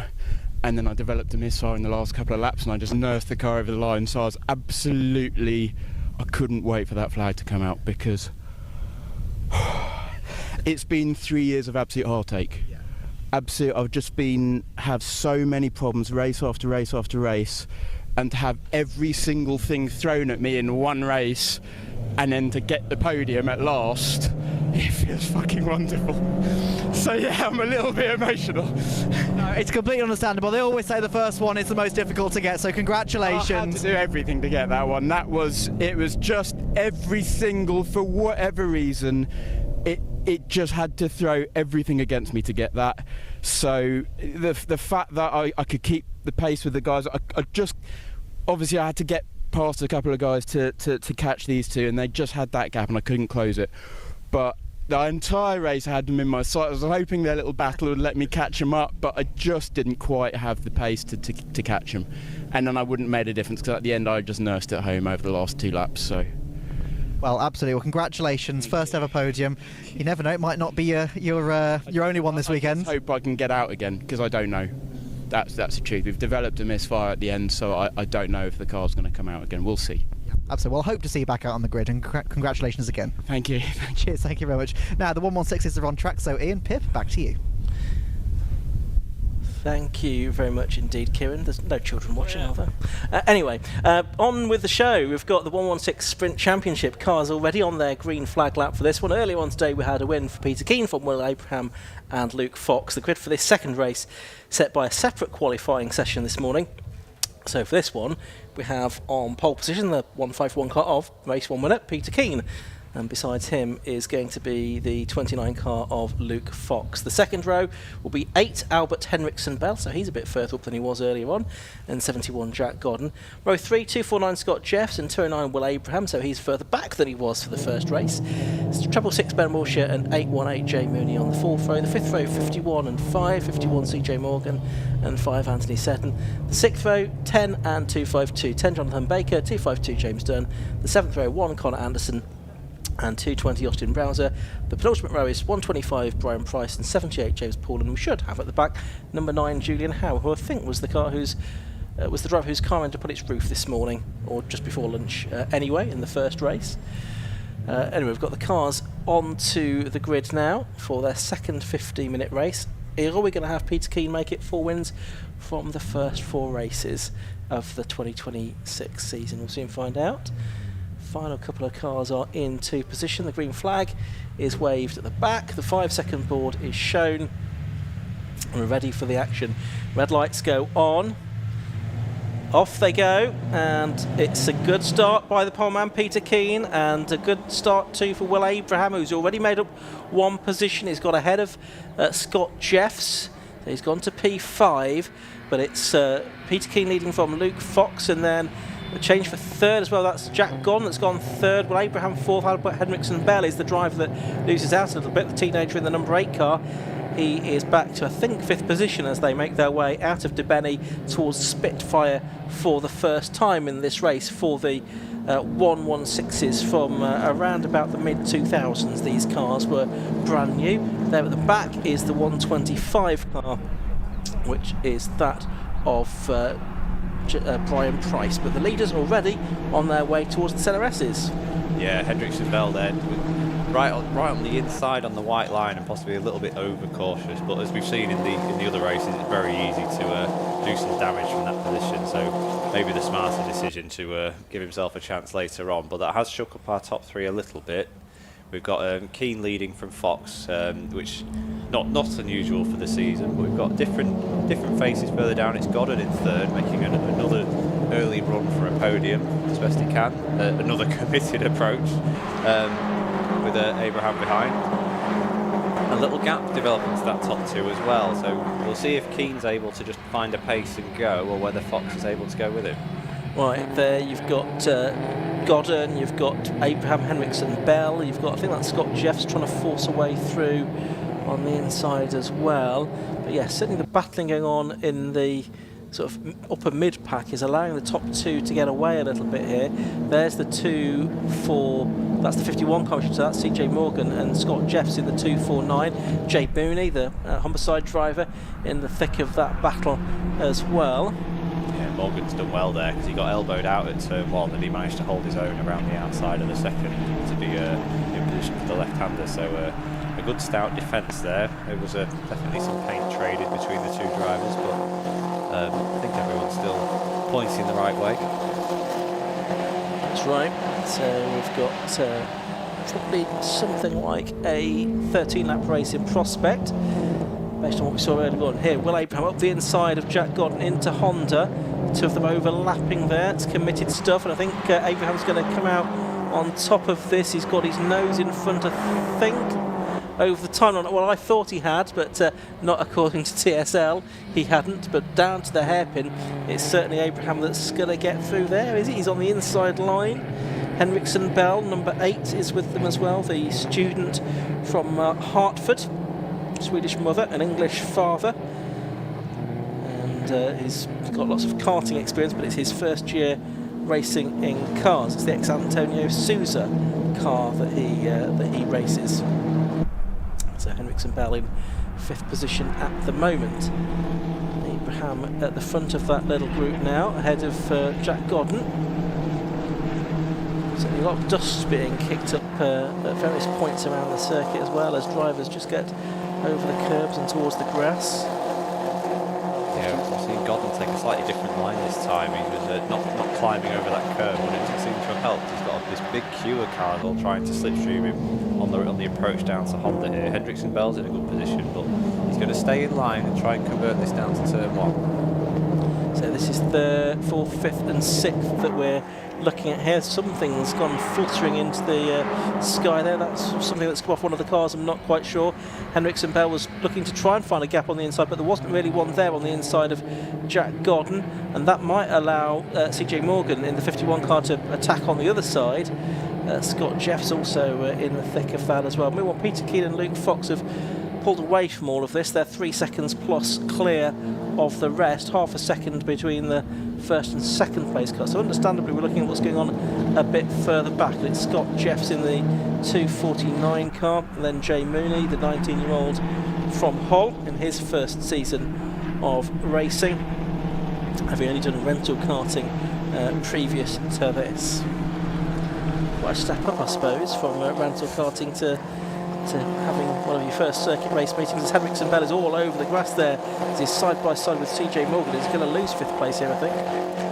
Yeah, that was a brave attempt up the inside to Brooklands, because it is awkward with the kink on the approach, but it's just left Henriksen Bell in a really awkward spot here for the fastest corner on the track. So he's wisely prevented himself from being side by side with the other cars, and considering how much of the race he's been side by side with us, the car looks nice and clean, so he's hanging in there, but there's some forceful driving going on around him. Round the hairpin they go, and up on a couple of wheels there was the 249 car. Now one of them has been sort of edged out onto the grass. I think a couple of them were in actual fact in the background. One of those might have been the Ben Wilshire car, possibly. We'll pick that up in a moment. I think looking at it was cars 10 and 1. So Jonathan Baker and Conor Anderson, in actual fact, the two drivers that were edged out a little bit wide at the hairpin. They both survived though to continue in this race. The entire field separated by 22 seconds at the end of 4 laps of racing. So huge gaps opening up. I don't think traffic's going to be a big feature of this one. No, we've got this this bit of a logjam for 4th and back. So Abraham's made a little break in 3rd place here, I think. Although Godden's still got something to say about it. The leaders have checked out and don't appear to be a threat to each other at this stage. So we'll monitor this battle for 5th, which seems to be where the action is, which Scott Jeffs works his way back to the head of, having repassed CJ Morgan. Yeah, 4 seconds now the lead for Peter Keane and Luke Fox over the rest, but Scott Jeffs is just at the best lap of the race. That's come out of nowhere. A 1:12.468, which is only a few hundredths off what Peter Keane did in the first race. So interesting that Jeff was able to do that. Has he picked up a toe from someone there, do we think? Has that contributed to that, or was that his own raw pace? We'll see how the race pans out. There's the number 5 car that's being driven by Anthony Seddon in this race. I think Alan Corfield will share that with him for the Enduro tomorrow. That's Henriksen Bell, scrappy and on the grass. Yeah, and he's lost that place to Jay Mooney there. Henriksen Bell's dropped back in this one, which is a shame because he qualified very well.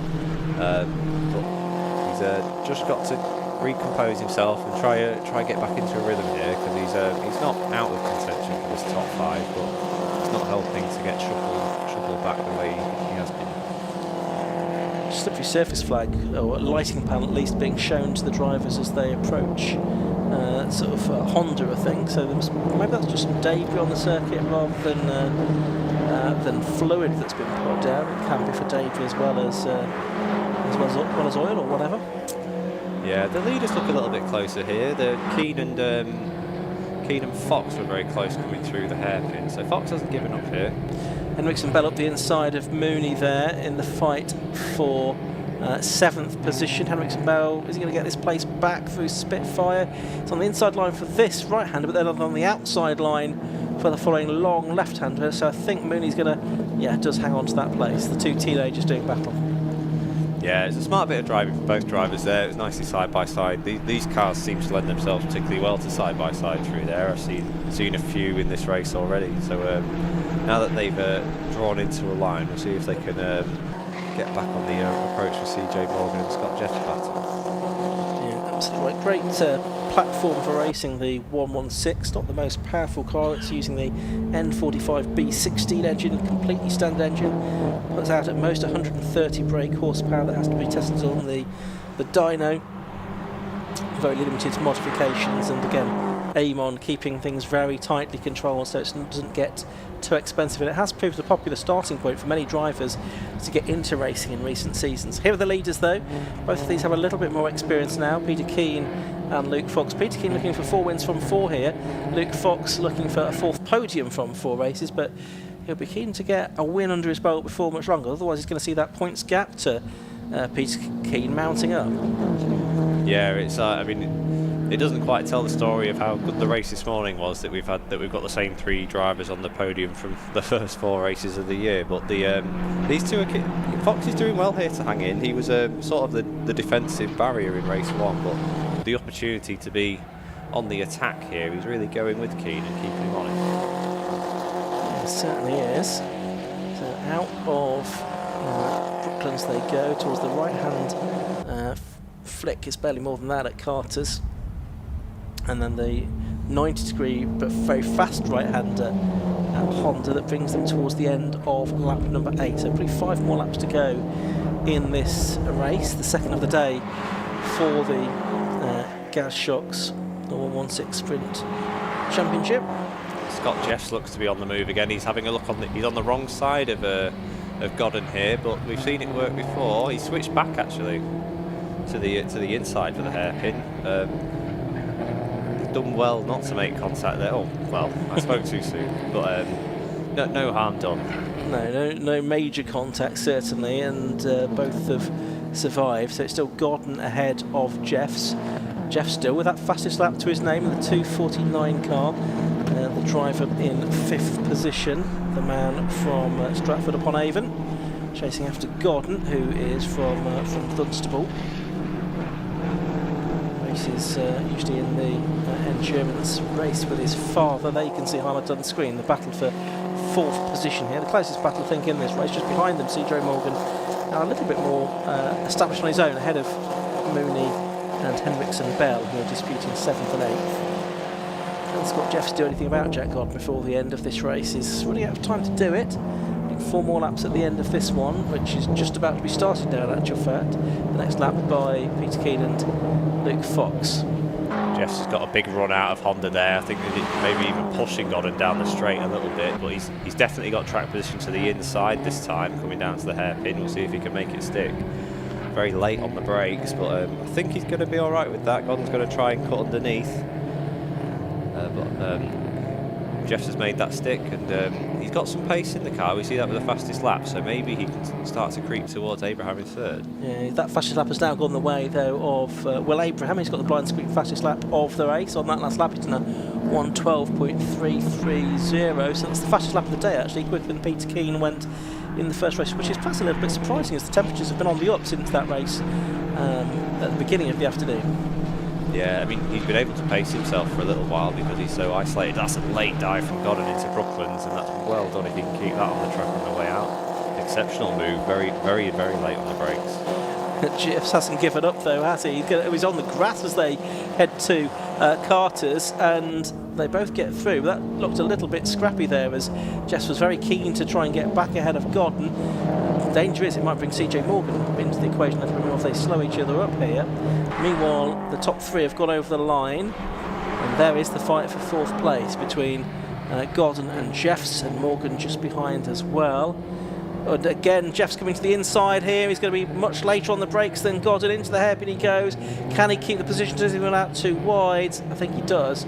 And so Godden still keeps position number 4. And that has brought Morgan back into it this time. He's right on the tail of these two coming into the left-hander.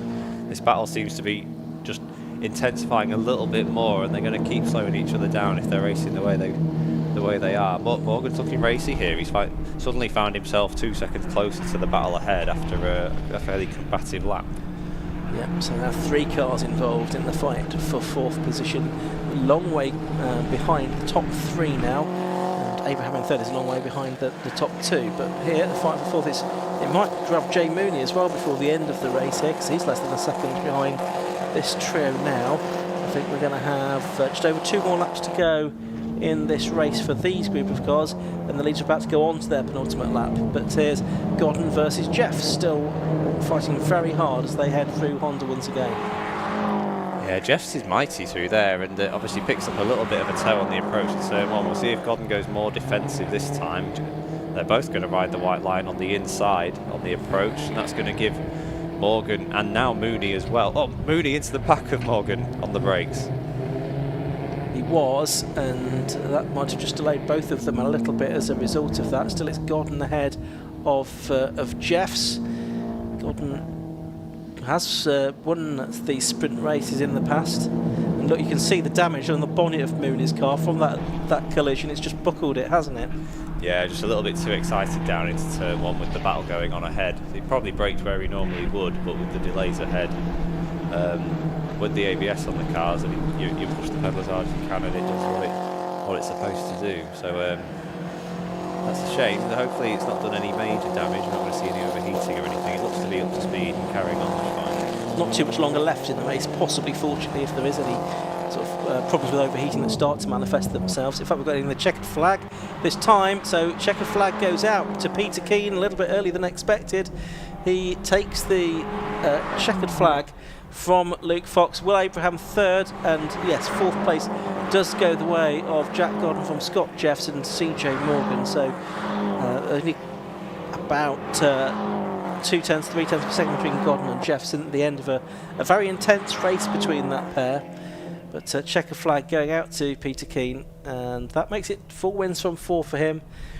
4 podiums for Luke Fox, 3 of them second places, and also 4 podiums for Will Abraham, 3 of them third places in his case. So I think we've probably firmly established who the quickest 3 drivers are in the championship this year, so based on the form of the first 2 meetings. Yeah, it was interesting that Abraham couldn't live with the pace of the other 2. I know he had to combat his way through up to 3rd place, and maybe found there wasn't the pace of a differential available to go and find the leaders, because they sort of sat equidistant for 15 minutes more or less. So yeah, not quite the nail biter we had in race 1, but there's plenty to keep us entertained just outside of the podium positions there. The Scott Jeffs battle Jack Godden, sorry, was particularly exciting, and then we saw that little bit with Morgan and Mooney coming towards them at the end. So another good race. Like I say, at the front it was a little bit short, but here we go. We've got the race result available. Let's have a look at it then. Peter Keane, the 151 driver, making it 4 wins from 4 at the end of 12 laps of racing, by just over a third of a second from number 29 Luke Fox. Well, Abraham, number 209, took 3rd. Jack Godden, 71, took 4th. He had a real race in his hands from, in particular, number 249 Scott Jeffs. He was 5th. 51 CJ Morgan completed the top 6 out of 818 Jay Mooney, 8 Albert Henriksen Bell, the treble 6 car of Ben Walsham, and 252 James Dunn. Jonathan Baker, Simon Fox, Anthony Seddon and Connor Anderson completed the top 14. And I think we did have all 16 drivers that make it to the checker flag, the remaining 2 being the 78 car of James Paul and the 125 car of Brian Price. So that brings to an end the 116 sprint racing for this weekend. They are back out tomorrow though for a 90-minute endurance race with largely the same field as we've seen today. One more race to come tonight for the hot hatches. We'll see those out on track in a moment. And then a reminder, we're back tomorrow with more racing underway at 9:35 tomorrow morning. So it's an early start. So get to Pembrey early and tune into the Alpha live stream in good time as well, so you can enjoy the racing from the home of Welsh Motorsport from bright and early tomorrow. Let's head down to Kieran Moore. He's in the pit lane, ready to speak to our 116 Sprint Championship drivers.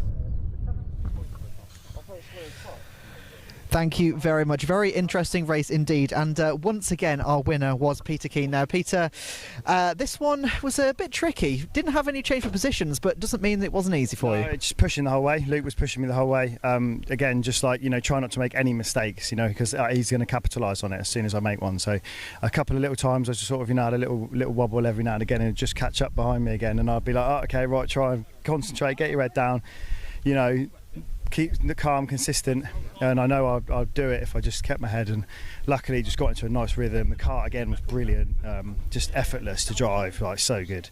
It's been wicked all weekend, so happy. Yeah, brilliant weekend. Well, brilliant day to be fair. We've got another day tomorrow, but brilliant day today. Honestly, couldn't have gone any better. Coming in, not really, knowing the circuit very well, and to come off with that, I mean, absolute dominance, absolute brilliance. I'm so happy. Do you reckon you can make it 3 from 3? No, I've got a 30-second penalty tomorrow for winning because I won at Brands. I won the trophy at Brands, so I've got a 30-second penalty in the pit stop. So 30 seconds around here is quite a lot of time. So to make that up, it's a bit of an ask. It's a long race though. It is. It could be done, but I think tomorrow's a bit of fun. This is the serious stuff of the championship stuff. So literally massive weights lifted off my shoulders. I can enjoy the rest of the weekend now. I enjoyed it anyway, obviously, but yeah, super happy. Honestly, everything's just gone perfect. Weather's great. Great company, brilliant. Honestly, so happy. Absolutely. Well, congratulations on 2 from 2 today. Awesome. Thank you very much. Cheers. Thank you. Let's have a quick chat with Luke.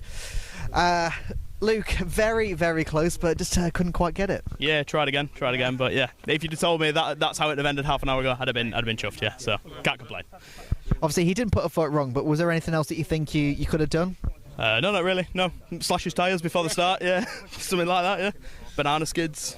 Yeah, I mean, he's got obviously a 30-second penalty for tomorrow. I know it's obviously a longer race, but it means he's going to be at least got a disadvantage to you. I'm a big lad, so 45 minutes in the car is enough for me. So maybe after half an hour I'll be sweating. So who knows? Maybe after half an hour of fatigue. So we'll see. Yeah, perfect. And obviously, with that endurance race versus sprint races, do you have a preference of the two? The sprint races, yeah, 100%. We're doing a lot of those this year and not as many trophies. Yeah, absolutely. Well, congratulations on second place. Thank you very much. Cheers. Thank you. Have a quick chat now with William Abraham. William, bit of a lonely race there for you.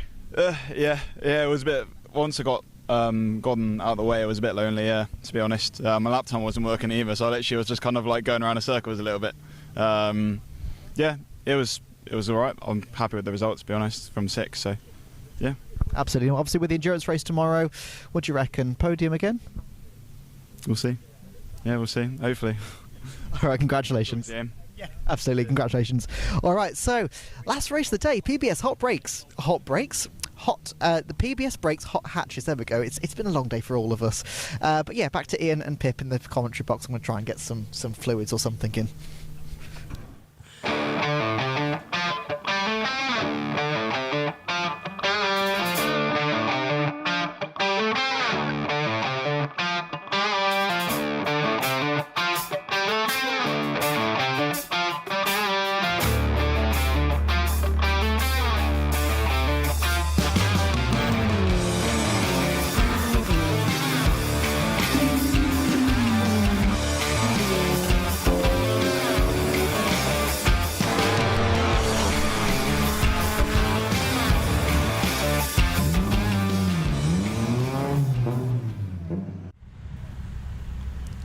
Yes, so cars onto the grid then for the final race of the day, the PBS Brakes Hot Hatch Championship. There might be some hot brakes later on in this race as well, as we are about to get the second race of the weekend underway with a grid based on the result from race number 1.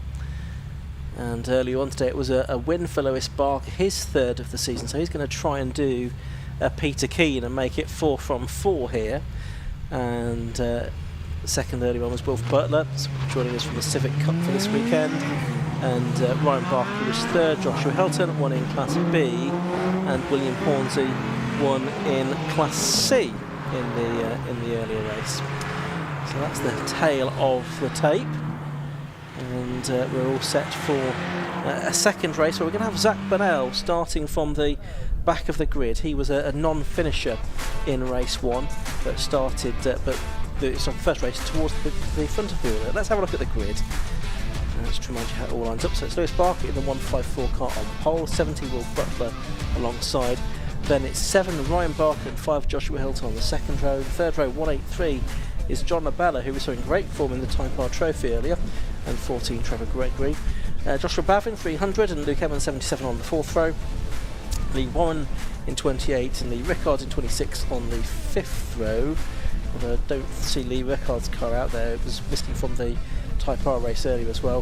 197 Craig Turner and 3 William Hornsey on the sixth row. The seventh row, 301 Gareth Wiltshire and 47 Charlie Cole. The 8th row, 118 Matthew Duffel and 92 Matt Higgins. Then row 9, 15 Mark Burrows and 291 Zach Burnell. I couldn't see either 43 Chris Woods or 1 Gordon McMillan on the back of the grid, unfortunately, over here. No, which is a shame. We've lost a couple of quick cars there, haven't we? But the good to see Zach's back out there for the second race, and he'll have to be on a bit of a mission to get up towards the front end. But it's possible. You know, a good committed first lap to stay out of trouble. We've seen how many positions some drivers have made up by just getting round the first corner in a couple of these races today. So I don't know if it'll quite part the seas with these slightly bigger, heavier cars that we see at the front of the field in this race, but an intriguing prospect ahead for us nonetheless. Absolutely right. And Zach Burnell will burn from the stern. He's 51 years of age, 52 next week actually. Happy birthday in advance. Started in motocross at the age of 3 and car racing at the age of I think 50 was his first car race, with a 25-year break in between. First year in competitive motorsport was last year in Hot Hatch, the ex-Shea Kavanagh car that he's racing. So we'll see him come through from the back, no doubt. We'll see how far up the order he can get. I think Lewis Barker in the first race, he thought he might have a sterner fight from Wilf, but who was on pole for the earlier race, wasn't he? Yeah, so Wilf's got some speed there, and I think it's just continued to get hotter as the day's gone on. So that might affect, especially these heavier sort of Class A cars as the race goes on, so we'll see who's got the longevity there. It'll be intriguing to see if the Class B rear-wheel drive Class B BMW of Josh Hilton can make a decent start from here as well, because obviously that car will squat down and get going very quickly. We do have a gap there next to the KA. I think that's Lee Rickard. As the red lights go out, the race gets underway, and it's a great start from the man on pole, Lewis Barker, and a good one from Ryan Barker as well. So he's going to get ahead of Wilf Butler on the run down to Hattrick's Hairpin for the first time, and it is, I think, Joshua Hilton up into third spot, and it's Butler trying to go around the outside of him in fourth position. I think it's John Labella in fifth place as they make their way through Hatchett's and now through Spitfire for the first time in the race. So it's Hilton in the Class B lead, and I think Hornsey has got the lead in Class C in the little Peugeot 106 Rally. He's made up some ground and got ahead of some of the Class B cars there as well. There's up on the inside of Hilton goes Wilf Butler, who's all over the grass there. A long time on the grass, Wilf Butler, and he's lost 4 positions as a result of that. Yeah, possibly less than I thought he would for how far off the track he was. So he's come back on behind that battle for the lead in Class B. So he should have the straight line speed to try and clear at least one of those cars, but he's lost a lot of ground to the leaders now. John Labella's looking like he's a man on the move, and he's up into the Class B lead and third place overall. So a great move that from Labella, who was magnificent in the Type R Trophy race, and he's had a great start to this one as well. As behind him, Wilf Butler gets ahead of Joshua Hilton. Is he going to get ahead of Labella as well? No, he's not, into Hatchett's Hairpin. So Butler's trying to come back, and that's Labella that's on the grass, so he's going to lose track position. He keeps hold of the Class B lead over Hilton, but that sort of backed them back up together again. Yeah, and Bavin's not out of this in Class B either. He's had a good, he's caught up to the leaders quite quickly here in the blue number 300 Civic. So we've got our 2 leaders fairly close in A, and then the top 3 in B are all really close together. Certainly are, and Hornsey leading in Class C with the car of Craig Turner between himself and Charlie Cole, who's second within that class. There's Labella off the road, he goes at Brooklands, and he's in danger of losing the lead here, and there's 2 Class B cars right behind him, Hilton and Bavin.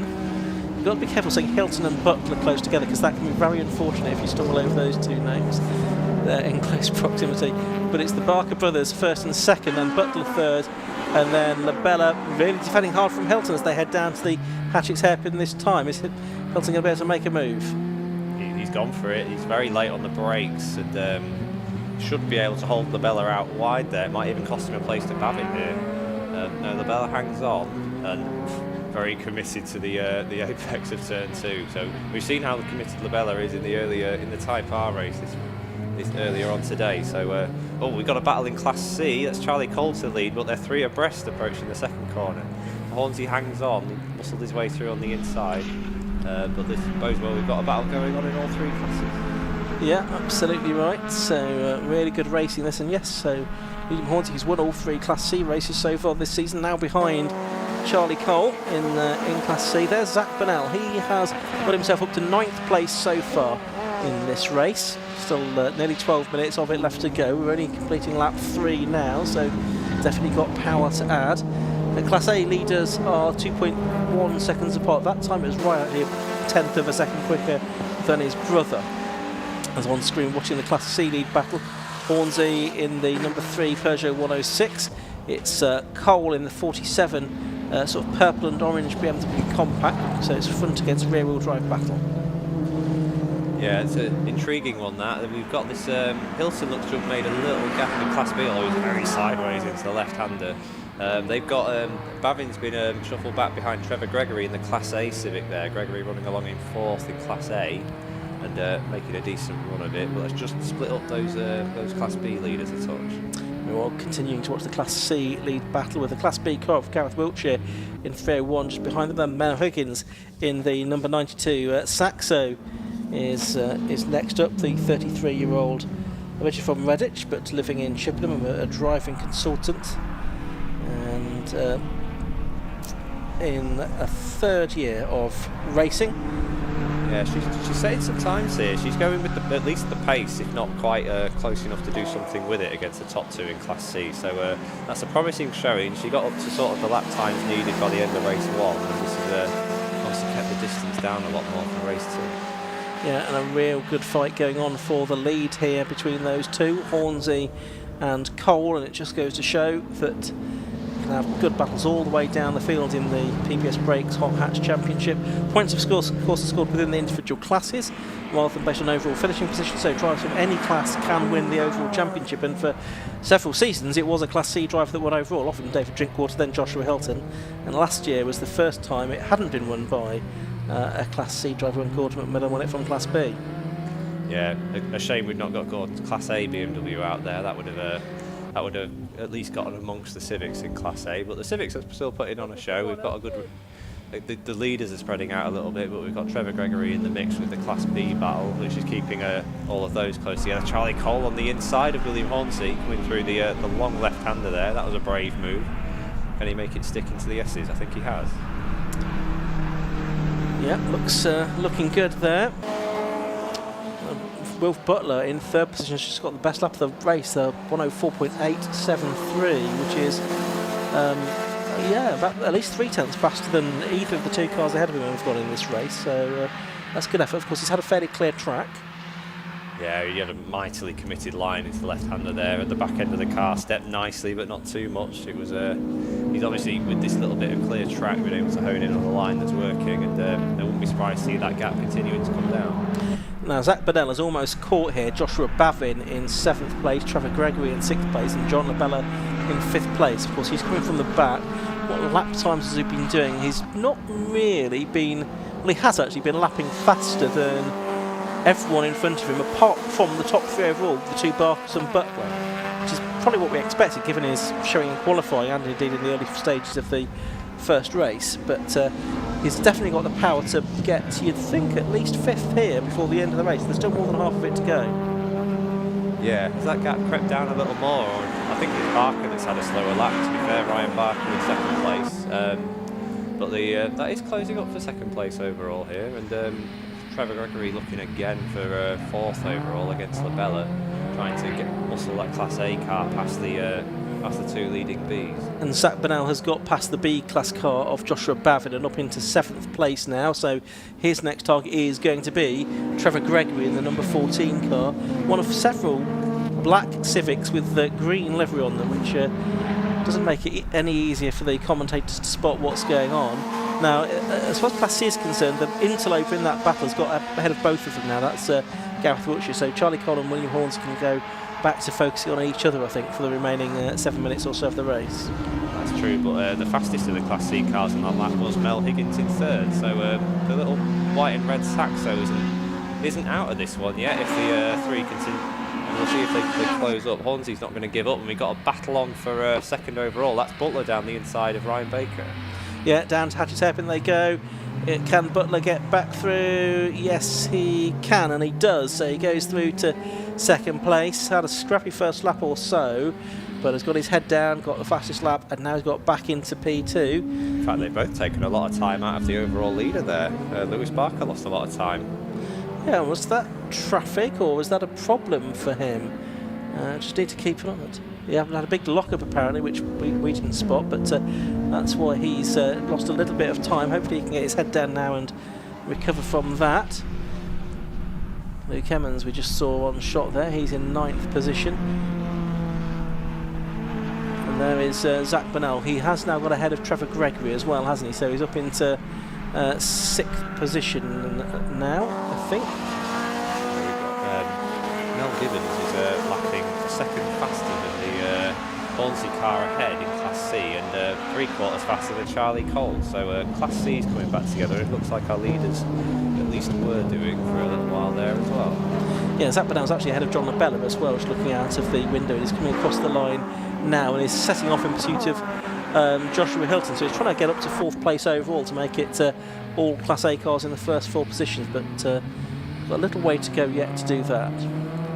Yeah, that move on Labella has really given Hilton a bigger gap here. He was pacing it well, you know, he had a gap already over Labella, but that's really spread out the top 3 in Class B now. Yeah, that's right. We're watching Trevor Gregory coming through, so he's down to 7th place now, but 5th of the Class A cars in this race. Trevor Gregory, long-time campaigner of various cars within the 750 Motor Club, in the stock hatch, Clio's, hot hatch as well. So quite an experienced racer. Bit of tyre score from somebody, didn't quite see who or what or why. Bavin going through, shot there as the leaders cross the line again, and yeah, Lewis Barker's got the gap back out to more than 3 seconds in front of everyone as he pulled out another half a second on Wolf Butler that time, so he's overcome that moment a couple of laps ago. Yeah, he's coming up on this Class C fight now, though. Obviously with the battle that they're in, Higgins makes a look for 2nd place there, coming around the left-hander. Yeah, can't see that on the stream, but Mel Higgins is getting ahead of William Hornsey there, I think, for P2 within Class C. Yeah, we've got Labella off at the hairpin in this race-long battle he seems to have been in with Trevor Gregory. Gathered it all up and held the position, but again it's created a bit more separation to Hilton now, who looks pretty safe in 2nd place. I mean, in the lead of Class B. Correct. So getting towards the end of this race, down to the last 4 minutes of the race. We can see John Labella, who's been a bit scrappy on this lap. He's in 6th place. Trevor Gregory in 7th. He's scrappy again through Brooklands, and Trevor Gregory will fancy his chances here of getting ahead of the street diner owner's car, and he's going to do it, I think, into the right-hander. Oh, he's done it, yes. Trevor Gregory going through there. Carter's still got to get through Honda there, still absolutely side by side. Bit of a bounce over the curb there for Trevor Gregory, but he does come out in front of John Labella. Yeah, that's pushed Labella back into the clutches of Bavin here. We've got the overall leaders are trying to find their way through this Class C battle. Trevor Gregory locks up and he's going to lose the place again, I think, down at Hatchett's hairpin. No, he's not. He's going to hold on to it.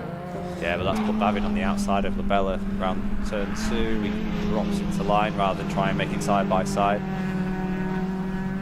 So just looking at in Class C, we've Higgins is 2nd with Rock Hornsey now, but they're really struggling with the leaders finding their way through the centre of their battle. It seems to have spread them out a little. Often the way, isn't it, when you're in a lower class, that the quicker cars come through and it can disrupt the perfectly fine battle that you're having within your class.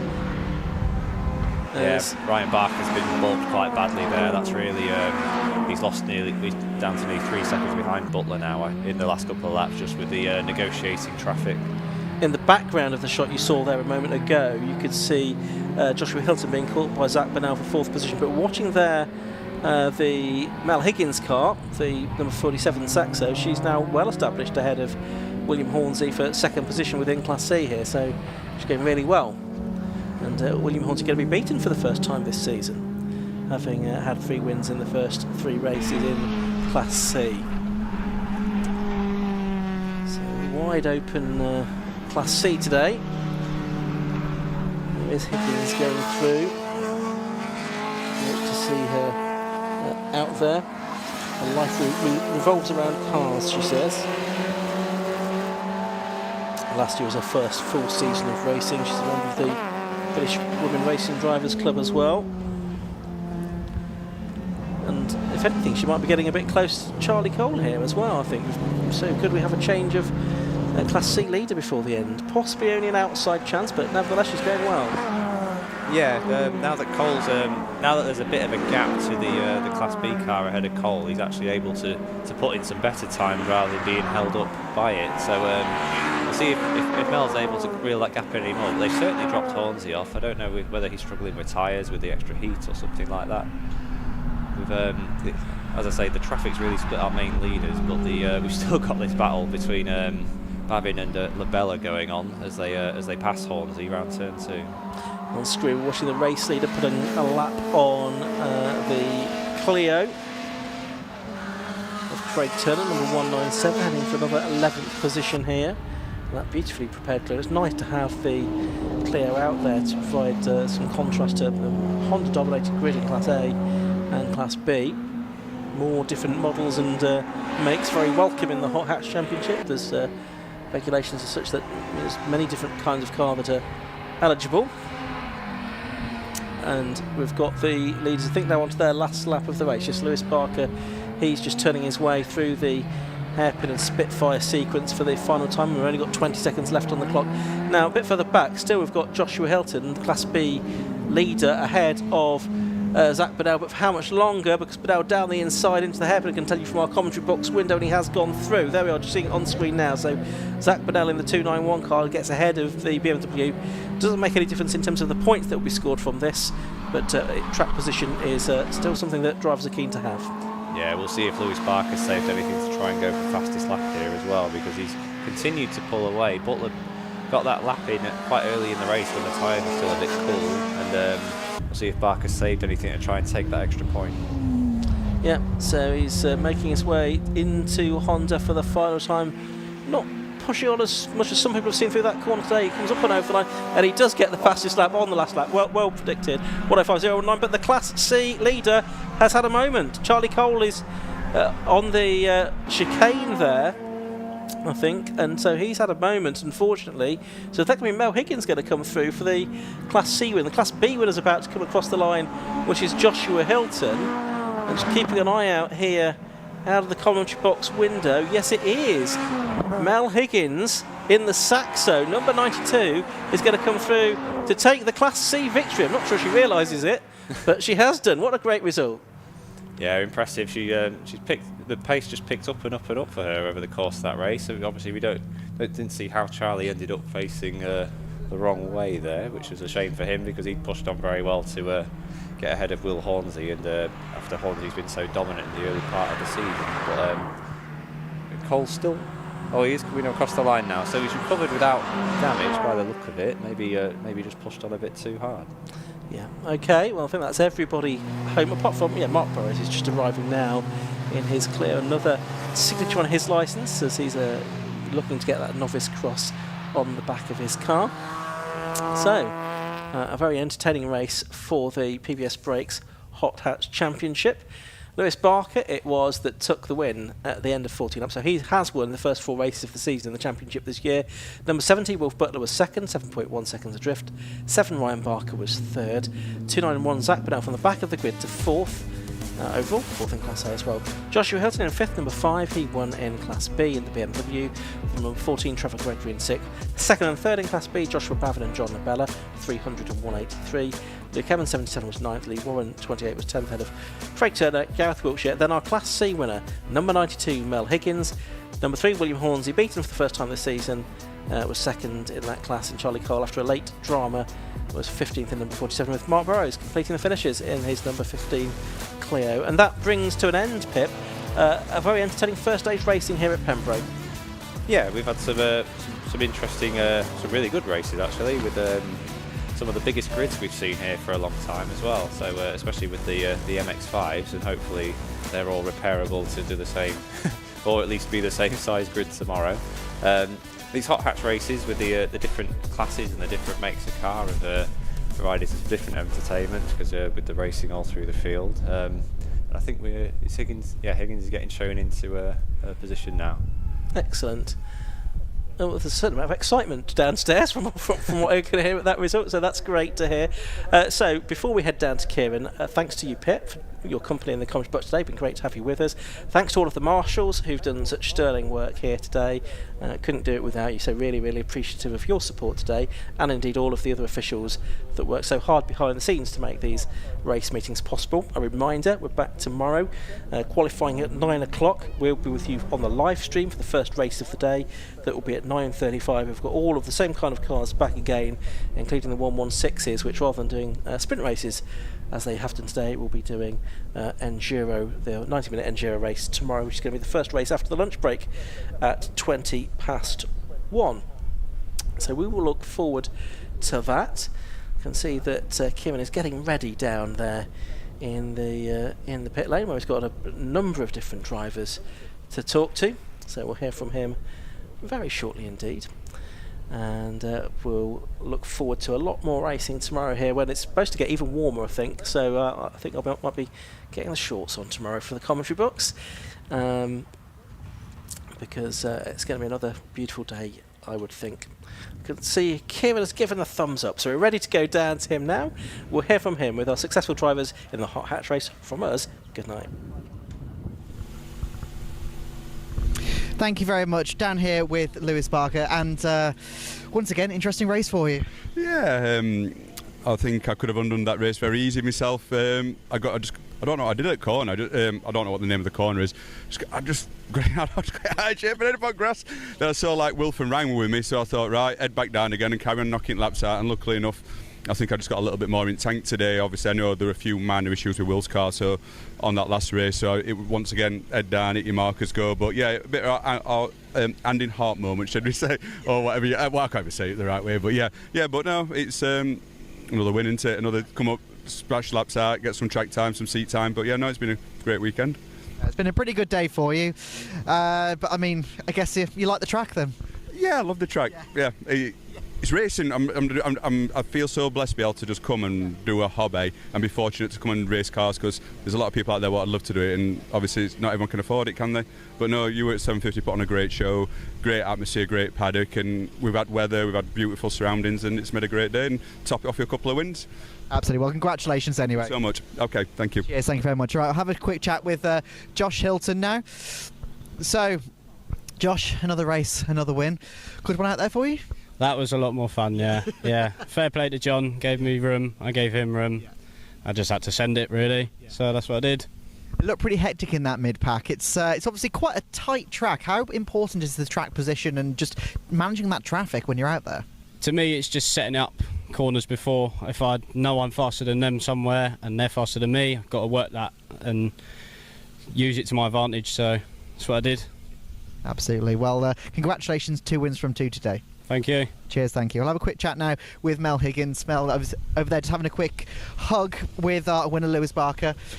And Mel, if I can join in with you a second, you look a bit surprised with that. Yeah, it was, well, it's my first ever first in class, so that's really exciting. I honestly don't know what to say. It was a really hard race. I was catching up to Hornsey in his Peugeot, and then I thought, okay, right, now I've got an actual shot for this, and thought, let's give it a go. Yeah. So, yeah. Yeah, my mum and dad will be pleased. Hello, Mum. Hello, Dad. I'm still alive. Well, that'll be good to know that. Well, yeah, congratulations, obviously, your first win in class. How have you found the day overall? Is it a track that you like? It's fast, and yeah, there's been some comments about being braver. Yeah, I think I found that bravery in race 2, so yeah, it's been good. It's been so good. I just feel a bit like rabbit in headlights now, because first time having to do all of this, so. Well, it paid off. Thank you.